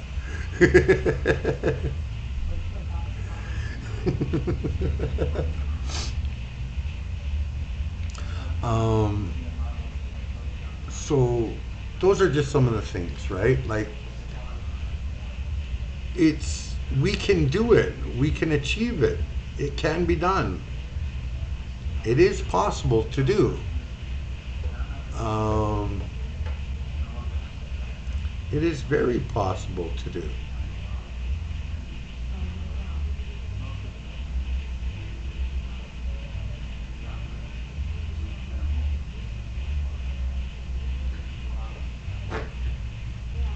So, I am actually going to play some music while I get a drink, and following in suit.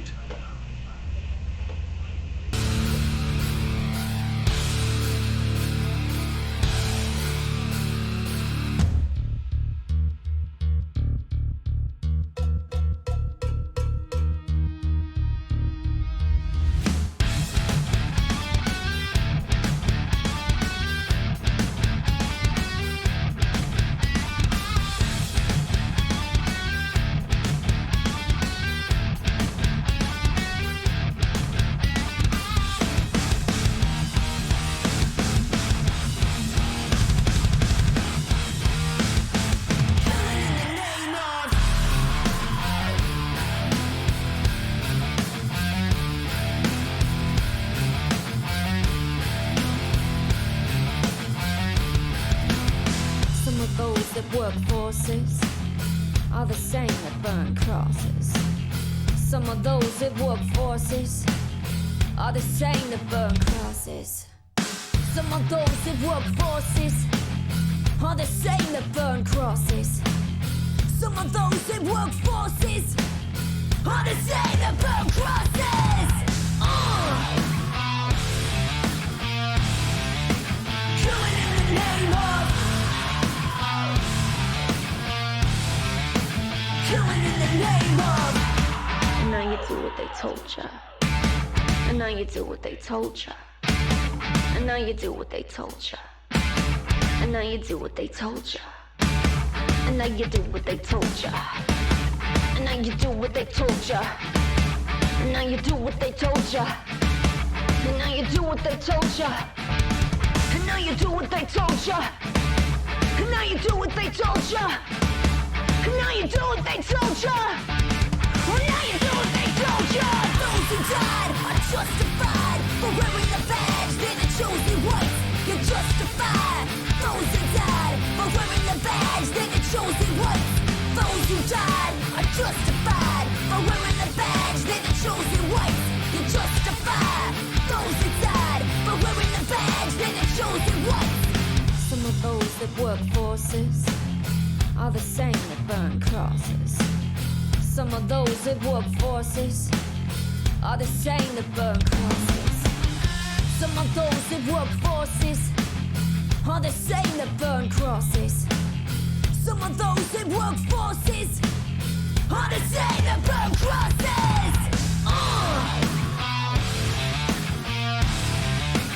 Killing in the name of. Killing in the name of. And now you do what they told ya.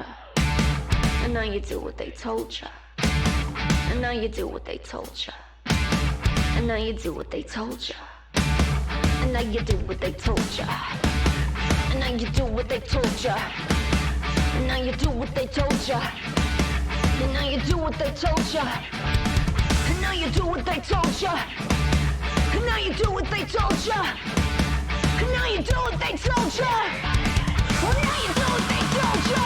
Those who died are justified for wearing the badge. They're the chosen ones. You're justified. Those who died for wearing the badge. They're the chosen ones. Those who died are justified for wearing the badge. They're the chosen ones. You're justified. Those who died for wearing the badge. They're the chosen ones. Come on!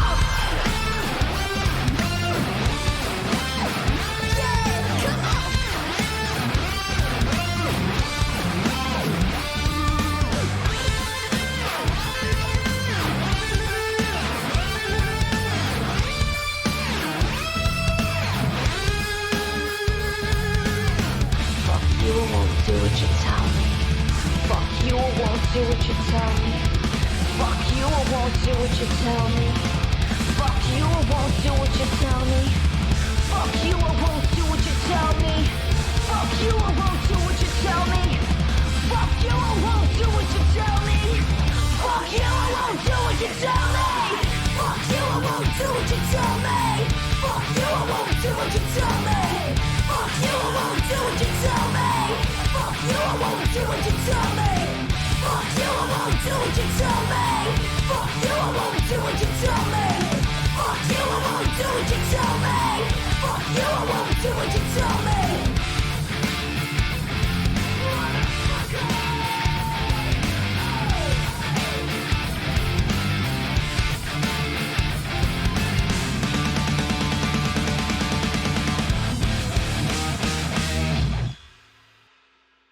Proceeds from this video will be going to the Bail Project, and you can read more about that organization below. We thought that it would be a cool idea to create a challenge here in the music community to get more eyes on Black Lives Matter. So, we're going to nominate 3 artists to cover the song and hope that they do the same. We nominate our friends Violet Orlandi, First to 11, Lauren and Crazy 88, and anyone else that wants to help spread the message. We'll leave the link to our instrumental in the description below for anybody that wants to use it. Please just make sure you credit us somewhere in your video or description. Let's get this song circulating by labeling your video Killing in the Name Challenge. Make the message heard to help end police brutality and systemic racism.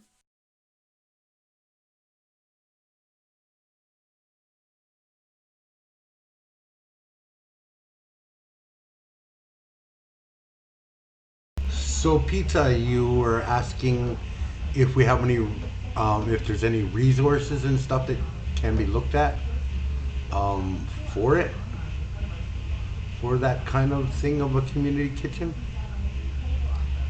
Let us see.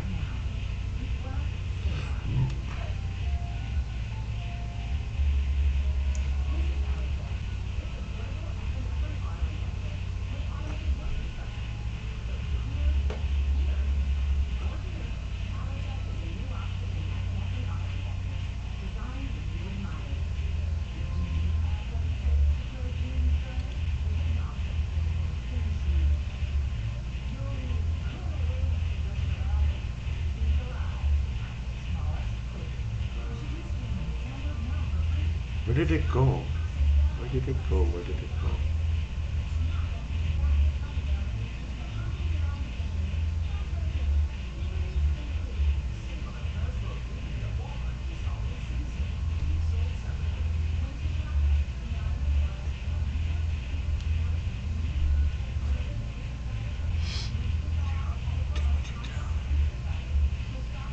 Huh, weird.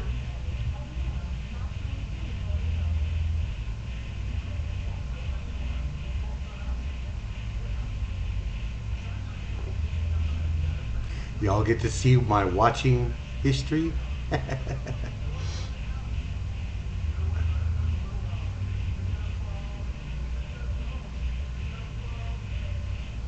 What dear old Uncle Sue has been watching for a while now.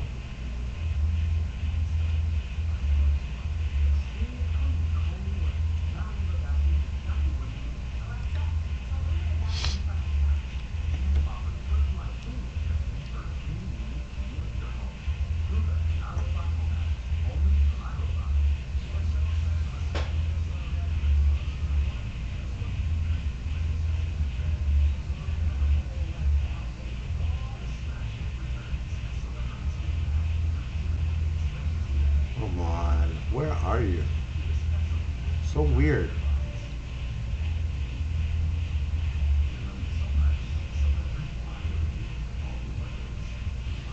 Ooh, you all get the insider look. The 411, the info, the inside look of what Uncle Sue watches all the time and looks at most of the time.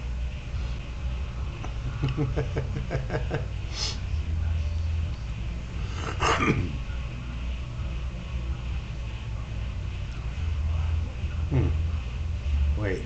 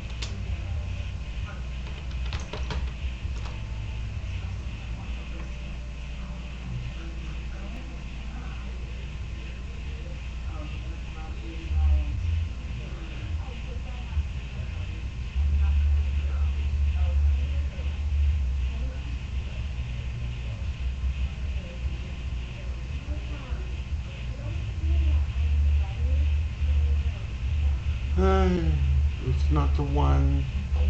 These are all food bags. I don't want food bags.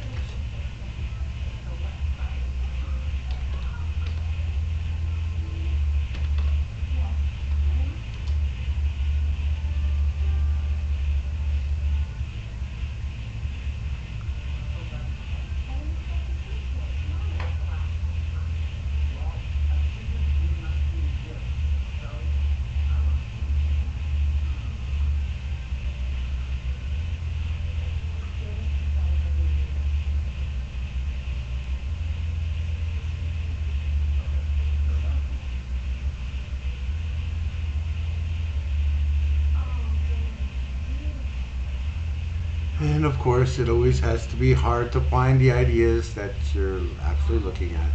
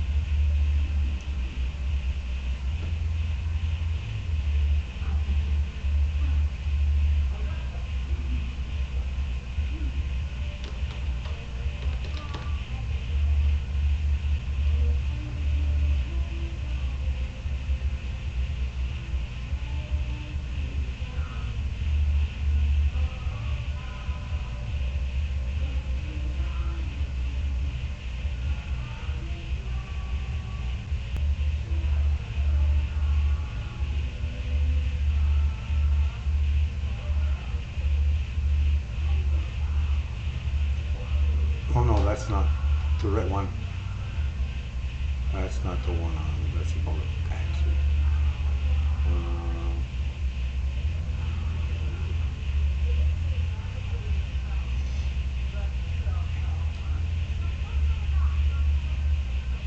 Transitional corporations and the price of extraction. Ooh.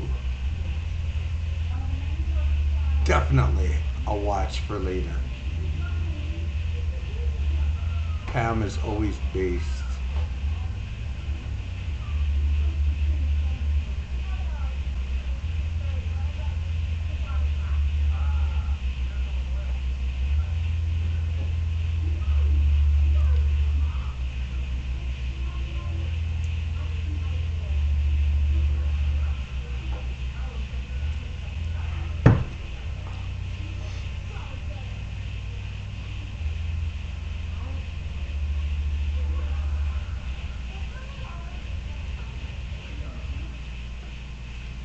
So this is in Grand Prairie in Canada. Nothing highlights the substantial need for many families during Hey this Bubbles, pandemic welcome back. than the increasingly long lines we've seen at mobile food pantries. Today, thousands of cars began lining up at dawn.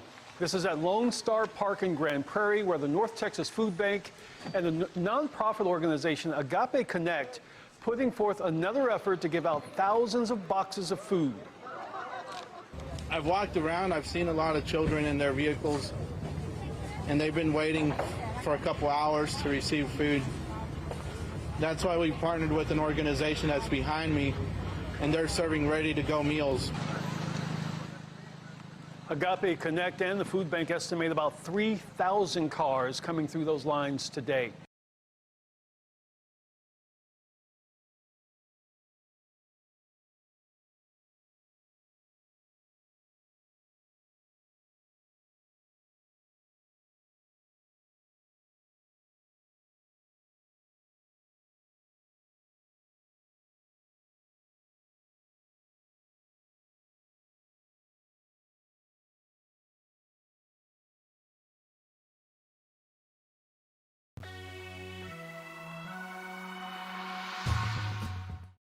Hunger is striking where many least expect it, college campuses. The students who we are serving are your everyday students. It could be that they're having a bad week. They didn't get their paycheck yet and they need help making ends meet for this 1 week or for the next couple of weeks.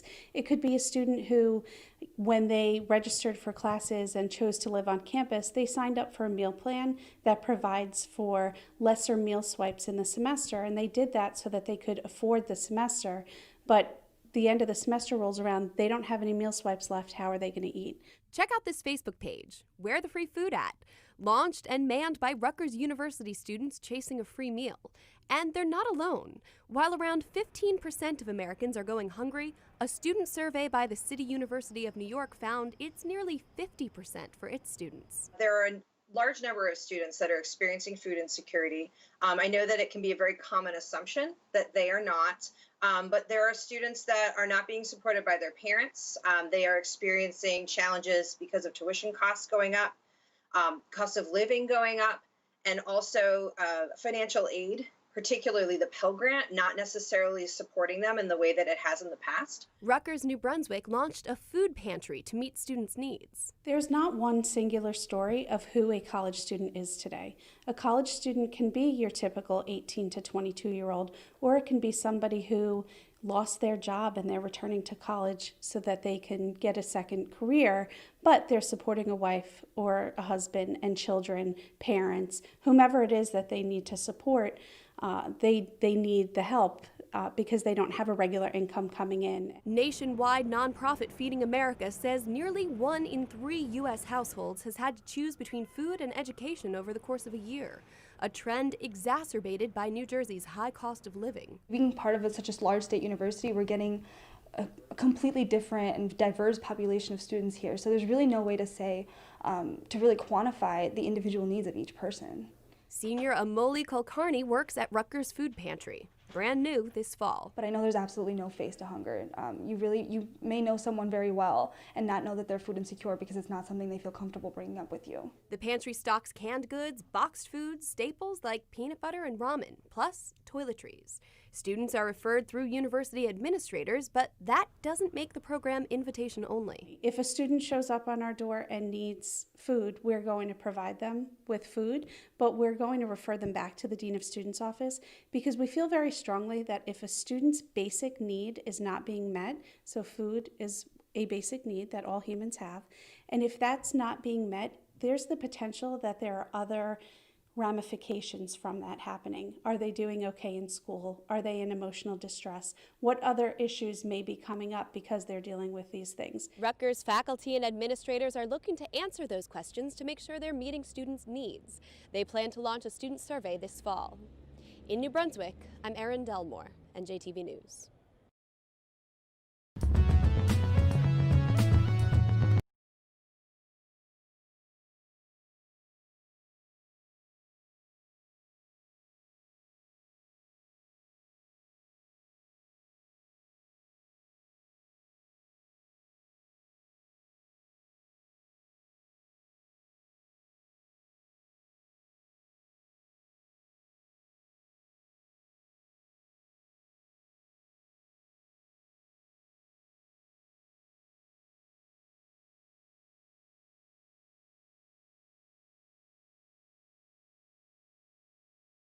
Oh great, a pandemic. I'm not scared. Are you scared? Who said I'm scared? I'm not scared. I'm sorry, you bought how many rolls of toilet paper? Yeah, I already have 100 cans of soup in my cupboard, don't you? Isn't that normal?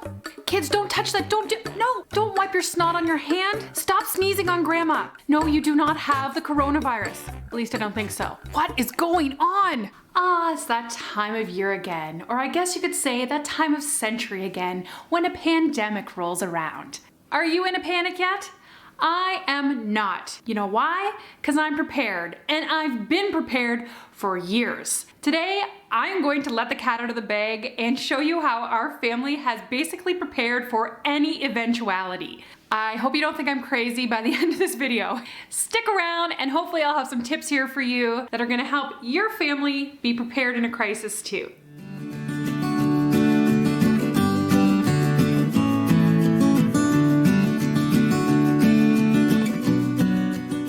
Hi there, I'm Jen. Welcome to the channel where we talk all things Canadian and especially how to take our least and make the most out of it. Okay, this video has been years in the making. I really don't like that we have a sort of pandemic circulating the world, but it is a little bit vindication for me, who has been prepared for this for probably a decade. Okay, am I a Canadian prepper? I don't know, guys. Like, I would say maybe I'm like prepper adjacent. I don't have a full-on like bunker in my backyard. I have no idea how to skin an animal or to eat wild food from the forest, but I would say I am a great deal more prepared for an emergency than some other Canadians. I would like to just insert a comment here right now, however, about preppers, because I feel as though if you are Canadian living in a rural area, you are automatically a prepper by nature. We've got people living in Toronto who live in a little condo and have about enough food in their refrigerator to last them. This is the right video. There was one that someone was showing me the other day about up here in Canada. I think it was in Saskatchewan that they had like a little community kitchen kind of thing for the community to come drop off food and so that people that need it can come and get it.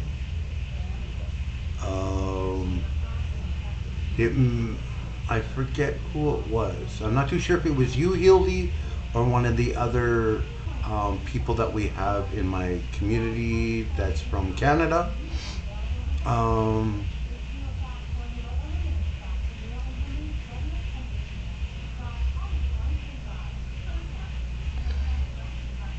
Jeez. Just trying to find the right one. Because I think Calgary has one as well, but I don't think it's in the downtown area, or where people are, those of low income live. I think it's more for the upper class areas that they've done it.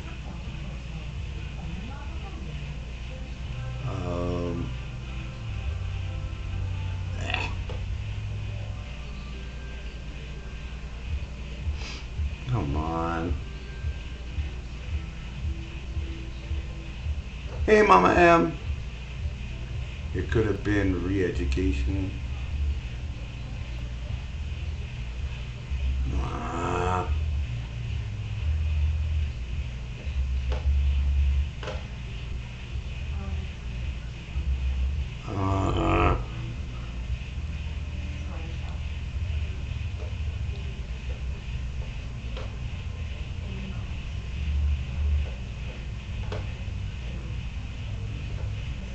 Maybe it was your stream, Bubbles. Oh, the community fridge video I showed on my stream yesterday. Yes. Bubbles, thank you. I love you. I love you. Awesome. Now, if I can actually get this to work. Come on, man. Okay, we don't need that many fucking things of it.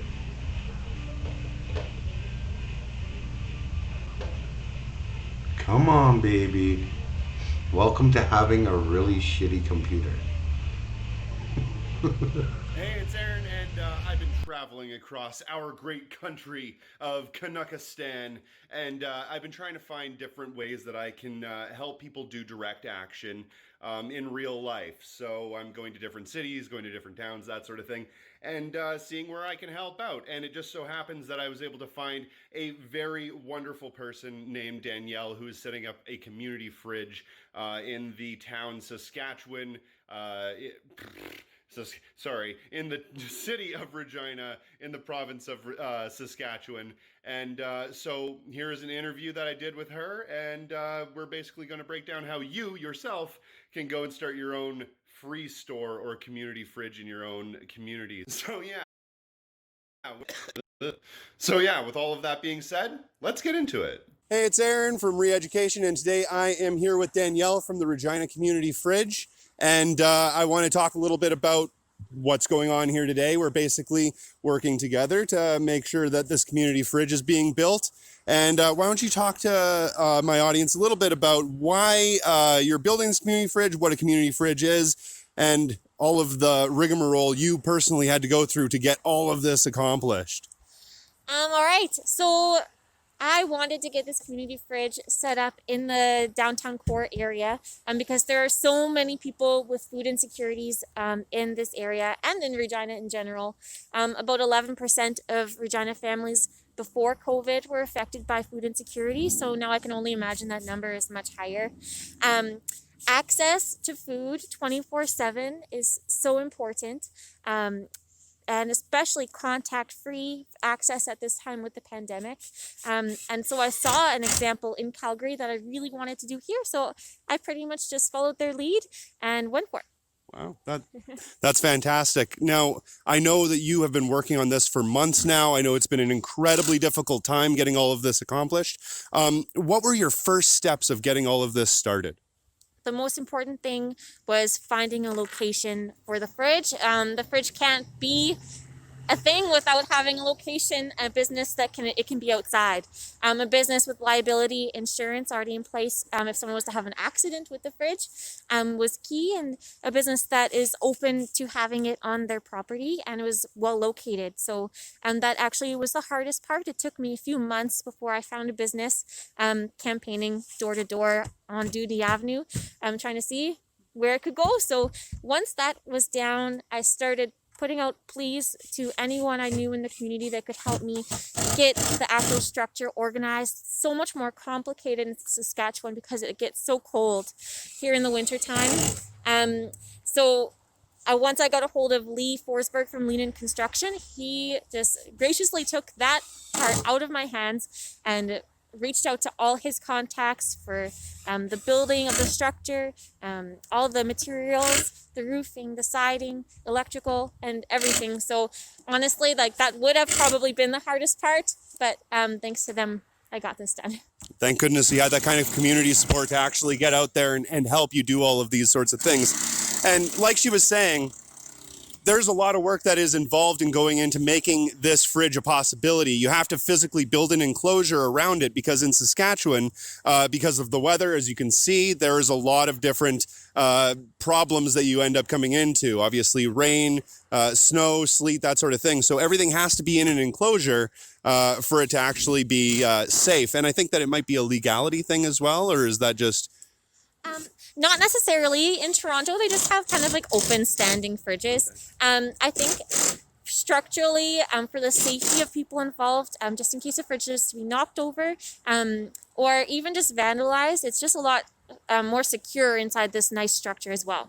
Right. Yeah, absolutely. So you were able to go, how did it work? Did you basically go door to door talking to people in your community, or did you do a lot of things online? How did you even get that done in COVID? I wore a mask and I did go door to door up and down Dooney, but a lot of spaces just didn't have like the space, like the physical space to be able to put a fridge. Like I needed a pretty decent 10 by 10 kind of square. And I also did a lot of canvassing through Instagram, just hassling all the local businesses I could to see if anyone was open and willing to have the fridge outside. Eventually, it was my door-to-door that got me there, but... Wow. Yeah, and that's why you never underestimate how important it is to actually go door to door and actually talk to people in your community.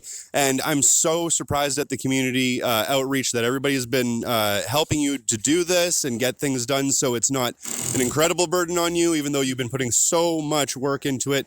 And on top of everything else, you're also a full-time nurse, I believe. And I know that that's an incredible job, a lot of things to do there, and a parent as well. So for anybody that says that they don't have time to do these sorts of things, when you're deeply motivated on fixing the problem, you do it. So, and we love you for it. It's so important that you're doing these sorts of things. So I really appreciate you doing anything.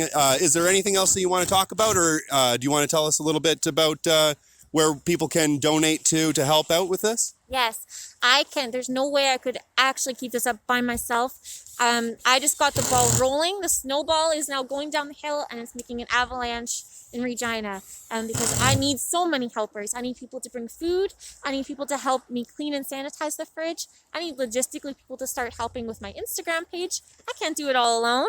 And of course, the people actually building, like, I can't do that. Not me. So really, it does take a whole village. People can donate anytime starting Monday, December 14th. I'll have some signage up on site about what you can and can't donate, but pretty much any fruits, vegetables, dairy alternatives, all that type of thing, snacks can come. Any dairies, cheeses, yogurts, milks, yes, as long as they're marked with an expiry date. Everything has to be uneaten, unopened, and then no raw meats, alcohol, expired food, moldy food, dented cans, anything like that is a no. From us, no homemade meals unless it's from a certified kitchen. Yeah. Awesome. Fantastic. And for anybody that's not in Canada or not in the city, where can we send them to be able to donate to the cause? For sure. So we have a GoFundMe up. It's called Regina Community Fridge, and you can follow us on Instagram at Regina Community Fridge. Awesome. Thank you very much. I really do appreciate it. I'd shake your hand, but that's illegal. All right. So thank you very much again. And thank you guys for watching. And we'll be talking. So that's one way. Now, that's pretty much the basic gist, right? Like a community fridge where literally, you can set it up and network to get people to help donate to it. I would even go as far as like making sure that there's a contact number for people who are disabled that aren't able to just come walk down there. or to get down there. And working at seeing about, like, you know, delivering it to people's homes and stuff like that, that may have the not able to do it. Yeah, that's the GoFundMe for Regina Community Fridge. Apparently they have one in Calgary as well.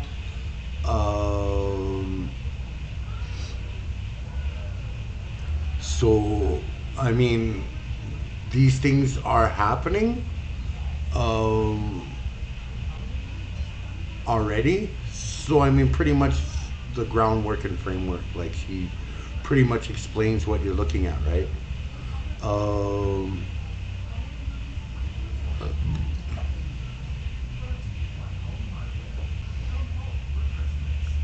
So I hope that helps some of what you're looking for, pizza.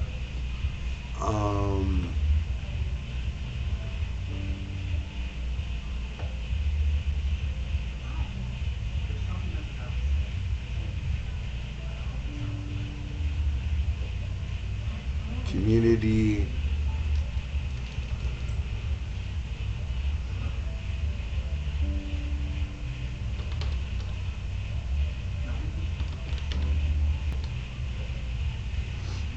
how to run a community fridge.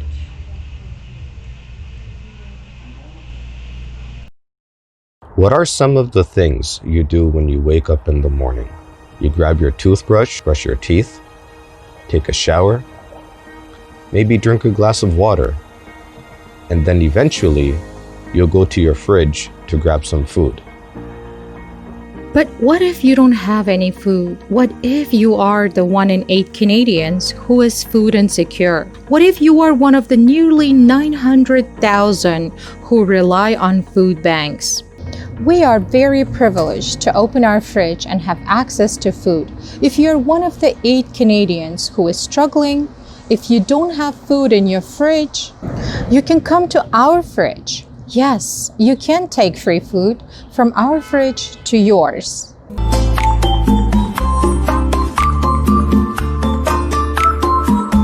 Our fridges were always established with the community in mind.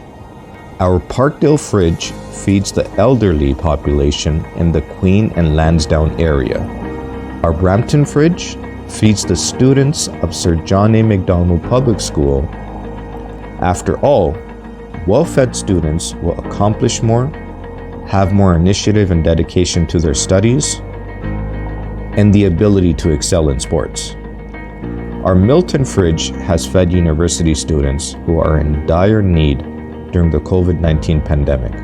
Some have even reported that they will wait for our fridges to be loaded in order to eat. The Guelph fridge feeds the needy in that area through means of our partnership with Onward Willow, and our Dixie and Rexdale fridges feed the underprivileged in the community.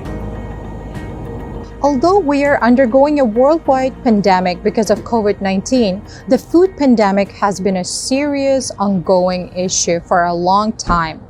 In 2017, Road to Zero Waste, a grassroots organization, came to life to tackle some of those issues. Our goal was to resolve the issue of food waste in our city. Road to Zero Waste has started 6 community fridges in the GTA, and as mentioned previously, we have rescued over 30,000 pounds of food and have served over 1,000 families. You may be wondering, what has driven us to start this project? I found out that $31 billion of food is wasted every year in Canada. That's right, $31 billion. That is food that might have fed so many hungry people. Just the thought of how such huge food waste can be responsible for so much world hunger started this initiative. We started our first community fridge here in Rexdale, Ontario, and then we went on from there. We got kind and courageous owners of restaurants, grocery stores, schools, and community centers to partner with us to establish our fridges. We targeted areas where there was a strong need, where we can help rescue food and at the same time feed underprivileged communities. We have contracted with several organizations, Longos, Second Harvest, Ambrosio, and many others. We also get cooked food from restaurants, but due to the ongoing COVID-19 pandemic, we have currently stopped putting cooked food in our fridges. When the COVID-19 pandemic is over, we'll make a special video on how we put cooked food in our fridges and the food safety handling that goes behind that. As it is right now, we pick up food from one of our partners. We get an assortment of produce, for example. We then directly deliver it to our fridges.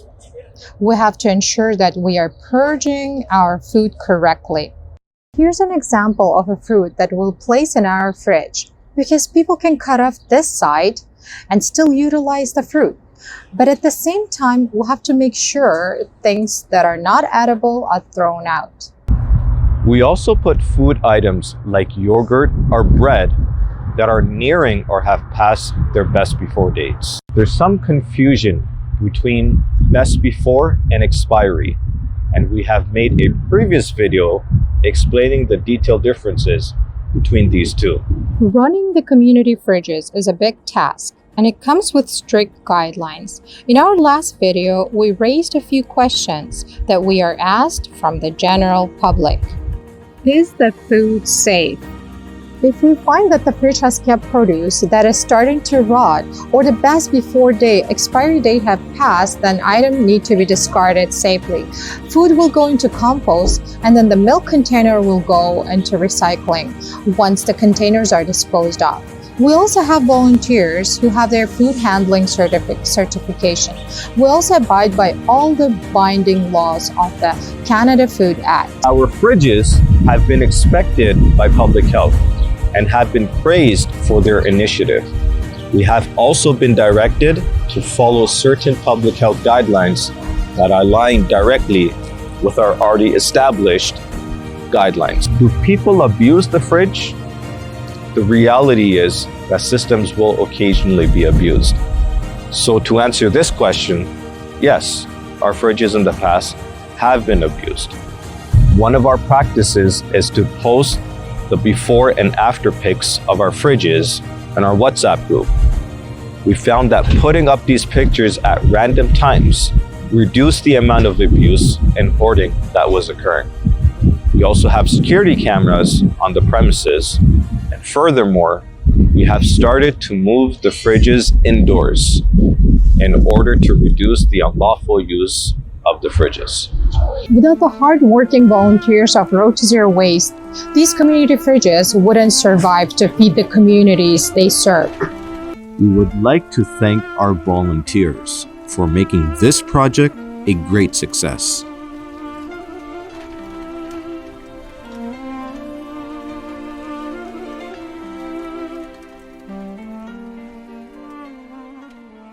During the month of Ramadan, we will continue to post one video every week. Much like previous Ramadans, we once again have a Lunch Good campaign to raise funds this year. Click on the link in the description to support our cause by making monetary donations. You can also subscribe to our channel and don't forget to ring the bell to find out when our next video is posted. For details on our project, visit us at roadtozerowaste.org or follow us on Facebook at Road to Zero Waste. We're here to save the environment and help people in need, one day at a time. Until next time, be safe and be well.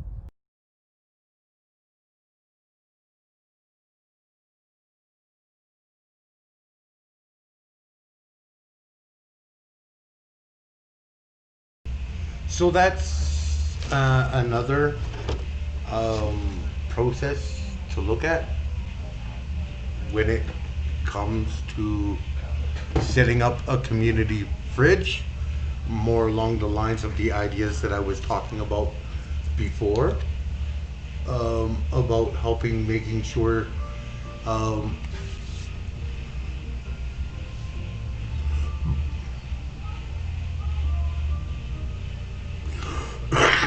that we look after our neighborhood and our people in our community. That is some very important things to be looking at and working towards. This is some of what I'm talking about. That we on the left need to start doing and making sure that we take care of everyone. And as a praxis, being able to show, not just in words anymore, but in action. And especially, see, people remember when people do good things like this in a crisis. They remember those things.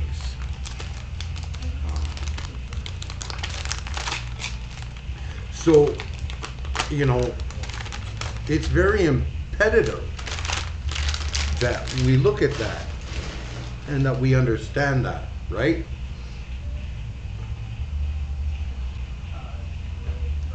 That during a big pandemic and crisis,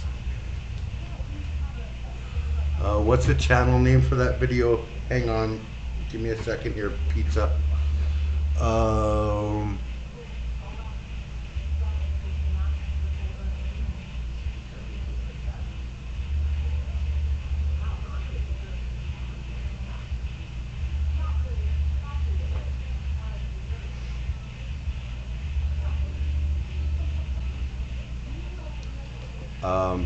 There's the link to that channel, how to run a community kitchen.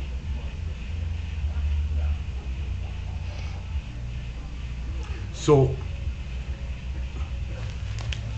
these are things that I've been talking about, and I've been talking about, and I've been talking about, and I've been slowly trying to help and bring people to understanding of. See, these things we can do. No problem, Bubbles. So hopefully, you know, when you guys are streaming, or you can get other streamers to look at the link, you know, let's get this this word out there, on rather than always constantly just talking about things, but to actually push for achieving this, to putting conversation from words to actual action. So by doing this, we show people in the community what we're talking about from the left when we're talking about these things. So people will remember this thing and see it in practice, right? So basically what we're looking at is actually showing them what we're talking about, not just talking to them. Because as long as we constantly just sit there and talk about it, they will never get the full understanding of it. Instead, they'll just go, oh, well, how did that ever work? That doesn't work. No problem. I'm happy to help out with pointing out these actual things that can be done and that are being done, and that we on the left need to do more and more of, and to show people that we actually are real in what we're talking about, and that what we're talking about can actually work and can actually happen. And I want everyone, if you would be so kind, to start promoting and pushing fellow leftist streamers with this very idea, and working towards making this a commonplace. So after COVID is done, we can still continue on doing these things. And it just becomes a normal part of our everyday society, right? Now,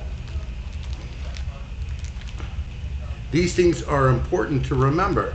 They're very important to remember, as a matter of fact. And it's very important and imperative for us to start doing these things. Like, imagine the fact that the left has started and continue to keep these things in operation. Well, eventually even the right is going to sit back and go, hey, wait a minute, this actually fucking works. Wait a minute. This isn't about communism or you know, the dreaded communism, like, oh, or, oh my God, the dreaded socialism. It starts to become a commonplace. Like getting uninsurance benefits when you lose your job didn't come from capitalism. As far as capital is concerned, they don't give a fuck. Yes, we need to keep building and showing up. Yeah, exactly, Francis. So the UI or uninsurance benefits didn't just pop out from capitalism's idea. That came from communism and socialism's idea, and the left pushing to ensure that if you lost your job, that for however long you would have support afterwards to help you through the hard time until you could possibly find yourself some other work or some other form of employment. Now, what we're looking at here is actually being able to continue this on. See, it's the same thing. Welfare was in no way, shape, or form underneath capitalist ideology or thought pattern or even want.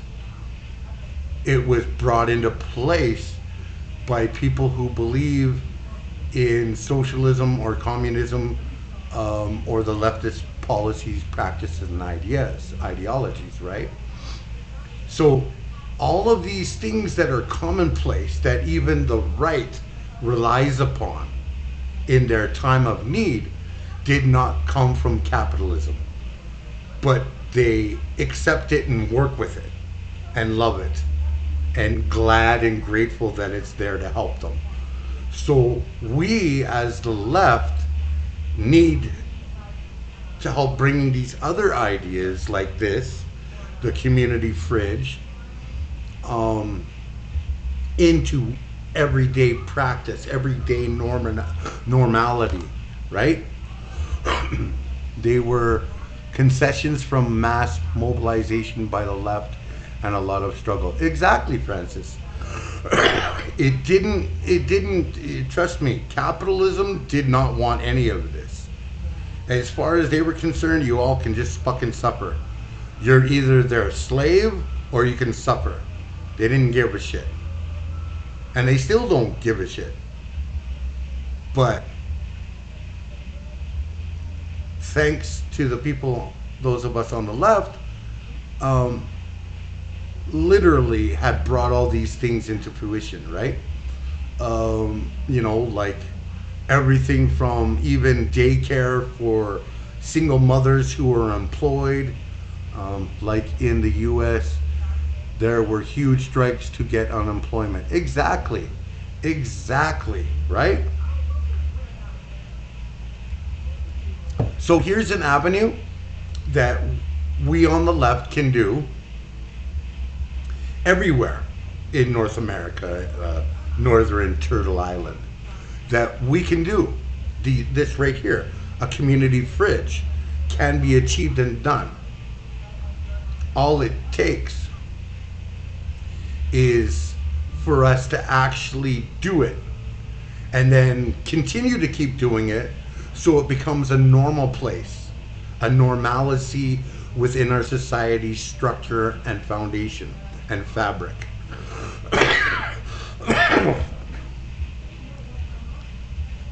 And if that's, you know, that's some of the things we need to take real consideration and look at, right? There is no reason why we cannot do this. None. Whether you have to go and see to make sure that everything's up to whatever guidelines or specifications to ensure it's done. There's, you know, there's not an issue with these things. It's only laziness and the inability to commit oneself that dictates whether or not we can achieve this everywhere in so-called North America. Do y'all feel me? I hope you all feel me. I hope you all understand what I'm talking about. I hope you all see this and go, wow, yeah, we can achieve this. It can be done. Let's do it.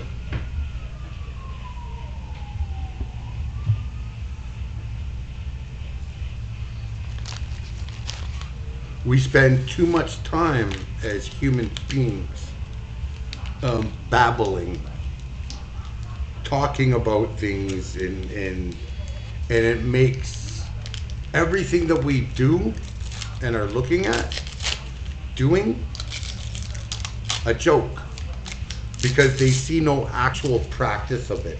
There's no fruition of any of the ideas. A better world is possible. Yes, Francis, yes. See, this is what I'm talking about. We can literally show people how much this actually works, how it's actually achievable. You feel me? Right here, just by simple thing like this, just by a simple thing as setting up a community fridge. Bam. Bam.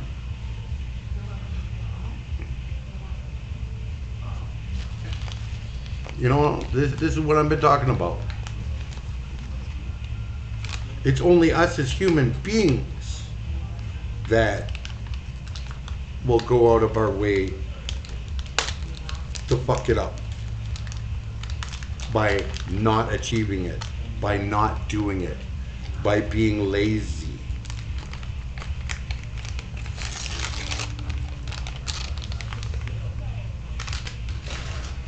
There are so many things that we can do that will change the course of life for so many people. There are so many things that we can do and actually put into fruition and into work all our practice, all our praxis, everything that we're talking about, everything we have been talking about. Bam. There it is. Right there. The very beginning stage of exactly what the fuck we've been talking about. The start. The beginning. The beginning on changing our society from one of greed and corruption to one of helping.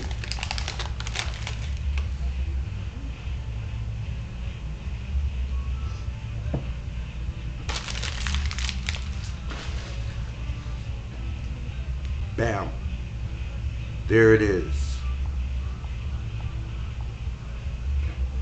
The start of a brilliant idea that can and very well is achievable. We can do it.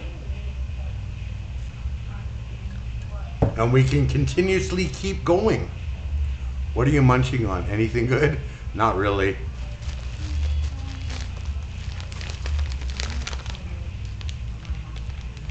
Not anything good that I like would really enjoy at the moment, but it is what it is.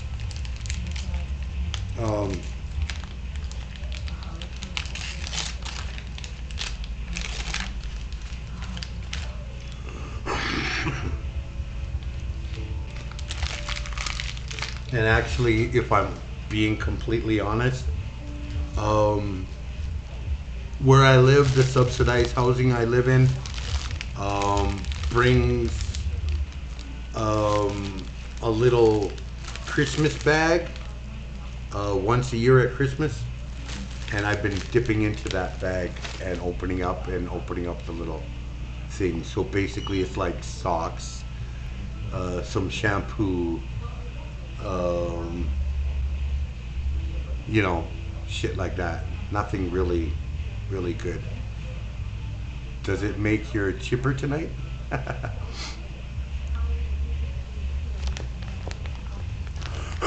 Yeah, it makes me a little chipper to receive this, you know, kind of, but shh, don't tell them I'm opening it before Christmas.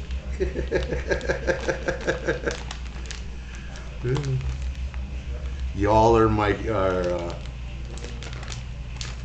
you all are stuck now being accomplices to the great Christmas present opening of what it is to be poor.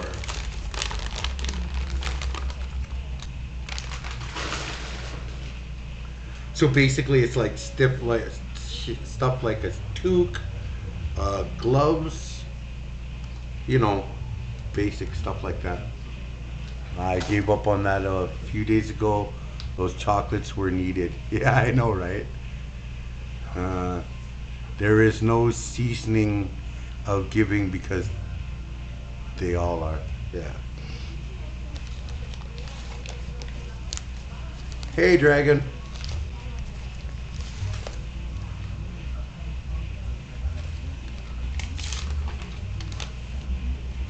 So yeah, I mean, these are some very serious things that we on the left should be looking at doing without a shadow of a doubt, and getting it achieved.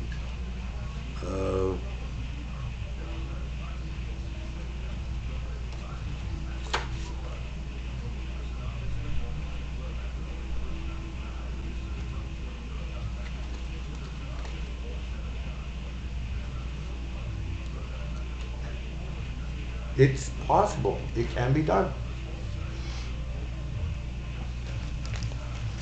We can achieve a community fridge everywhere, in every location, in every community.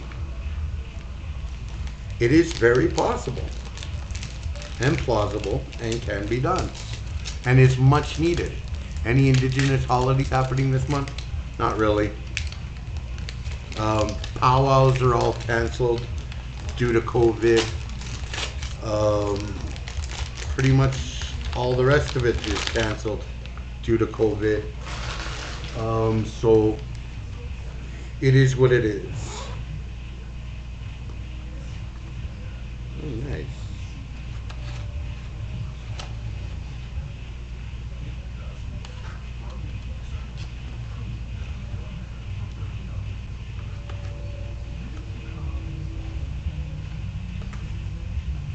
So what would probably normally be going on, like a big feast for the community on Christmas, Christmas powwows are all canceled due to COVID, so not much.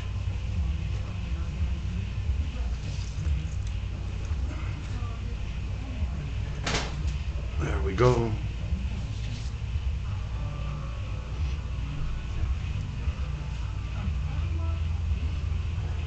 Is this live? Yes, Jay. KJ, yes, this is live. It's not a programmed. This is live.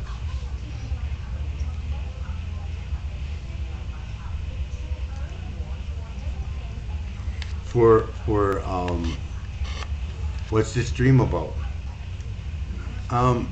Indigenous issues, heritage, culture, way of lives,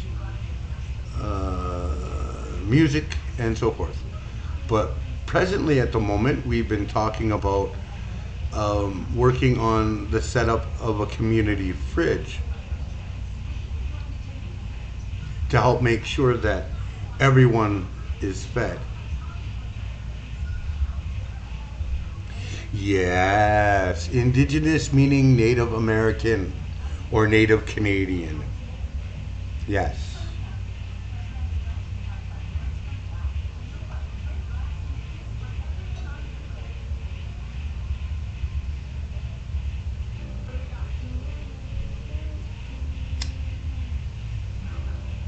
But we also talk about the reality and different things when it comes to people of color, and including the white population that is either poor or poor working class, that, you know, aren't the 1% of rich people. And the things that we can do to work together to actually make this world a better world for all of us, not just the rich.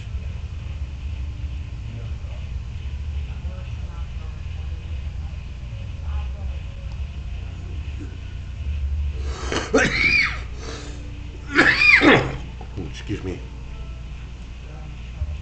So, let me see here. What do we got? So this is in Auckland. Wastage. New Zealand is right up there with the worst in the world.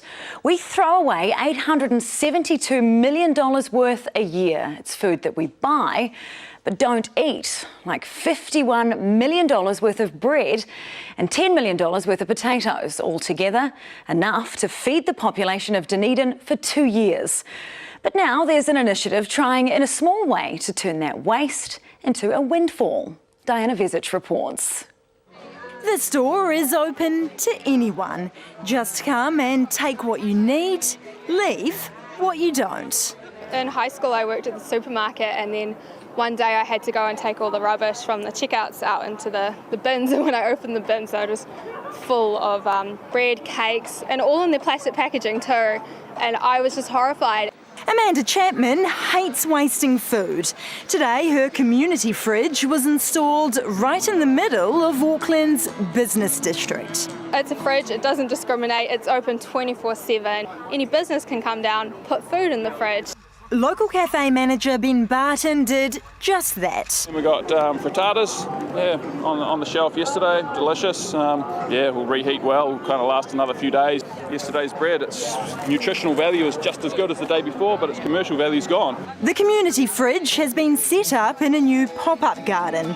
It was to be boarded up for the new rail link, but now it's an inner-city backyard. Cedric Snowden sleeps on the street and says the free food will help many. Do you often go without healthy foods? Oh, every day. The cheapest to get is like a $5 fish and chip special. Unhealthy. So what have you taken today? I'm just having for lunch, bit of cheese. So in case you're wondering if the food is safe to eat, a group of volunteers will be checking the fridge twice a day to make sure that it is. The rule is basic. Only donate quality food you'd eat yourself. Thank you to the community of Auckland. A simple idea, feed people who are hungry. Diana Vesich, News Hub.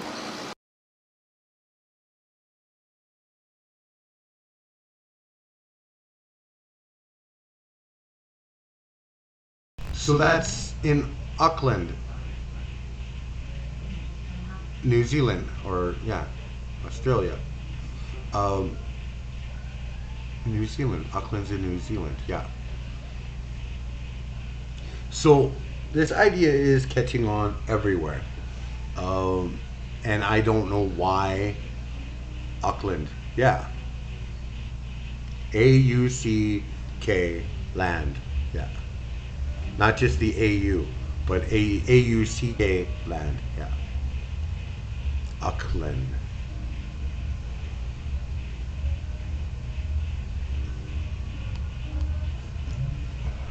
Yes, yes, Auckland. And I do believe Auckland is in New Zealand. Or Australia, one of the two. Damn, where is 6 foot ant and meat tray when you need them?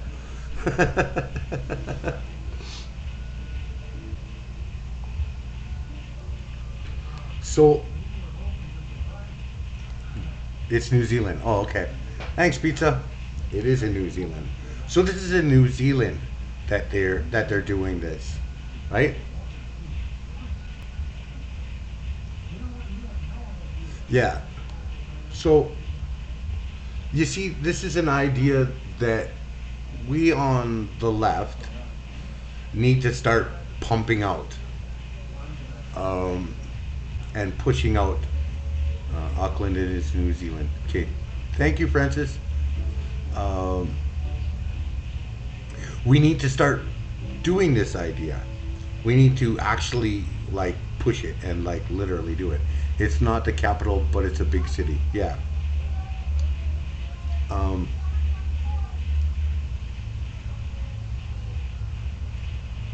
If you don't have one in your neighborhood or community, this would be a great idea to set up and get going, as well as in like basically throughout whatever your city, different areas.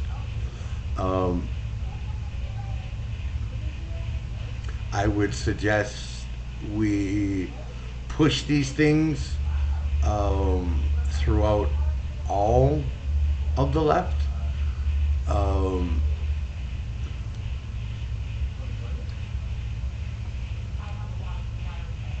If people are really about praxis and what they talk about, they will love it. It's quite a liberal country. It's good to see them implementing some good ideas. Plus, the dude was eating fish and chips. Clearly a good bloke. Hey, man. We all love us some fish and chips. Including me. I love fish and chips too.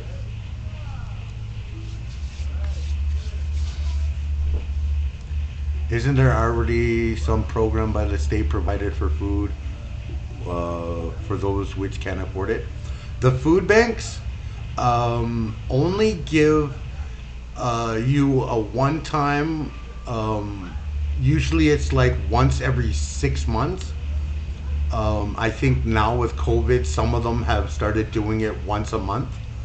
But the food and the amount of food that they give only lasts about, if you're lucky, a week.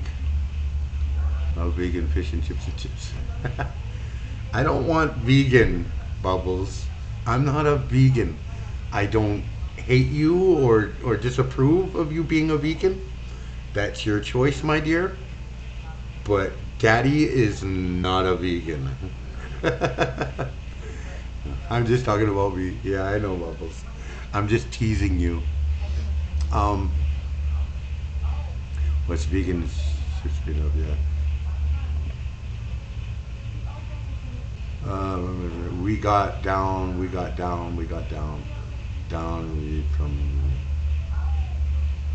but that was shit in his head, old news. Still in my Riz smoking if you want. What? Yo, Bubbles and Hildy, who, apparently this guy, Bara, Shanker, whatever, is already banned in Tina's channel. I don't know who that guy is, but, or what he's trying to babble about. Thank you.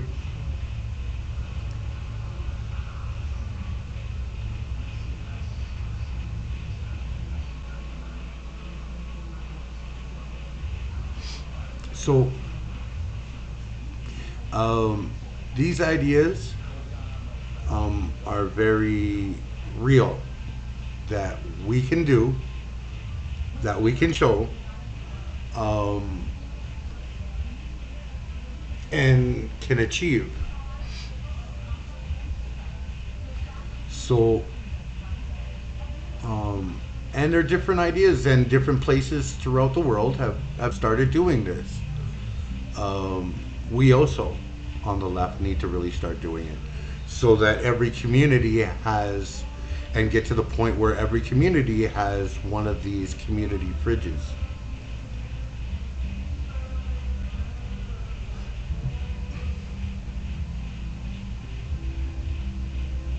Why am I not vegan, by the way? Because according to my DNA as an indigenous native person, the healthiest food for me is wild food, wild meat, and wild berries.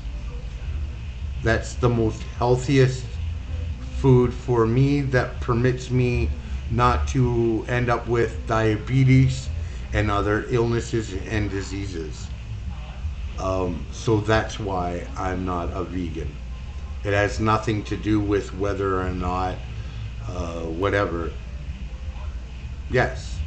And it is actually clinically proven that indigenous people, Native Americans or Native Canadians, actually get more healthier and have a longer life without diseases. It's a dietary needs thing. Exactly, pizza. They should totally give you food allowances, not just cash, encouraging healthy eating, not the cheapest junk food maybe. Yes, Exodus. Yes. But we're not going to see that, because capitalism doesn't want us to do that. That's not what capitalism is about, right? I mean, like, that would destroy McDonald's and other places like that. So, isn't that like quite expensive to eat expensive to eat wild animals and fruit? Not really. Expensive? Not really. It is one of the cheapest form of eating. That's outgoing there, because basically, either if you do bow hunting, it's just basically the reuse of your arrows, or if you do it with a rifle, it only costs what it costs for the bullet, and then your materials that you need for cleaning your rifle, and keeping your rifle working in tip-top shape. Otherwise, no. So long as, we indigenous people believe also in maintaining the healthy order of balance. Oh, I thought you were buying it from store. No, we actually go and hunt it. We actually go out there in the bush and go hunting. Although it can be, there are like elk farms, moose farms, buffalo farms that you can go to, like some of those big meats. Dang, I so wanted to see those traditional hunting techniques you were talking about a while ago. I know pizza, but it's TOS to show blood. Oh, hunting is some skill. Yes, it is. So apparently Twitch feels that that kind of showing, although is an educational thing, but their TOS says no blood and no this or that.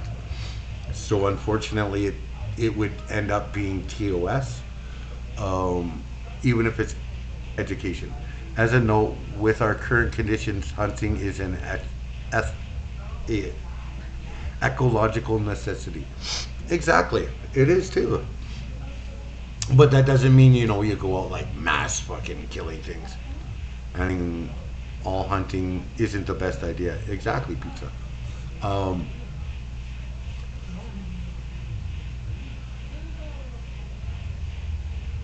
Isn't it blood? it isn't blood sport, not hunting for food. Exactly. It isn't blood sport that they ban. Yeah. Hunting for food is a necessity. That's a basic staple. 100% not in excess. Yes, pizza. Literally, we do conservation, making sure that we do not kill the female of either elk, moose, or buffalo on what we hunt, so that there's always that population, a repopulation. We do not go out of our way to excess hunt down the male of those animals, because we want to keep them repopulating every year, so that we keep a sustainable ecosystem that allows us to have our dietary needs properly met with hunting for wild food. And we've been doing that for generations.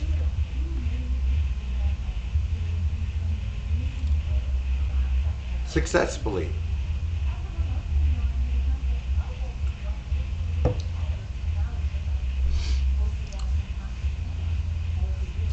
But when it comes to our colonial cities that we have here, where hunting may not be appropriate or easily accessible.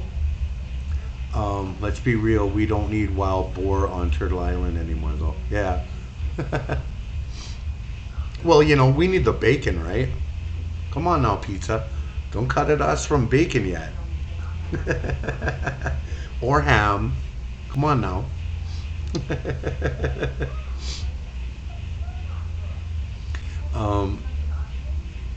So basically what we would look at and what we're looking at, no bacon is worth the destruction they cause. Yeah, I know. So basically what we're looking at is in urban cities and country, like towns, being able to set up a community fridge to make sure, especially in the situation that we're facing today, ensuring that everyone has food, and a continuance of that, so that it becomes just basically a normal staple of life, a normal fact of life. It just is. Granted, like we just watched this video, that we look at also if there's any damages and stuff. You take pictures before and after, set up video cameras to ensure that these things are watched and monitored, all the different things, right?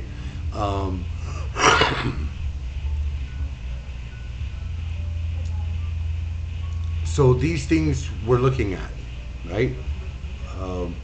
That should be in place in every community, in every city, in every suburb, and in every small town or township throughout North America, or AKA, true name of it, Northern Turtle Island.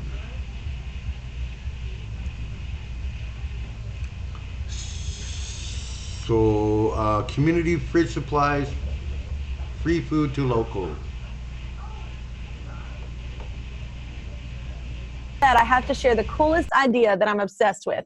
It's called a community fridge. A single mom in Jersey City just put a giant refrigerator outside her house, and she encourages people to take what they need and give what they can, which is an awesome idea, and I can't believe no one's done this before. Let's get her on the line and see how it's going. What's up, Tatiana? How you doing? Hi, how are you? I'm so good. I love your top or dress. I don't know what. So cute. And how did you come up with this awesome idea that I cannot believe nobody's come up with yet? So actually, community fridges have been around. They just haven't been getting as much. Yeah, they haven't been getting as much exposure. So I found out about the community fridge by a group of people in Brooklyn who had started opening up community fridges. They basically bought a fridge and they plugged it up to a power source, and then they filled it with food.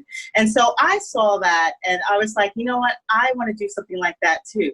And so I scoured the internet for commercial fridges, and I found one, I bought it, and then I plugged it into my house. And then I just went to the grocery store and filled it with food. And, I just did this because I wanted to combat there was a big problem in some of our communities with food scarcity and access to fresh produce. So I wanted to actually build that into what I'm giving into my fridge. So, so with the food hunger that's going on right now, with people losing their jobs and COVID, I wanted to provide a space for everyone in the community to come and get free food whenever they need. So what do you put in the fridge? You said like fresh produce, like you just put an array of things? Yeah, so, Jersey City is a very diverse town. In fact, it's one of the most diverse cities in the United States. And so I try to fill the food with things that people from my community eat. So things like fresh produce, fresh fruits, mangoes, guava, ginger. People like to cook with lots of ginger. And basically, I fill it with things that I know that I would eat. And so I eat very whole foods, I eat organic foods, and I try to bring my best always to the fridge. So you're not going to get like the back of what's in my cabinet. You're going to get the very best of what I would eat for myself and for my daughter. And so I ask people who bring food to the fridge to also bring their best. Absolutely. Food is medicine. That's so important. Yes. So how do you pay for all of this? So initially I was paying out of pocket, and my bills ordinarily, they're pretty high. So I was paying out of pocket, but now I pay for most of the food with the donations that I get from people who are just like, here, please go out and get groceries. I'm not able to come down and bring the groceries. And I really appreciate that, because then I can go to the store and I can really pick out really fresh produce, and I can really take a good look at it and make sure that whatever's going to that fridge is really great quality. Yeah, that's so great. So I love what you're doing. I think it's so important, community taking care of its own. So we reached out to our friends at Instacart, and it's a grocery delivery service that shares your passion for giving people access to the food they love. They want to help you keep your community fridge well stocked. So they're going to give you $5,000 in Instacart credit. Yes, just fill it up. Thank you so much, Tatiana. Subscribe to my channel. Subscribe to my channel. Subscribe to my channel. Subscribe to my channel. Please don't make me keep going. Well, of course, Kelly Clarkson never heard of it before because she's never had that issue. Good donation goal to set if you don't have. Yeah. So, yes, we do need bison back in Turtle Island. We need to get them back to the point of where they were before the U.S. government decided to almost wipe them out of existence. Those fridges are $2,500. Yes. Of course, Kelly Clarkson never heard of it. She's been famous since she was like 20 years old. Exactly right. Exactly right.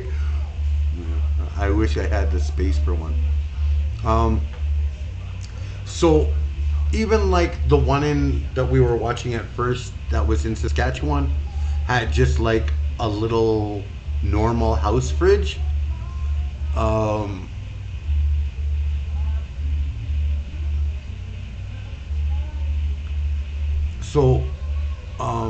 And then like literally had to like canvas the neighborhood to find a store or place of business, whatever, that would be willing to have it in their backyard or whatever, to set that up.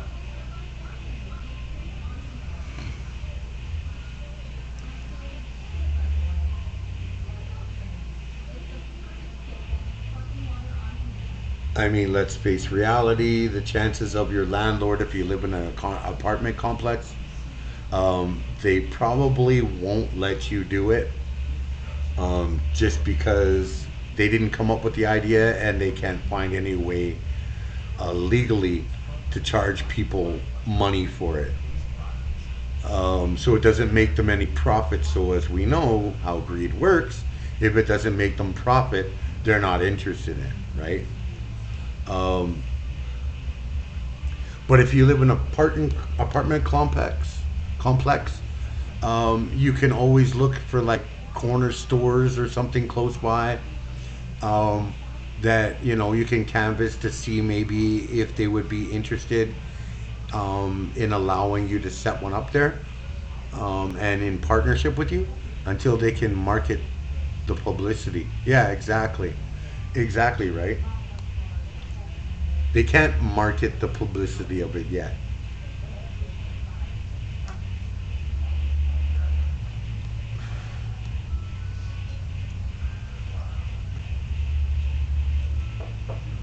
Or maybe neighbors that actually have their own place that might be willing to open up the close to sidewalk area. Works even better if they are mom and pop stores, I think. Yeah, pizza, that would also work very well. Someone in the community. Yeah, yeah, someone in the community. A mom and pop shop or store, where the chances are you'd be more welcomed. The idea would be more welcomed. So these things, I think, would be a great idea. It just takes basically getting off your ass and start working towards it. Whether you gotta if you want to set it up and you don't have the amount of funds that it takes to get the fridge and stuff like that. That could be doing a streaming goal to try and raise money up to achieve stuff, something like that. Take some time to research the cost and what it would cost and what you need to safely conduct or to safely achieve such a thing within your community. What would be the federal or state laws around it? Like, talk to people locally and see if anyone's interested in helping. Yeah, Francis, that too. Along with seeing if some of these businesses or stores and stuff like that, places that would also be willing maybe to help out and be in partnership with giving day old stuff or whatever, and people in the community that might have more than others, help donating food and stuff like that for it. All these things can be done. You can make a GoFundMe page to help, and set up a marathon or something. I did more mutual aid in my old neighborhood because there weren't any housing rules. In this neighborhood, they're too strict. I might have to talk to people in my old neighborhood. Yeah, right? Or even in your new neighborhood now, if you have any businesses like mom and pop shops, you might be able to find some help or some positive outlook in achieving that goal in the neighborhood you live now. Don't, you know what I mean? Just because there's, the state might impose some stupid form of housing rule doesn't necessarily mean it's unachievable. You can always talk to people that work in the government, whatever, to find out what it would take to be able to make that legitimately acceptable within the community. And you may even find some of them that might support it just because they realize that supporting this would gain them more votes, whether it's for a greedy, selfish,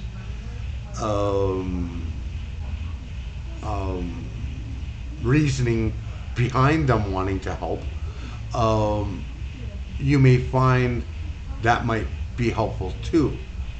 Like I've said before, if the reasoning behind someone's help is greedy and selfishness, I don't give a shit, because eventually it gets the idea and reasoning and everything done, actually done, right?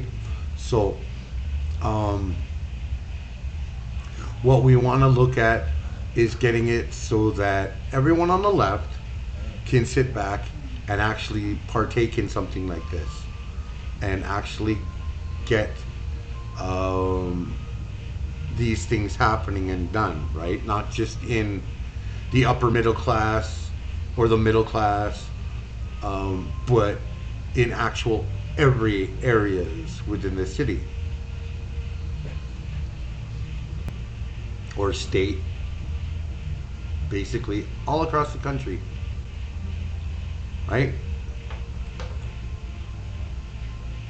And here's another one. Community fridge help fight food insecurity. You may walk by it and think someone is throwing away a refrigerator. Well, that's how it started. Someone left a fridge outside and families started filling it up. And the rest is history. On Knickerbocker Avenue and Jefferson Street in Bushwick, there is a refrigerator just outside a deli. It's painted blue, and in black letters in Spanish is written, "Everybody's Fridge." Francisco Ramirez says it's a practical solution to a big problem in his community: food insecurity. Sending the message as a community, unity and love. Ramirez says he's just one of dozens of volunteers who clean the fridge, give food, and take food every day. No one is really in charge here, he says, and that's the beauty of it. You don't have to be rich, you don't have to be that accessible. You can walk by and put a snack in the fridge. Yeah. Like Bahar Baharlu, who just dropped off a dozen eggs on her bike. She says it's a small gesture that gives new meaning to the saying, love thy neighbor. If you can give, just give. All you have to do is put something in there. It's not hard. They're called community fridges, and there are 11 that have popped up across the city. 6 in Brooklyn, 2 in the Bronx, and 3 in Manhattan. Sade Boyewa El was laid off in March and started this community fridge in Harlem on the corner of 116th Street and Manhattan Avenue. Make sure that there's always fresh produce, so fresh Wow. fruit. It's not that hard to do because you No, have... absolutely not. I mean, it's supposed to be self-sufficient. Oscar Law lives in the brownstone right next to the Harlem Community Fridge and says he put cereal in it last week and Monday took out some beans. And I see people every day come and put things in, food in the fridge, on top of the refrigerator. How does that make you feel when you see that? Makes me feel good. Food is delivered to the refrigerators by a network of over 50 people that include 2 nonprofit organizations called In Our Hearts and Community Solidarity. Back in Bushwick, feet away from the fridge, there are benches people can sit. There's also a free library and a table with donated clothes too. That's what the most simple things are the most profound. People are hungry and we need to feed them. Organizers say the next community fridge will be in Queens. If you'd like to donate food or find out where these refrigerators are, just go to our website at pix11.com. In Bushwick, Monica Morales, Pix 11 News.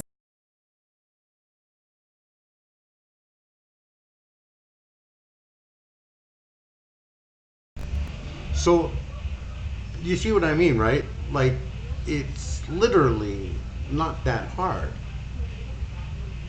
It can be quite very simple.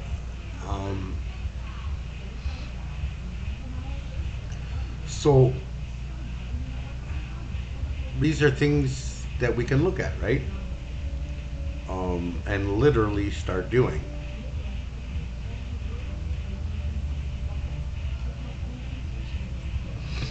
And then I would also suggest maybe having a person that would be able to like take phone calls to be able to help those who are unable to get to the community fridge to be able to participate in it as well, to delivery of what they might need or what they're looking for. You know, keeping a list of the inventory of stock, and so forth, right? Like,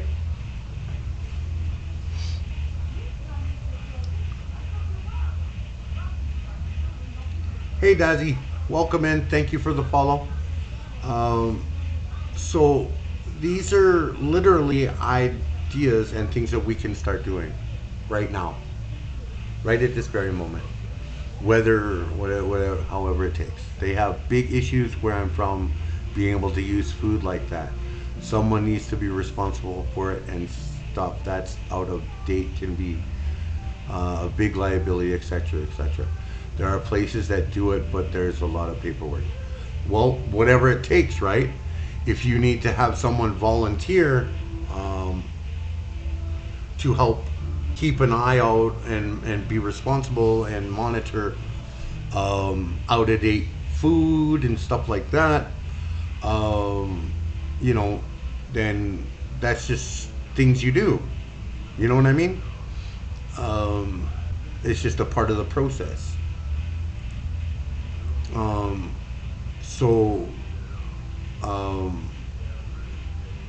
If it needs to be a lot of paperwork because the state has decided that you need to do a lot of paperwork for it, that's fine. You do it anyways. Do you know what I mean? Like, are you gonna let paperwork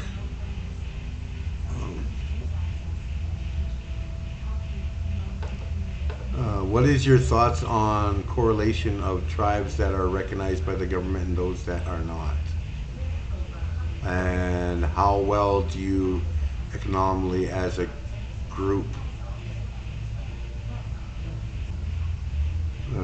meaning as in the government recognize a tribe, they get government help versus tribes that are not, who get no government help? And the correlation is that those not recognized by the government do much better economically. And there's a lot of red tape here too. We technically aren't supposed to feed houseless people, but I still give them whatever I want or what they need. Good going, right? Lame name here. First things first. Tribes that are recognized by the government and those that aren't.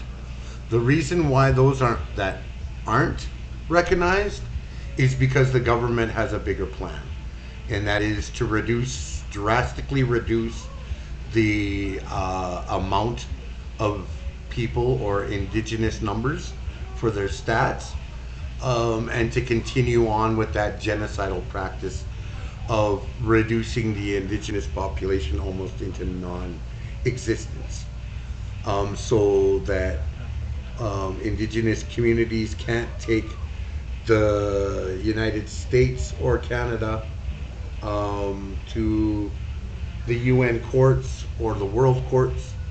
Learned about the Native Canadian thing recently myself. All the rules about descendancy and being in or out of various schemes and entitlements was a bit of a minefield. Yeah. So basically, it is the normal practice of either the United States or Canadian government to reduce drastically the amount of indigenous people in Canada and the United States. That has been its forefront since Welcome to My Community. Your account was created December 20th, 2020. So it's a new community, or it's a new account.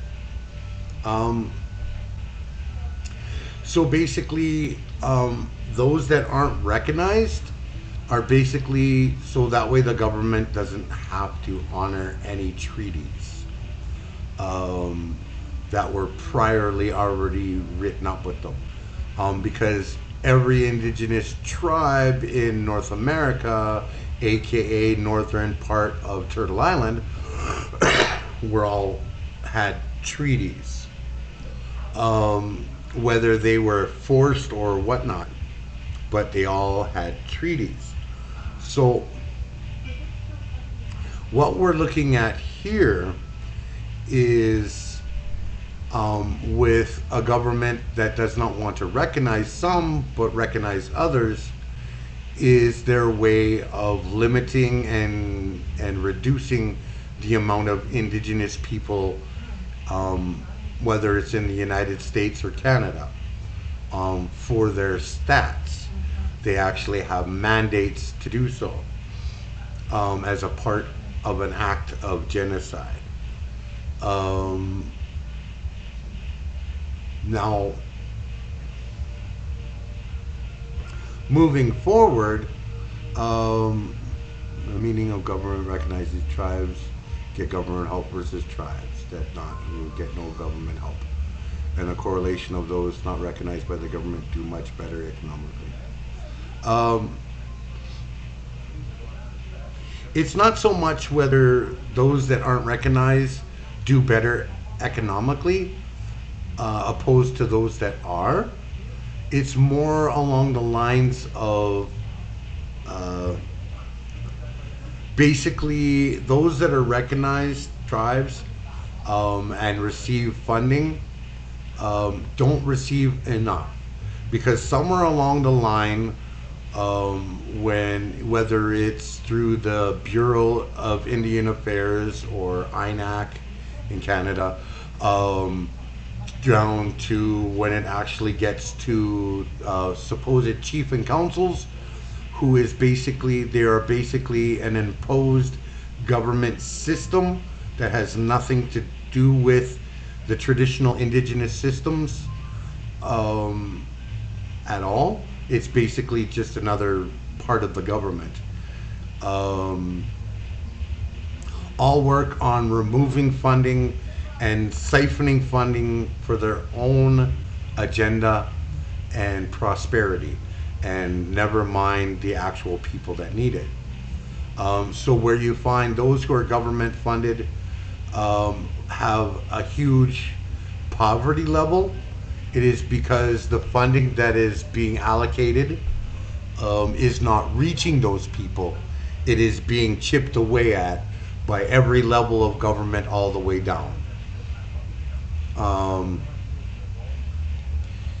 Whereas those who are not recognized by the government and receive no funding from the government have more honesty within their leadership, more push towards making sure that they look after their communities and do the best that they can to make sure that their community is not left in poverty. And I hope that makes sense for you.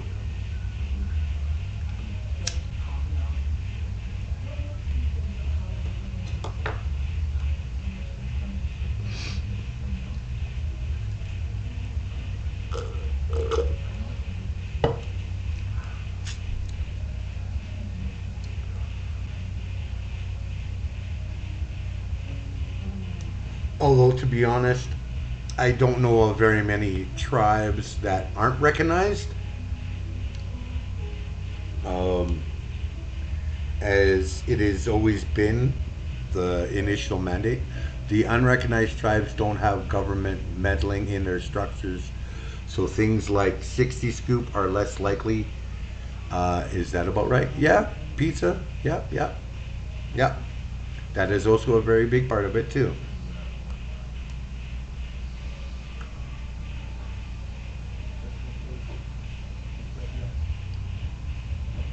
Whereas recognized tribes literally have child and family services, or CPS agencies. There's none near me, yeah. That literally go out of the way that to steal the children, to make a profit and a living off of the children. Like up here in Canada, where the poorest province receives $46,000 per child per year, that is in the foster care and child and family services. So yet if they took 23,000 and gave them each to each family, that for each child in that family on a reserve, would completely end poverty on the reserve.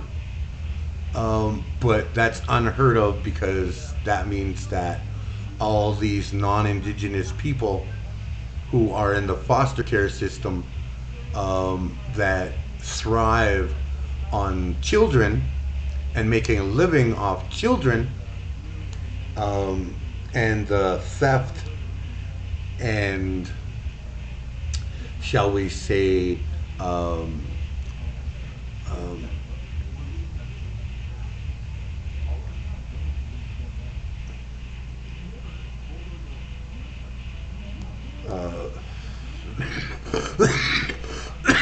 black market, government sanctioned black market rings, make money, tremendous amount of money off of that.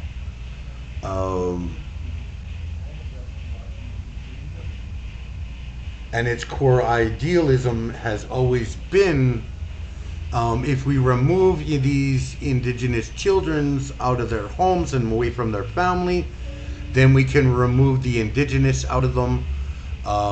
We can remove all their heritage, knowledge, wisdom, family culture, community culture. We can remove all of this and make them a part of white civilization, colonialism, and capitalism, and therefore end the race of indigenous people, or the nations of indigenous people. And this is a commonplace practice that still happens today.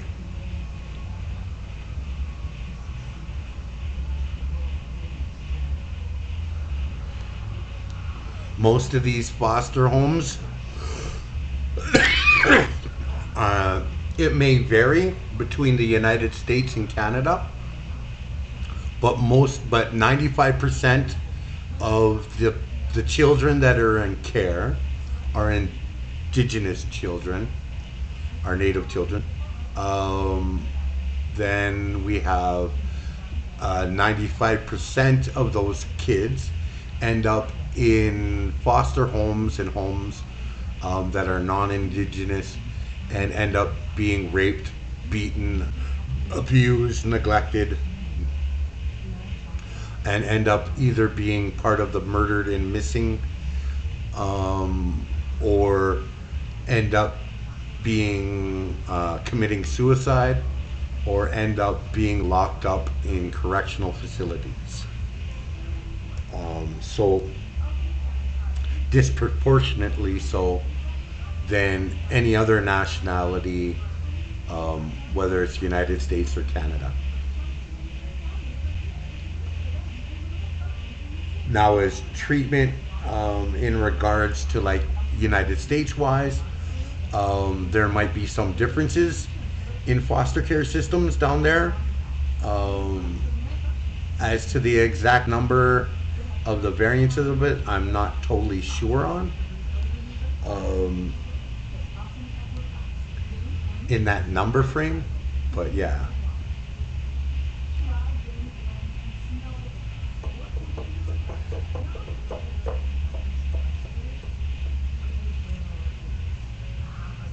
Which is also considered to be an act of genocide. According to the United Nations, on their list of the 5 acts of genocide, Canada has scored all 5. I think United States has scored 4 out of 5. So nonetheless, both United States and Canada have been found to commit genocide.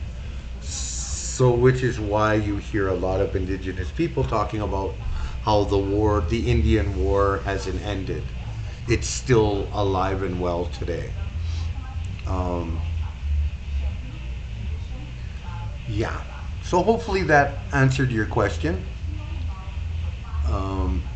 If not, feel free to ask more specifically, or and stuff. Just now through different means. Yeah, exactly. Just now through different means. Mr. Fancy Pants. Dudes in good moods. I just found this channel. I hope everyone has the best possible day.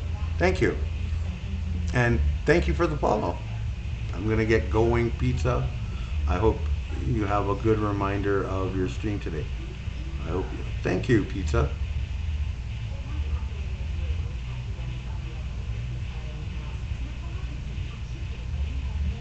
Welcome in, Mr. Fancy Pants.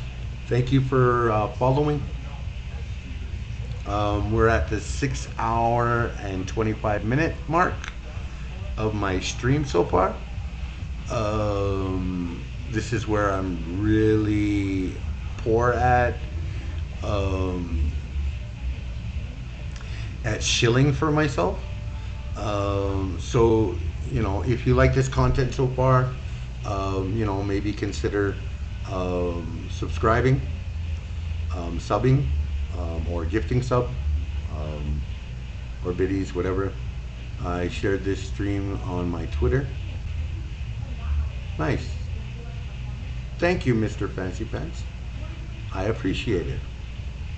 Yeah, Mr. Fancy Pants, this stream here talks about all things indigenous, as well as includes people of color, whether that's black, Asian, whatever, all nationalities, including white.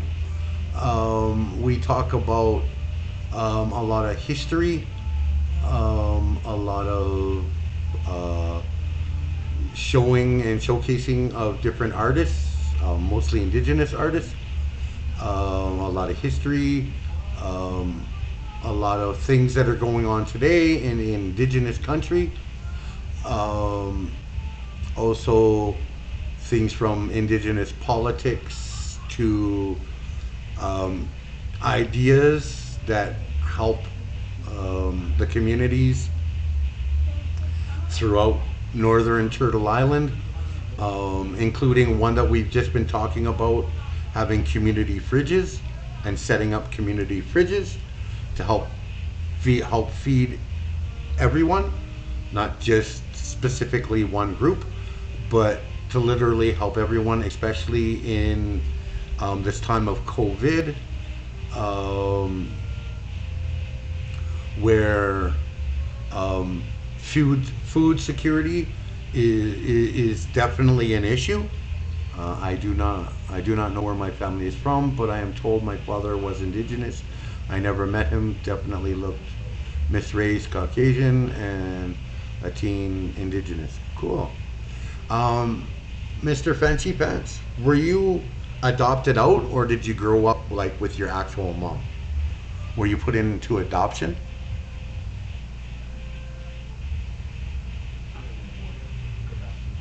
And there's a whole entire reasoning why I ask. I grew up with my racist white family. Okay.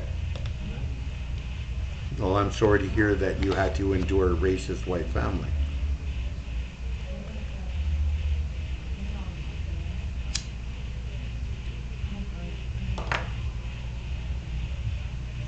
They don't like me. We're no longer in touch. I feel ya. I feel ya. Well, you've come to the right place, my friend.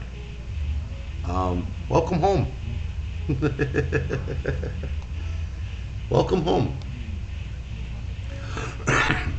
This community is not so much keen on racism whatsoever. So welcome home.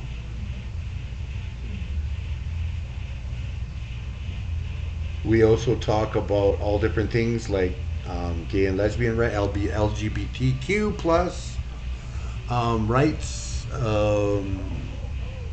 even straight, whatever, women's, all this different stuff. So basically, Thanks, friend. I am LH&R anti-colonialist, anti-imperialist. Cool. Well, I can't even pronounce that word. Egalitarian. Okay. Well, welcome in. Welcome to what we call the left, or what my stream calls the radical indigenous left community. Although I'm pretty sure a large portion of my community at the moment isn't indigenous people, and it's mixed of all different kinds of people, from all different kinds of races. So yeah, I'm gonna treat everyone the way you want to be treated. Okay, that sounds cool. That's cool. Well, welcome to the left. Welcome to the community. You will find, hopefully maybe this will open up a doorway for you to a big community that will welcome you in, hopefully, as a part of the family, as a part of the community.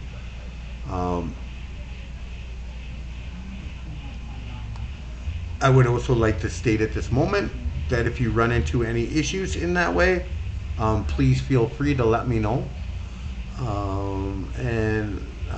I'm sure we can figure it out. James Baldwin is the Dawn. My mother married a racist white cop when I was 10, so that was the experience. Yeah, I feel ya.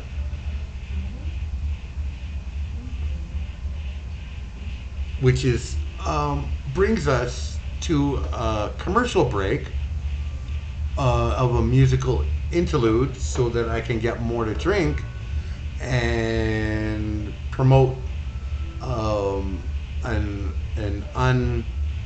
unsigned artist and group on the stream.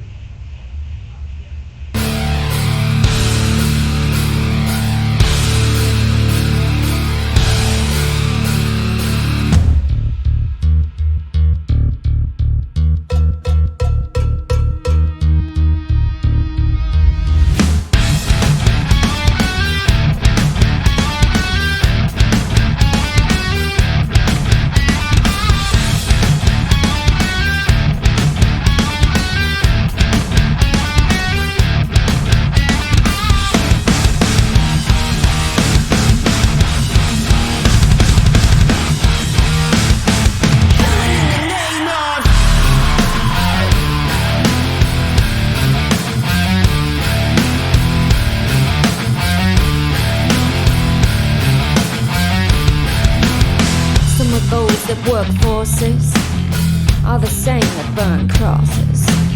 Some of those that work forces are the same that burn crosses. Some of those that work forces are the same that burn crosses. Some of those that work forces are the same that burn crosses. Killing in the name of, killing in the name of. And now you do what they told ya. And now you do what they told ya. And now you do what they told ya. And now you do what they told ya. And now you do what they told ya. And now you do what they told ya. And now you do what they told ya. And now you do what they told ya. And now you do what they told ya. And now you do what they told ya. And now you do what they told ya. And now you do what they told ya. Those who died are justified for wearing the badge. They're the chosen ones. You're justified. Those who died for wearing the badge. They're the chosen ones. Those who died are justified for wearing the badge. They're the chosen ones. You're justified. Those who died for wearing the badge. They're the chosen ones. Some of those that work forces are the same that burn crosses. Some of those that work forces are the same that burn crosses. Some of those that work forces are the same that burn crosses. Some of those that work forces on the day that burn crosses. Killing in the name of, killing in the name of. And now you do what they told ya. And now you do what they told ya. And now you do what they told ya. And now you do what they told ya. And now you do what they told ya. And now you do what they told ya. And now you do what they told ya. And now you do what they told ya. And now you do what they told ya. And now you do what they told ya. And now you do what they told ya. And now you do what they told ya. Those who died are justified for wearing the badge. They're the chosen ones. You're justified. Those who died for wearing the badge. They're the chosen ones. Those who died are justified for wearing the badge. They're the chosen ones. You're justified.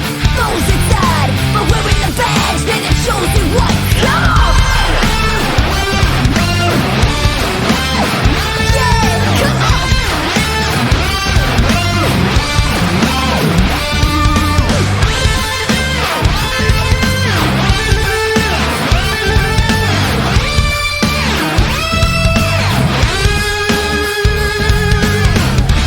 You won't do what you tell me. Fuck you, I won't do what you tell me. Fuck you, I won't do what you tell me. Fuck you, I won't do what you tell me. Fuck you, I won't do what you tell me. Fuck you, I won't do what you tell me. Fuck you, I won't do what you tell me. Fuck you, I won't do what you tell me. Fuck you, I won't do what you tell me. Fuck you, I won't do what you tell me. Fuck you, I won't do what you tell me. Fuck you, I won't do what you tell me. Fuck you, I won't do what you tell me. Fuck you, I won't do what you tell me. Fuck you, I won't do what you tell me. Fuck you, I won't do what you tell me.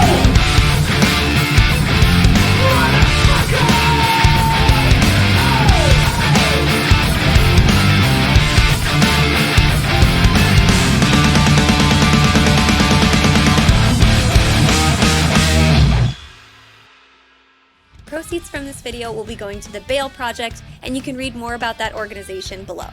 We thought that it would be a cool idea to create a challenge here in the music community to get more eyes on Black Lives Matter. So, we're going to nominate 3 artists to cover the song and hope that they do the same. We nominate our friends Violet Orlandi, First to 11, Lauren and Crazy88, and anyone else that wants to help spread the message. We'll leave the link to our instrumental in the description below for anybody that wants to use it. Please just make sure you credit us somewhere in your video or description. Let's get this song circulating by labeling your video Killing in the Name Challenge. Make the message heard to help end police brutality and systemic racism.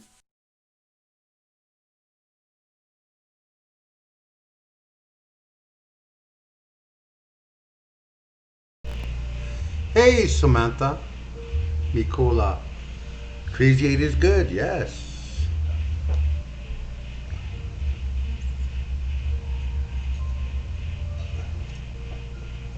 Have you been lurking this whole time, Samantha? Nicola?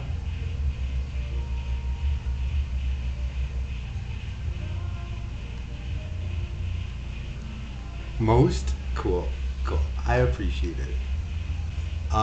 Actually, while we're at it, where are we at?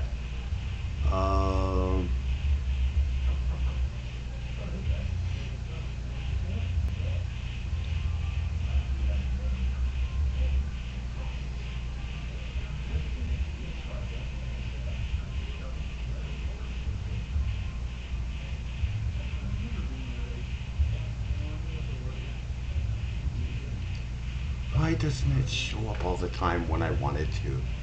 God damn fucking YouTube. So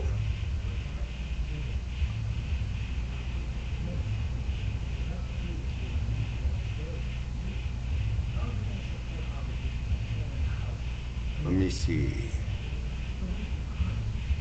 It's got to show up really soon.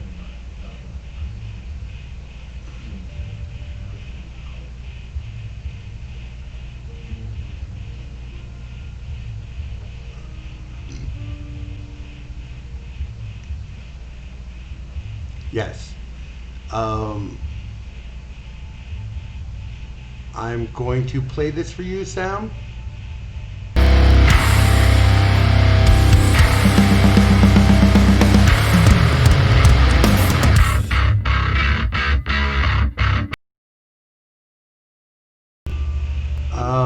Mr. Fancy Pants, thank you for popping by. I'm not too sure how much longer I will be streaming for, but I definitely will be streaming on as much of a regular basis as I can. Also, I am doing Christmas Eve and Christmas Day streaming for those of us who don't have any family and relatives and stuff.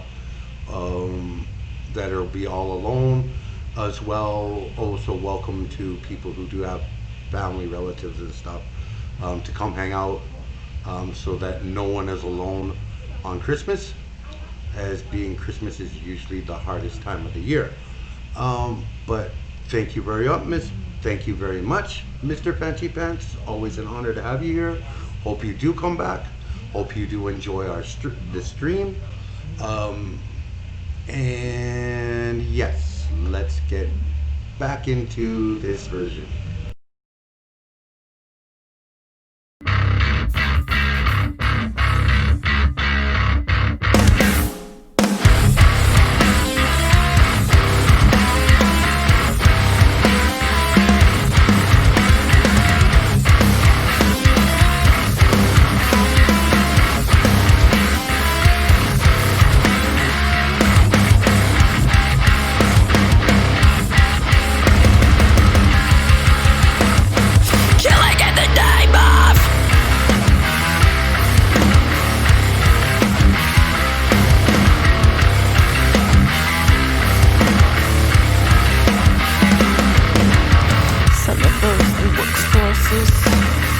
The same that burn crosses. Some of those that work forces are the same that burn crosses. Some of those that burn forces are the same that burn crosses. Some of those that work forces are the same that burn crosses. Fuck! Killing in the name of, killing in the name of. Now you do what they told ya. Now you do what they told ya. Now you do what they told ya. Now you do what they told ya. Now you do what they told ya. And now you do what they told ya. And now you do what they told ya. And now you do what they told ya. Those who died are justified for wearing the badge. They're the chosen whites. You justify those that died by wearing the badge. They're the chosen whites. Those who died are justified for wearing the badge. They're the chosen whites. Justify those that died for wearing the badge. They're the chosen whites. Some of those that work forces are the same that burn crosses. Some of those that work forces are the same that burn crosses. Some of those that work forces are the same that burn crosses. Some of those that work forces are the same that burn crosses. Fuck! Killing in the name of, killing in the name of. And now you do what they told ya. And now you do what they told ya. And now you do what they told ya. And now you do what they told ya. And now you do what they told ya. And now you do what they told ya. And now you do what they told ya. And now you do what they told ya. And now you do what they told ya. And now you do what they told ya. And now you do what they told ya. And now you do what they told ya. Those who died are justified for wearing the badge. They're the chosen whites. Justify those that died for wearing the badge. They're the chosen whites. Those who died are justified for wearing the badge. They're the chosen whites. Justify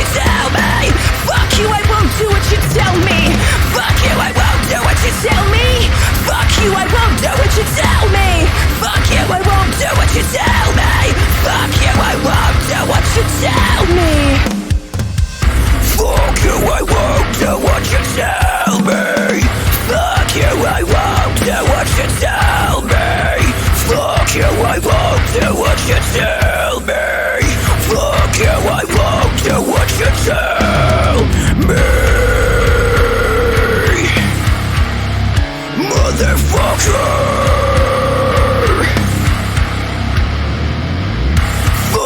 you, I won't do what you tell me. Fuck you, I won't do what you tell me.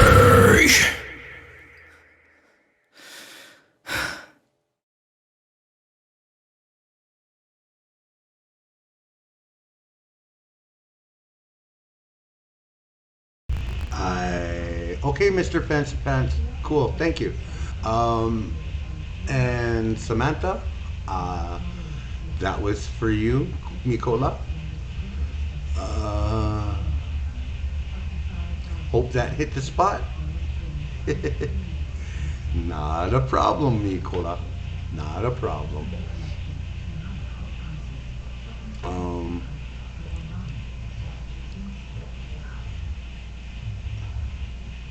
So basically, getting back on topic,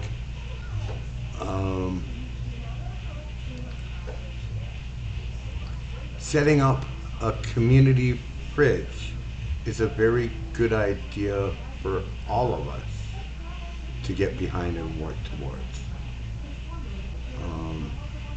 Very much so, a very good idea. And I would put this as a challenge to everyone on the left and everyone in my stream today,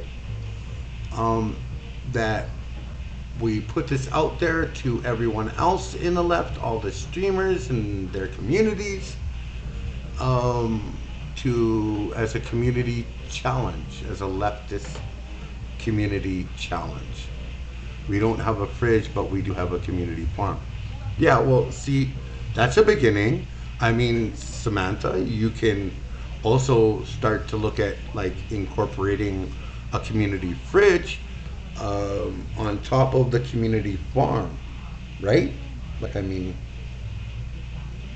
it's an idea as a growing part of committing or continuing the idea of having a community farm, right? As a part of.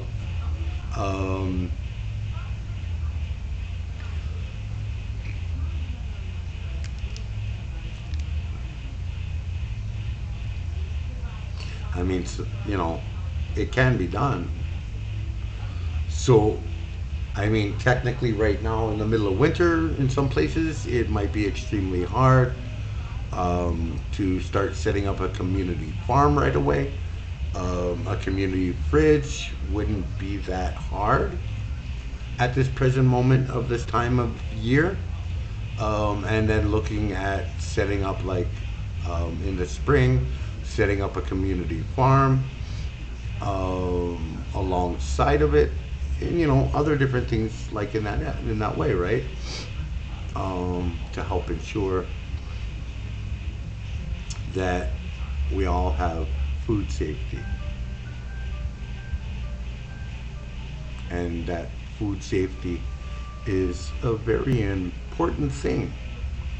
You have been streaming for a while. You okay? Yeah, I'm okay, Hildy. I'm okay for now. I got some bit of time still left in me. Although I may look at when I do decide to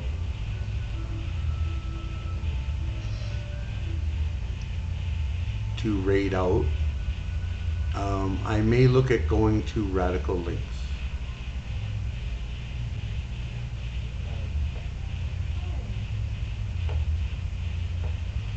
Sanche, thank you for the follow. Welcome in. Welcome to the community.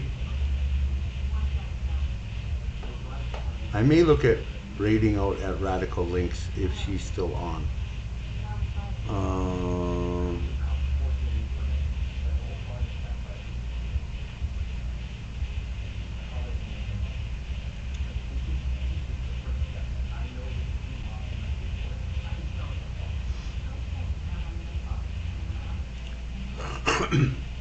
But that's when that time comes. Until then, we are still working on the idea and process of different ideas that we on the left can achieve and do and build on within the next few days, weeks, month, and achieving. So community fridge is a very good idea. The community farm or community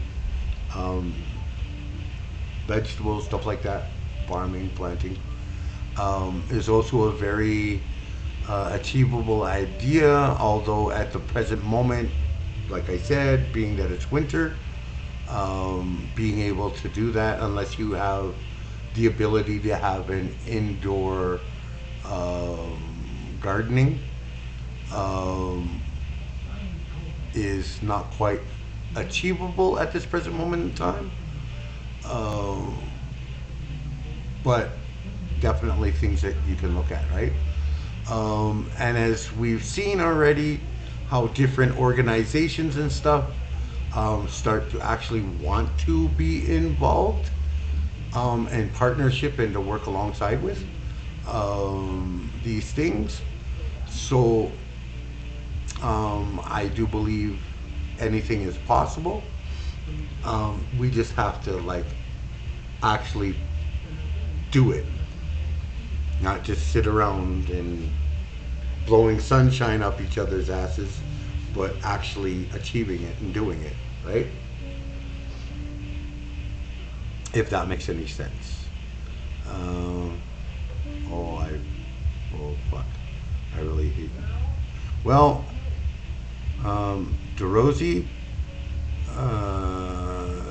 for those words, you are automatically banned.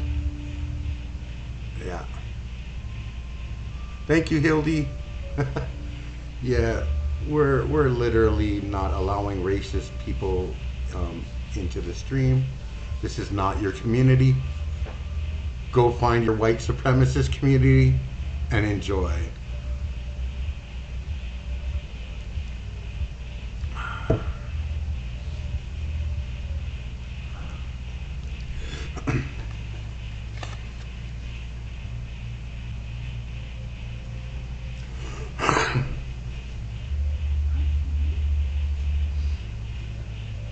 And then you can do even a community pantry on top of it, where canned and dried foods and stuff like that can also be a part of it, different things like that.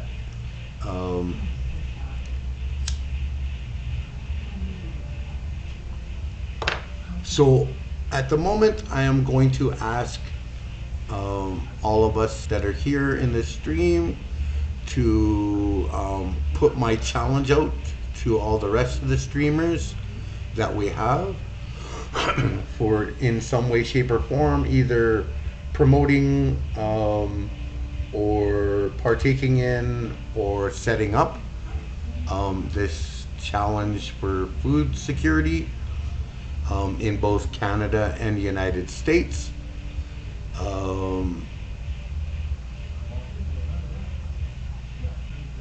And the continuation of it so that it becomes basically normalcy in our society today. That we don't have to literally start huge wars over or get into huge battles over. That can be done and show everyone that we're just not just talking about ideas, but we're actually about these ideas that we're talking about.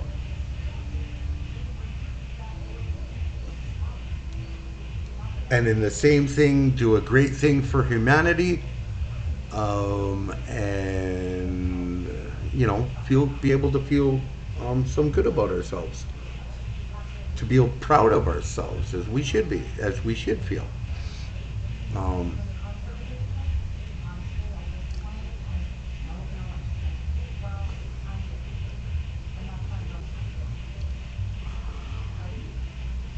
So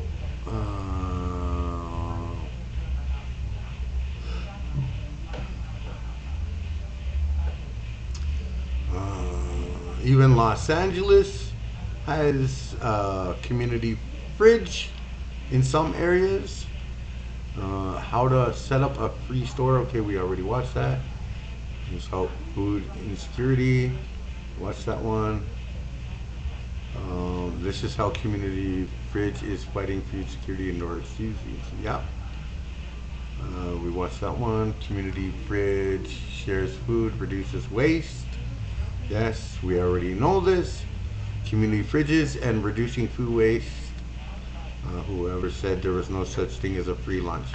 This week we launched the community fridge network. Oh, okay, cool. That's another one. Helping those in need.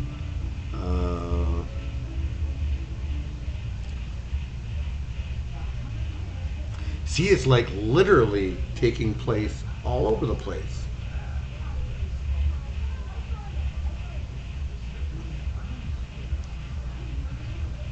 Literally throughout the world. So, hello. Look, even vegan community fridges. Ooh, look, all my vegan people here. Vegan community fridges. Vegan community fridges. We'll get your water, and then the what are they called? Bolillos? Oh, bolis. Bolis, they're in one of the bags. Okay. Yeah. I can have them carry things. Okay, cool. So I'll go ahead.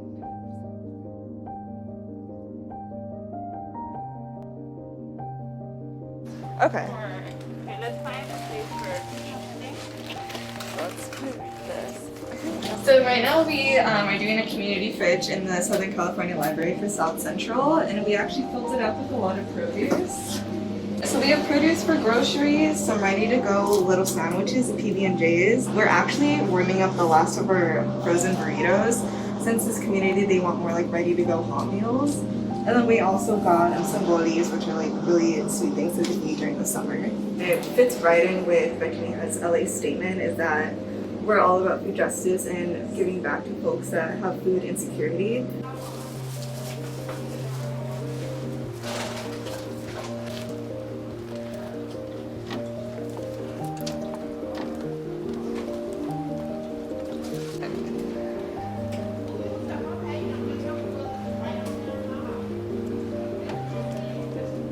Due to food access and just food deserts in the communities, we don't really see Koreans being as accessible as possible. So we want to make sure that those are the priority. So they don't really have to pay for the experience of being vegan, which is very, like in LA, it's very, it's a high cost at times. Food justice work is definitely important to me because I know the importance of health and nutrition. I also personally identify as food insecure myself. I'm always like making sure I'm involved, like whether it's in the garden or in the community, because we know that oftentimes like our government, like sometimes the funding, it doesn't trickle down into the community. We don't see like people actively engage with the community in terms of food and like what they want, how they want it, when they want it.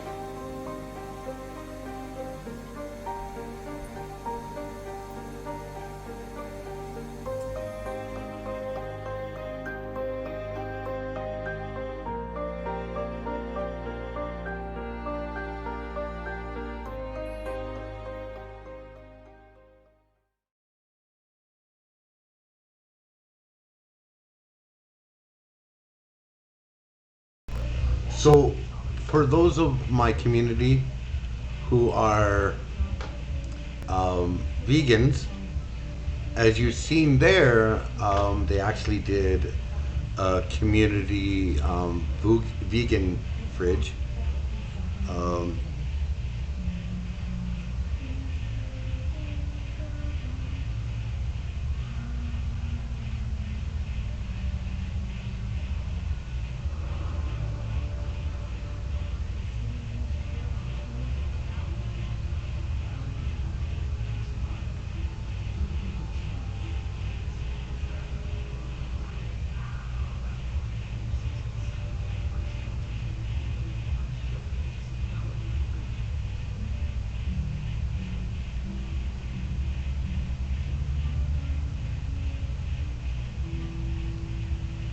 So Bubbles, Hildy, and others who are in the vegan community, you can see that that's also achievable.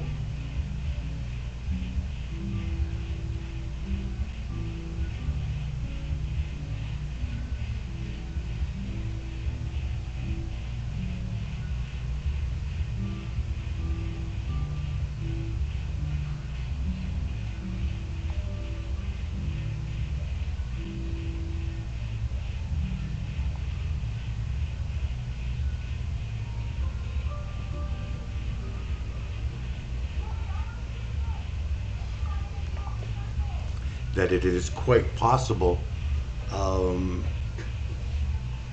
quite possibly could like intermix between a community vegan fridge as well as just a normal community fridge, to cater to both sides of the coin.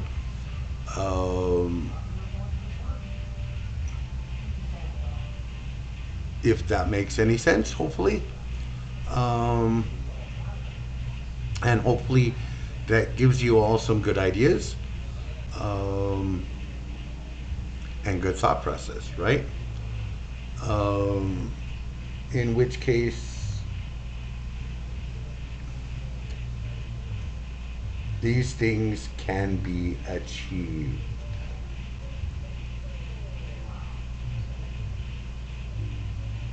That it is possible for us in today's society and world to literally achieve these things. It is possible.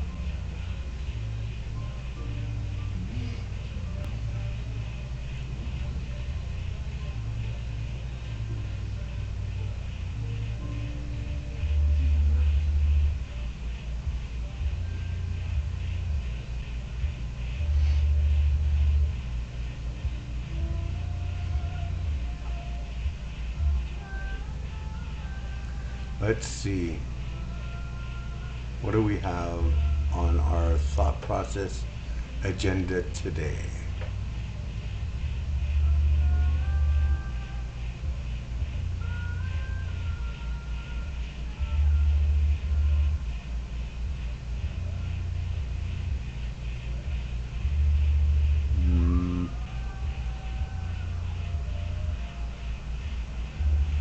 Yes, this was something that I wanted to show everyone.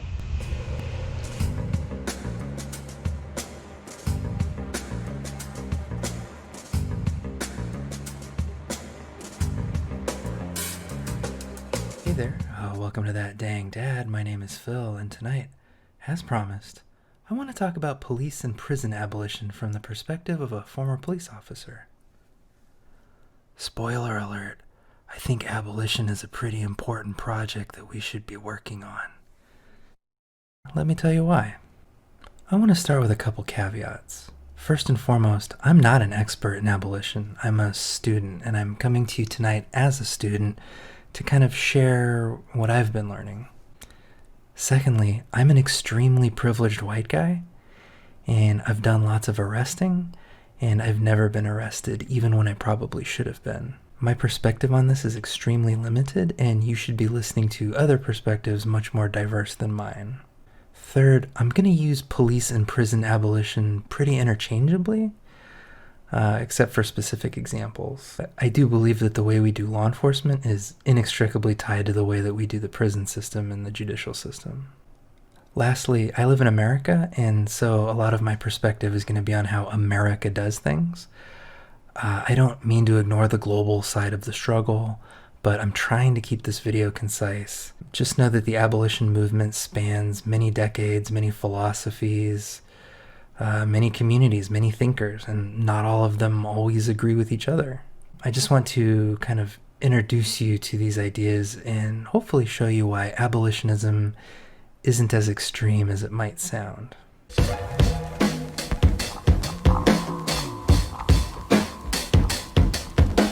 Alright, so let's get into it.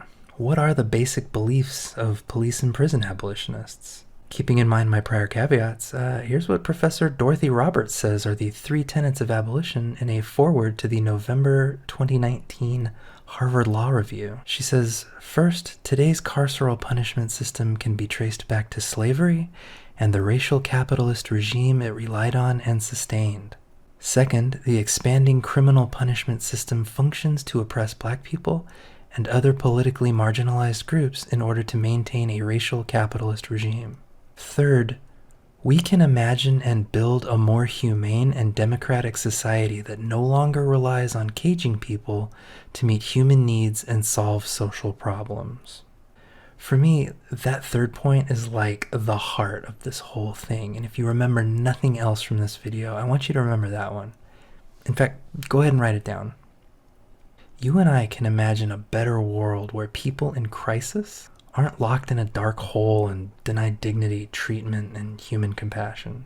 For another angle, here's Angela Y. Davis in her book, Are Prisons Obsolete? She says, the prison functions ideologically as an abstract site into which undesirables are deposited, relieving us of the responsibility of thinking about the real issues afflicting those communities from which prisoners are drawn in such disproportionate numbers. An attempt to create a new conceptual terrain for imagining alternatives to imprisonment involves the ideological work of questioning why criminals have been constituted as a class, and indeed, a class of human beings undeserving of the civil and human rights accorded to others. And lest you think that abolitionists believe that everyone should just get away with crimes and no one will ever see justice, Davis goes on to state, there's a growing body of literature on reshaping systems of justice around strategies of reparation rather than retribution, as well as a growing body of experiential evidence of the advantages of these approaches to justice and of the democratic possibilities they promise. Lastly, I want to include this quote from critical resistance activist Mohammed Sheikh about police abolition. Watch how snugly it fits in with what we've already discussed. From its origins being closely linked to patrols capturing black people escaping slavery, to the crushing of labor struggles, the role of modern policing has been to uphold and enforce social control, white supremacy, and the interests of those in power. And whenever communities organize to resist their oppression and demand power, policing, as well as imprisonment and surveillance, are used to repress movements and efforts for self-determination.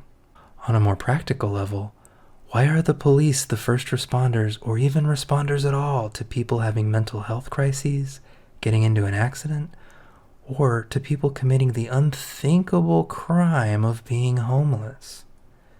The state and those invested in social control have prioritized policing at the expense of funding and political will for resources that might actually respond to and address situations productively. At the risk of oversimplifying the topic, I think that these quotes provide a nice foyer, a nice lobby for getting in on the ground floor of what abolitionism is all about.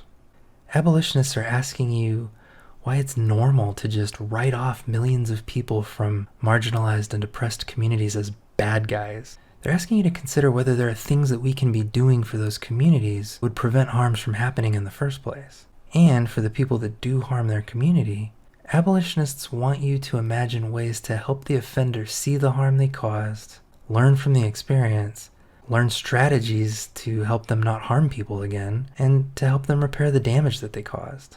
Deep down, we all know that retributive justice does not drive rehabilitation, does not drive reintegration, mental health, or community repair.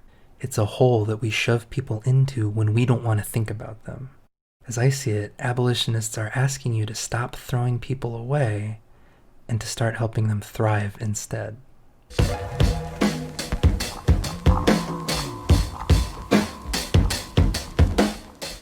Anytime abolition is discussed, a very intelligent, very handsome man named Sir Chadwin Labraine will enter into the room, they'll lower their sunglasses, and they'll say, "But what about the murderers?" Unfortunately, since 1974, no abolitionist scholars or activists have ever thought of this. This man has been a thorn in our side for decades, And until he stopped, I'm afraid this movement is dead in its tracks. They ask you how you are, you just have to say that you're fine when you're not really fine, but you just can't get into it because they would never understand. In all seriousness, it's not a stupid question. Let's hear from Angela Davis again. She says, the first step would be to let go of the desire to discover one single alternative system of punishment that would occupy the same footprint as the prison system. An abolitionist approach that seeks to answer questions such as these would require us to imagine a constellation of alternative strategies and institutions, with the ultimate aim of removing the prison from the social and ideological landscapes of our society. In other words, we would not be looking for prison-like substitutes for the prison, such as house arrest safeguarded by electronic surveillance bracelets. Rather, positing decarceration as our overarching strategy, we would try to envision a continuum of alternatives to imprisonment: the demilitarization of schools, revitalization of education at all levels, a health system that provides free physical and mental care to all, and a justice system based on reparation and reconciliation rather than retribution and vengeance. What this means is that abolitionists are not typically saying, all right, on Tuesday, we're going to open up all the prisons, we're going to turn everybody loose, and we're just going to let nature take its course. Here's a quote from the Critical Resistance Abolitionist Toolkit FAQ. As a set of political beliefs, prison industrial complex abolition is based in a feeling of what is possible. So instead of thinking about what we want to destroy, it may be more helpful to think about what we must build to abolish the prison industrial complex. We need to be able to create an environment for ourselves that provides the basic necessities we need to live, such as safe and steady housing, sufficient food, access to medical care. This train of thought is also part of police abolition specifically. When we talk about defunding the police, we're not saying to take that budget money away and just blow it on a new stadium. We're saying to take that money and more money and reinvest it in the community in ways that address the root of crime. I don't think it's controversial to say that people who have all their needs met are much less likely to kill, to steal, and to harm their community. Look, I was a cop for 8 years, and that time, yeah, I arrested murderers, I arrested rapists, child molesters, drug dealers. Those cases made up like 5% of my career. The rest of it was spent on traffic accidents and family arguments and loud parties and medical and mental health crises, property damage reports, drunk people being annoying, just generally patrolling around and getting in people's business. My community was not made safer, and you were not made safer because me and my gun showed up to insert ourselves into a domestic argument or to deal with someone who's off their meds. Did you know that half of all people killed by police have a disability? Does that make you feel good about the system?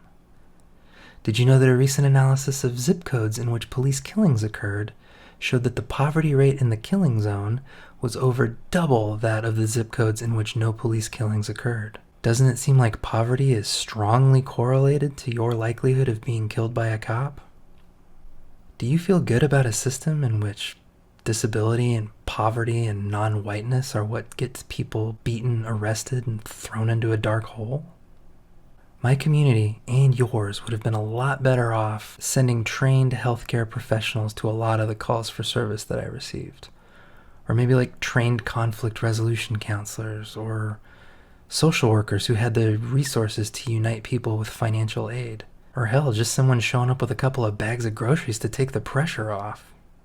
Now, might there need to be some kind of critical response team for rare incidents where the only solution is some kind of use of force? Maybe. But the point is that today, police are hammers. Everything on duty looks like nails. And that leads to a lot of people getting screwed. So maybe an answer to Sir Chadwick's question goes something like this.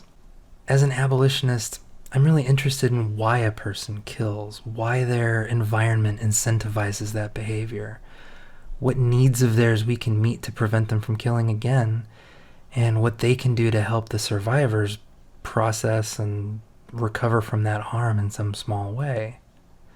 Being forgotten in a hellhole doesn't help this person address their impulses, nor does it provide meaningful reparations for the victims, nor does it address the systemic and environmental factors that will lead to other people killing. no one is served by this arrangement except for the corporations profiting off prisons because of cheap labor and expensive services. Suck it, Chadwin.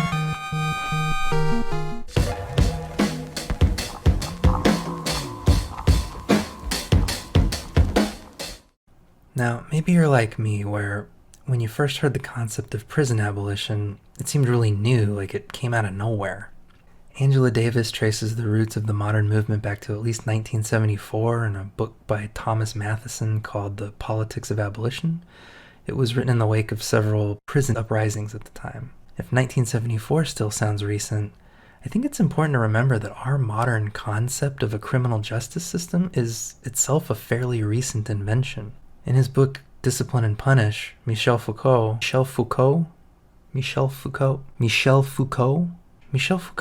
in his book Discipline and Punish, Michel Foucault studies the evolution of criminal punishment during and after the 1700s, and he says the following.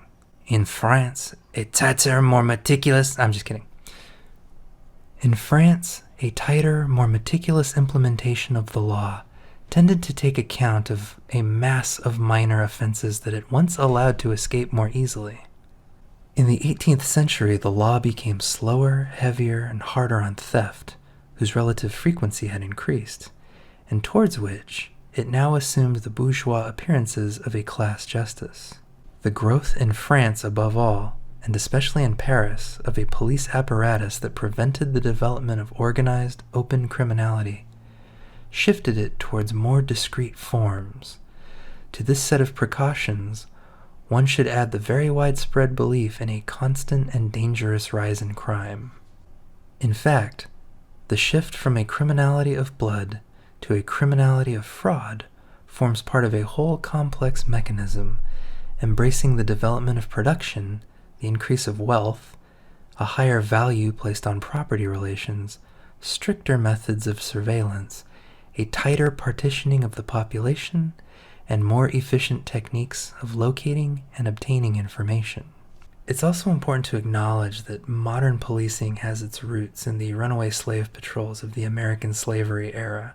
Groups of rowdy white boys who hunted escaped slaves and weren't known for their accuracy. For example, Jonathan Daniel Wells writes about Captain Isaiah Rinders, who was part of an early version of the NYPD. Rinders and his cronies made a fortune kidnapping runaway slaves, as well as any random black person that could be plausibly sold back to a plantation, regardless of whether they were actually a runaway slave or not. Though the Civil War caused runaway slave patrols to wane briefly, they came roaring back in the Reconstruction era, and they were often affiliated with local law enforcement, like our friend Rinders and the nascent NYPD. Thus, the modern police and prison abolition movement has deep roots in the slavery abolition movement. I don't usually appeal to being on the right side of history, but I don't think it's inappropriate to point out that people were saying the same thing about slavery abolitionists that they're saying about prison abolitionists today.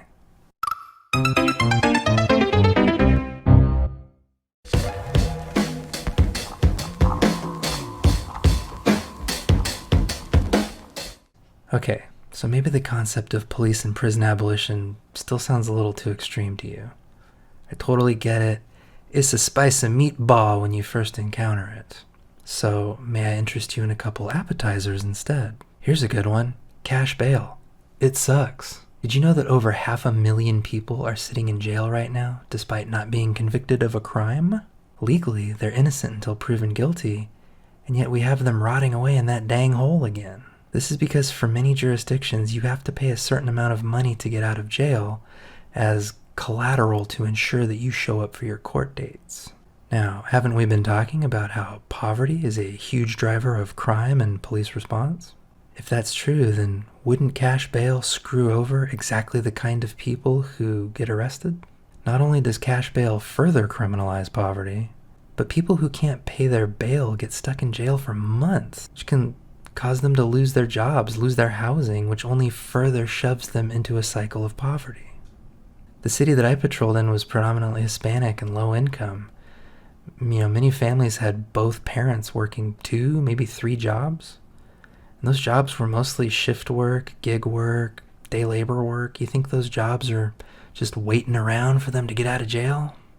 You should know that jurisdictions like Washington, D.C. and New Jersey have both pioneered pretrial detention reforms, essentially eliminating cash bail and offering services to help people get to court, like mailed reminders and travel vouchers. Amazingly, helping people instead of hurting them had really great results. The vast majority of people released pre-trial showed up for their court dates. This one's a no-brainer.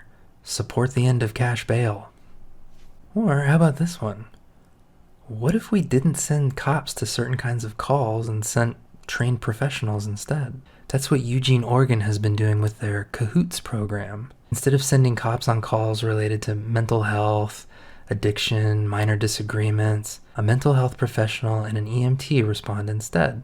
2019, Cahoots responded to 24,000 calls for service, and they only needed police backup 150 times. You know, in the Cahoots model, it's not full police abolition because the Eugene PD still exists. But to go back to our original tenets of abolitionism, it helps us imagine and build a more humane and democratic society that no longer relies on caging people to meet human needs and solve social problems. What services could we offer our communities if we reduced bloated police budgets, redirected those funds towards meeting basic needs and making people feel like they belong in their community? Here's another good one. How about automatically expunging criminal records after an appropriate amount of time, like they're doing in Michigan right now? Maybe even taking it further. If poverty is a huge predictor of crime, why not make it easier for people released from prison to find gainful employment? If you truly wanted less crime, keeping people paid and working within their community is a great way to reduce the chances of recidivism. Hey, why aren't released felons allowed to vote? They're citizens. They have a vested interest in the direction of their community. Why don't they get a say? How can you ask someone to reintegrate into a community and then tell them that their opinions on that community don't count? Seems like a bad plan. Psst. Why aren't incarcerated people allowed to vote? They live here too. Are they a part of this country or aren't they? How can you ask them to play by society's rules and then deny them a voice?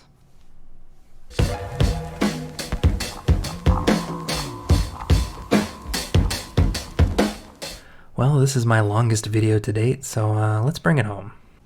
You watching this right now, do you want to sleep soundly in your bed at night, confident that no one will break in or steal your car? Do you want to walk through a parking lot at night and not worry that some scoundrel is going to attack you in the shadow of some huge SUV? Do you want to send your kids to school and feel confident about their safety when they're out and about in the world? Of course you do. Me too. You and I want to feel safe, secure, cared for, and confident. So as a former police officer who worked a very rough beat for 8 years, I need you to hear me out. Our current system is not working. It is not making you or your family safer. The United States has the largest prison population in the world, 2.3 million people. Nobody loves shoving people in cages more than us. Are these people learning coping strategies? Are they making meaningful reparations to their communities for the harm that they've caused? Are their physical, mental, and emotional needs being met to help them reintegrate into their communities? Are you excited to live near and work with formerly incarcerated people because you believe that they've been rehabilitated by their time in prison? This system is not making any of us any safer, and you know it. It's just hiding people away so that we don't have to see them anymore. When I was a cop, we used to call prison criminal college. I'll let you guess why we called it that. Retributive justice does not secure your wallet, your car, or your kids. It just gives you the tiniest squirt of dopamine after those things have been taken from you. You don't have to go whole hog into abolitionism today. It's a big paradigm shift, and you're not a bad person for having questions and concerns and hesitations. That's valid. All I want you to do today, just for a little bit, is imagine a more humane and democratic society that no longer relies on caging people to meet human needs and solve social problems. Anyway, thank you for joining me. I don't normally talk this long in my videos, so thank you for indulging me. If any of you feel comfortable sharing your bad experiences with cops in prisons and how they weren't helpful to you when you needed help, please tell us in the comments. Check out the references in the video description to learn more. Please like and subscribe, and definitely share this video with people that you think would find it interesting. Your support for these last few weeks has been amazing. I'm blown away. I really appreciate you, and I hope to catch you next time. Good night.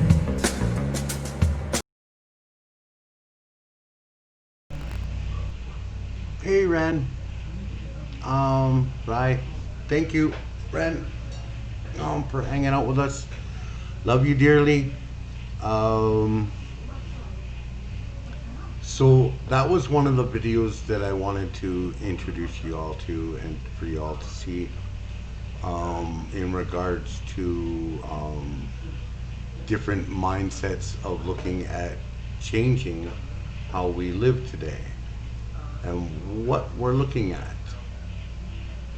as a plausible thing to do. So at this time, I, at the behest and remembrance of, from dear sweet Hildy, and I've been 7 hours and 27 minutes in, almost 7.5 hours into this stream today. I am going to raid our dear sweet friend and also a mod of this channel, Radical Links. She's another Canadian leftist. So thank you, Styrix, thank you. Hope you all will stick around for the raid so that we can, you know, have a decent amount of numbers while raiding. Which helps. And also please feel free to follow Radical Links.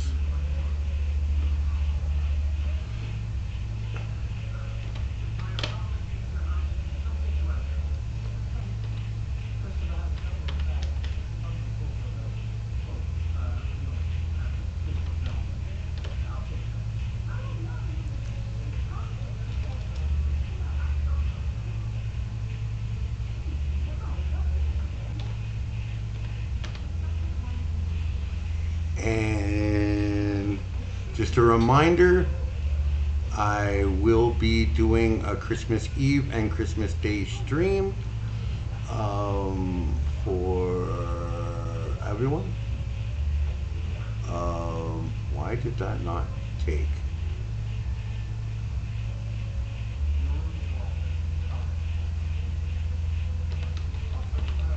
So please feel free to come in and join on Christmas Eve and Christmas Day, hang out.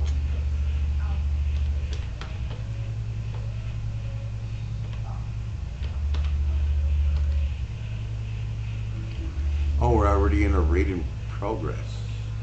Why is it not showing up?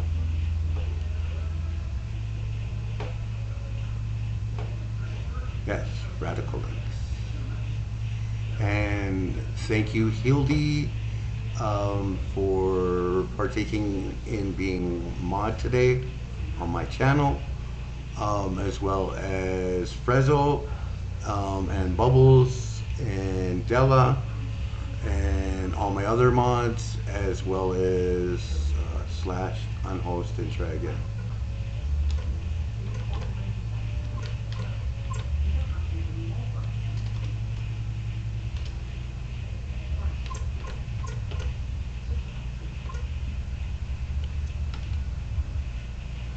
No host, what you mean? Okay, let's try this again. Damn.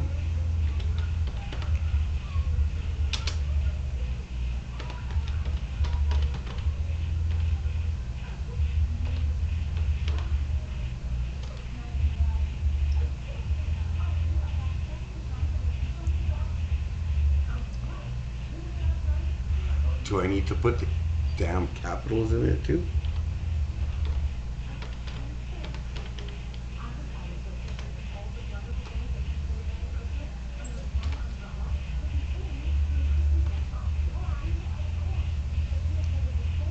Okay. Probably.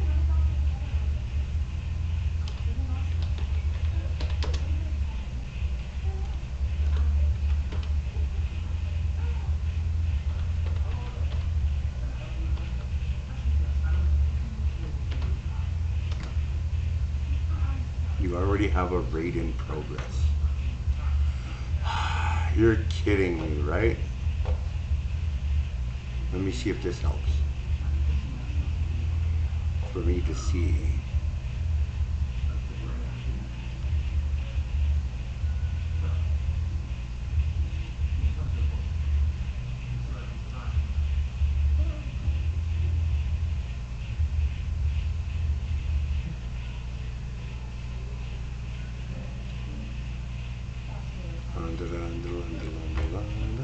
Yes, it is working. Okay, good.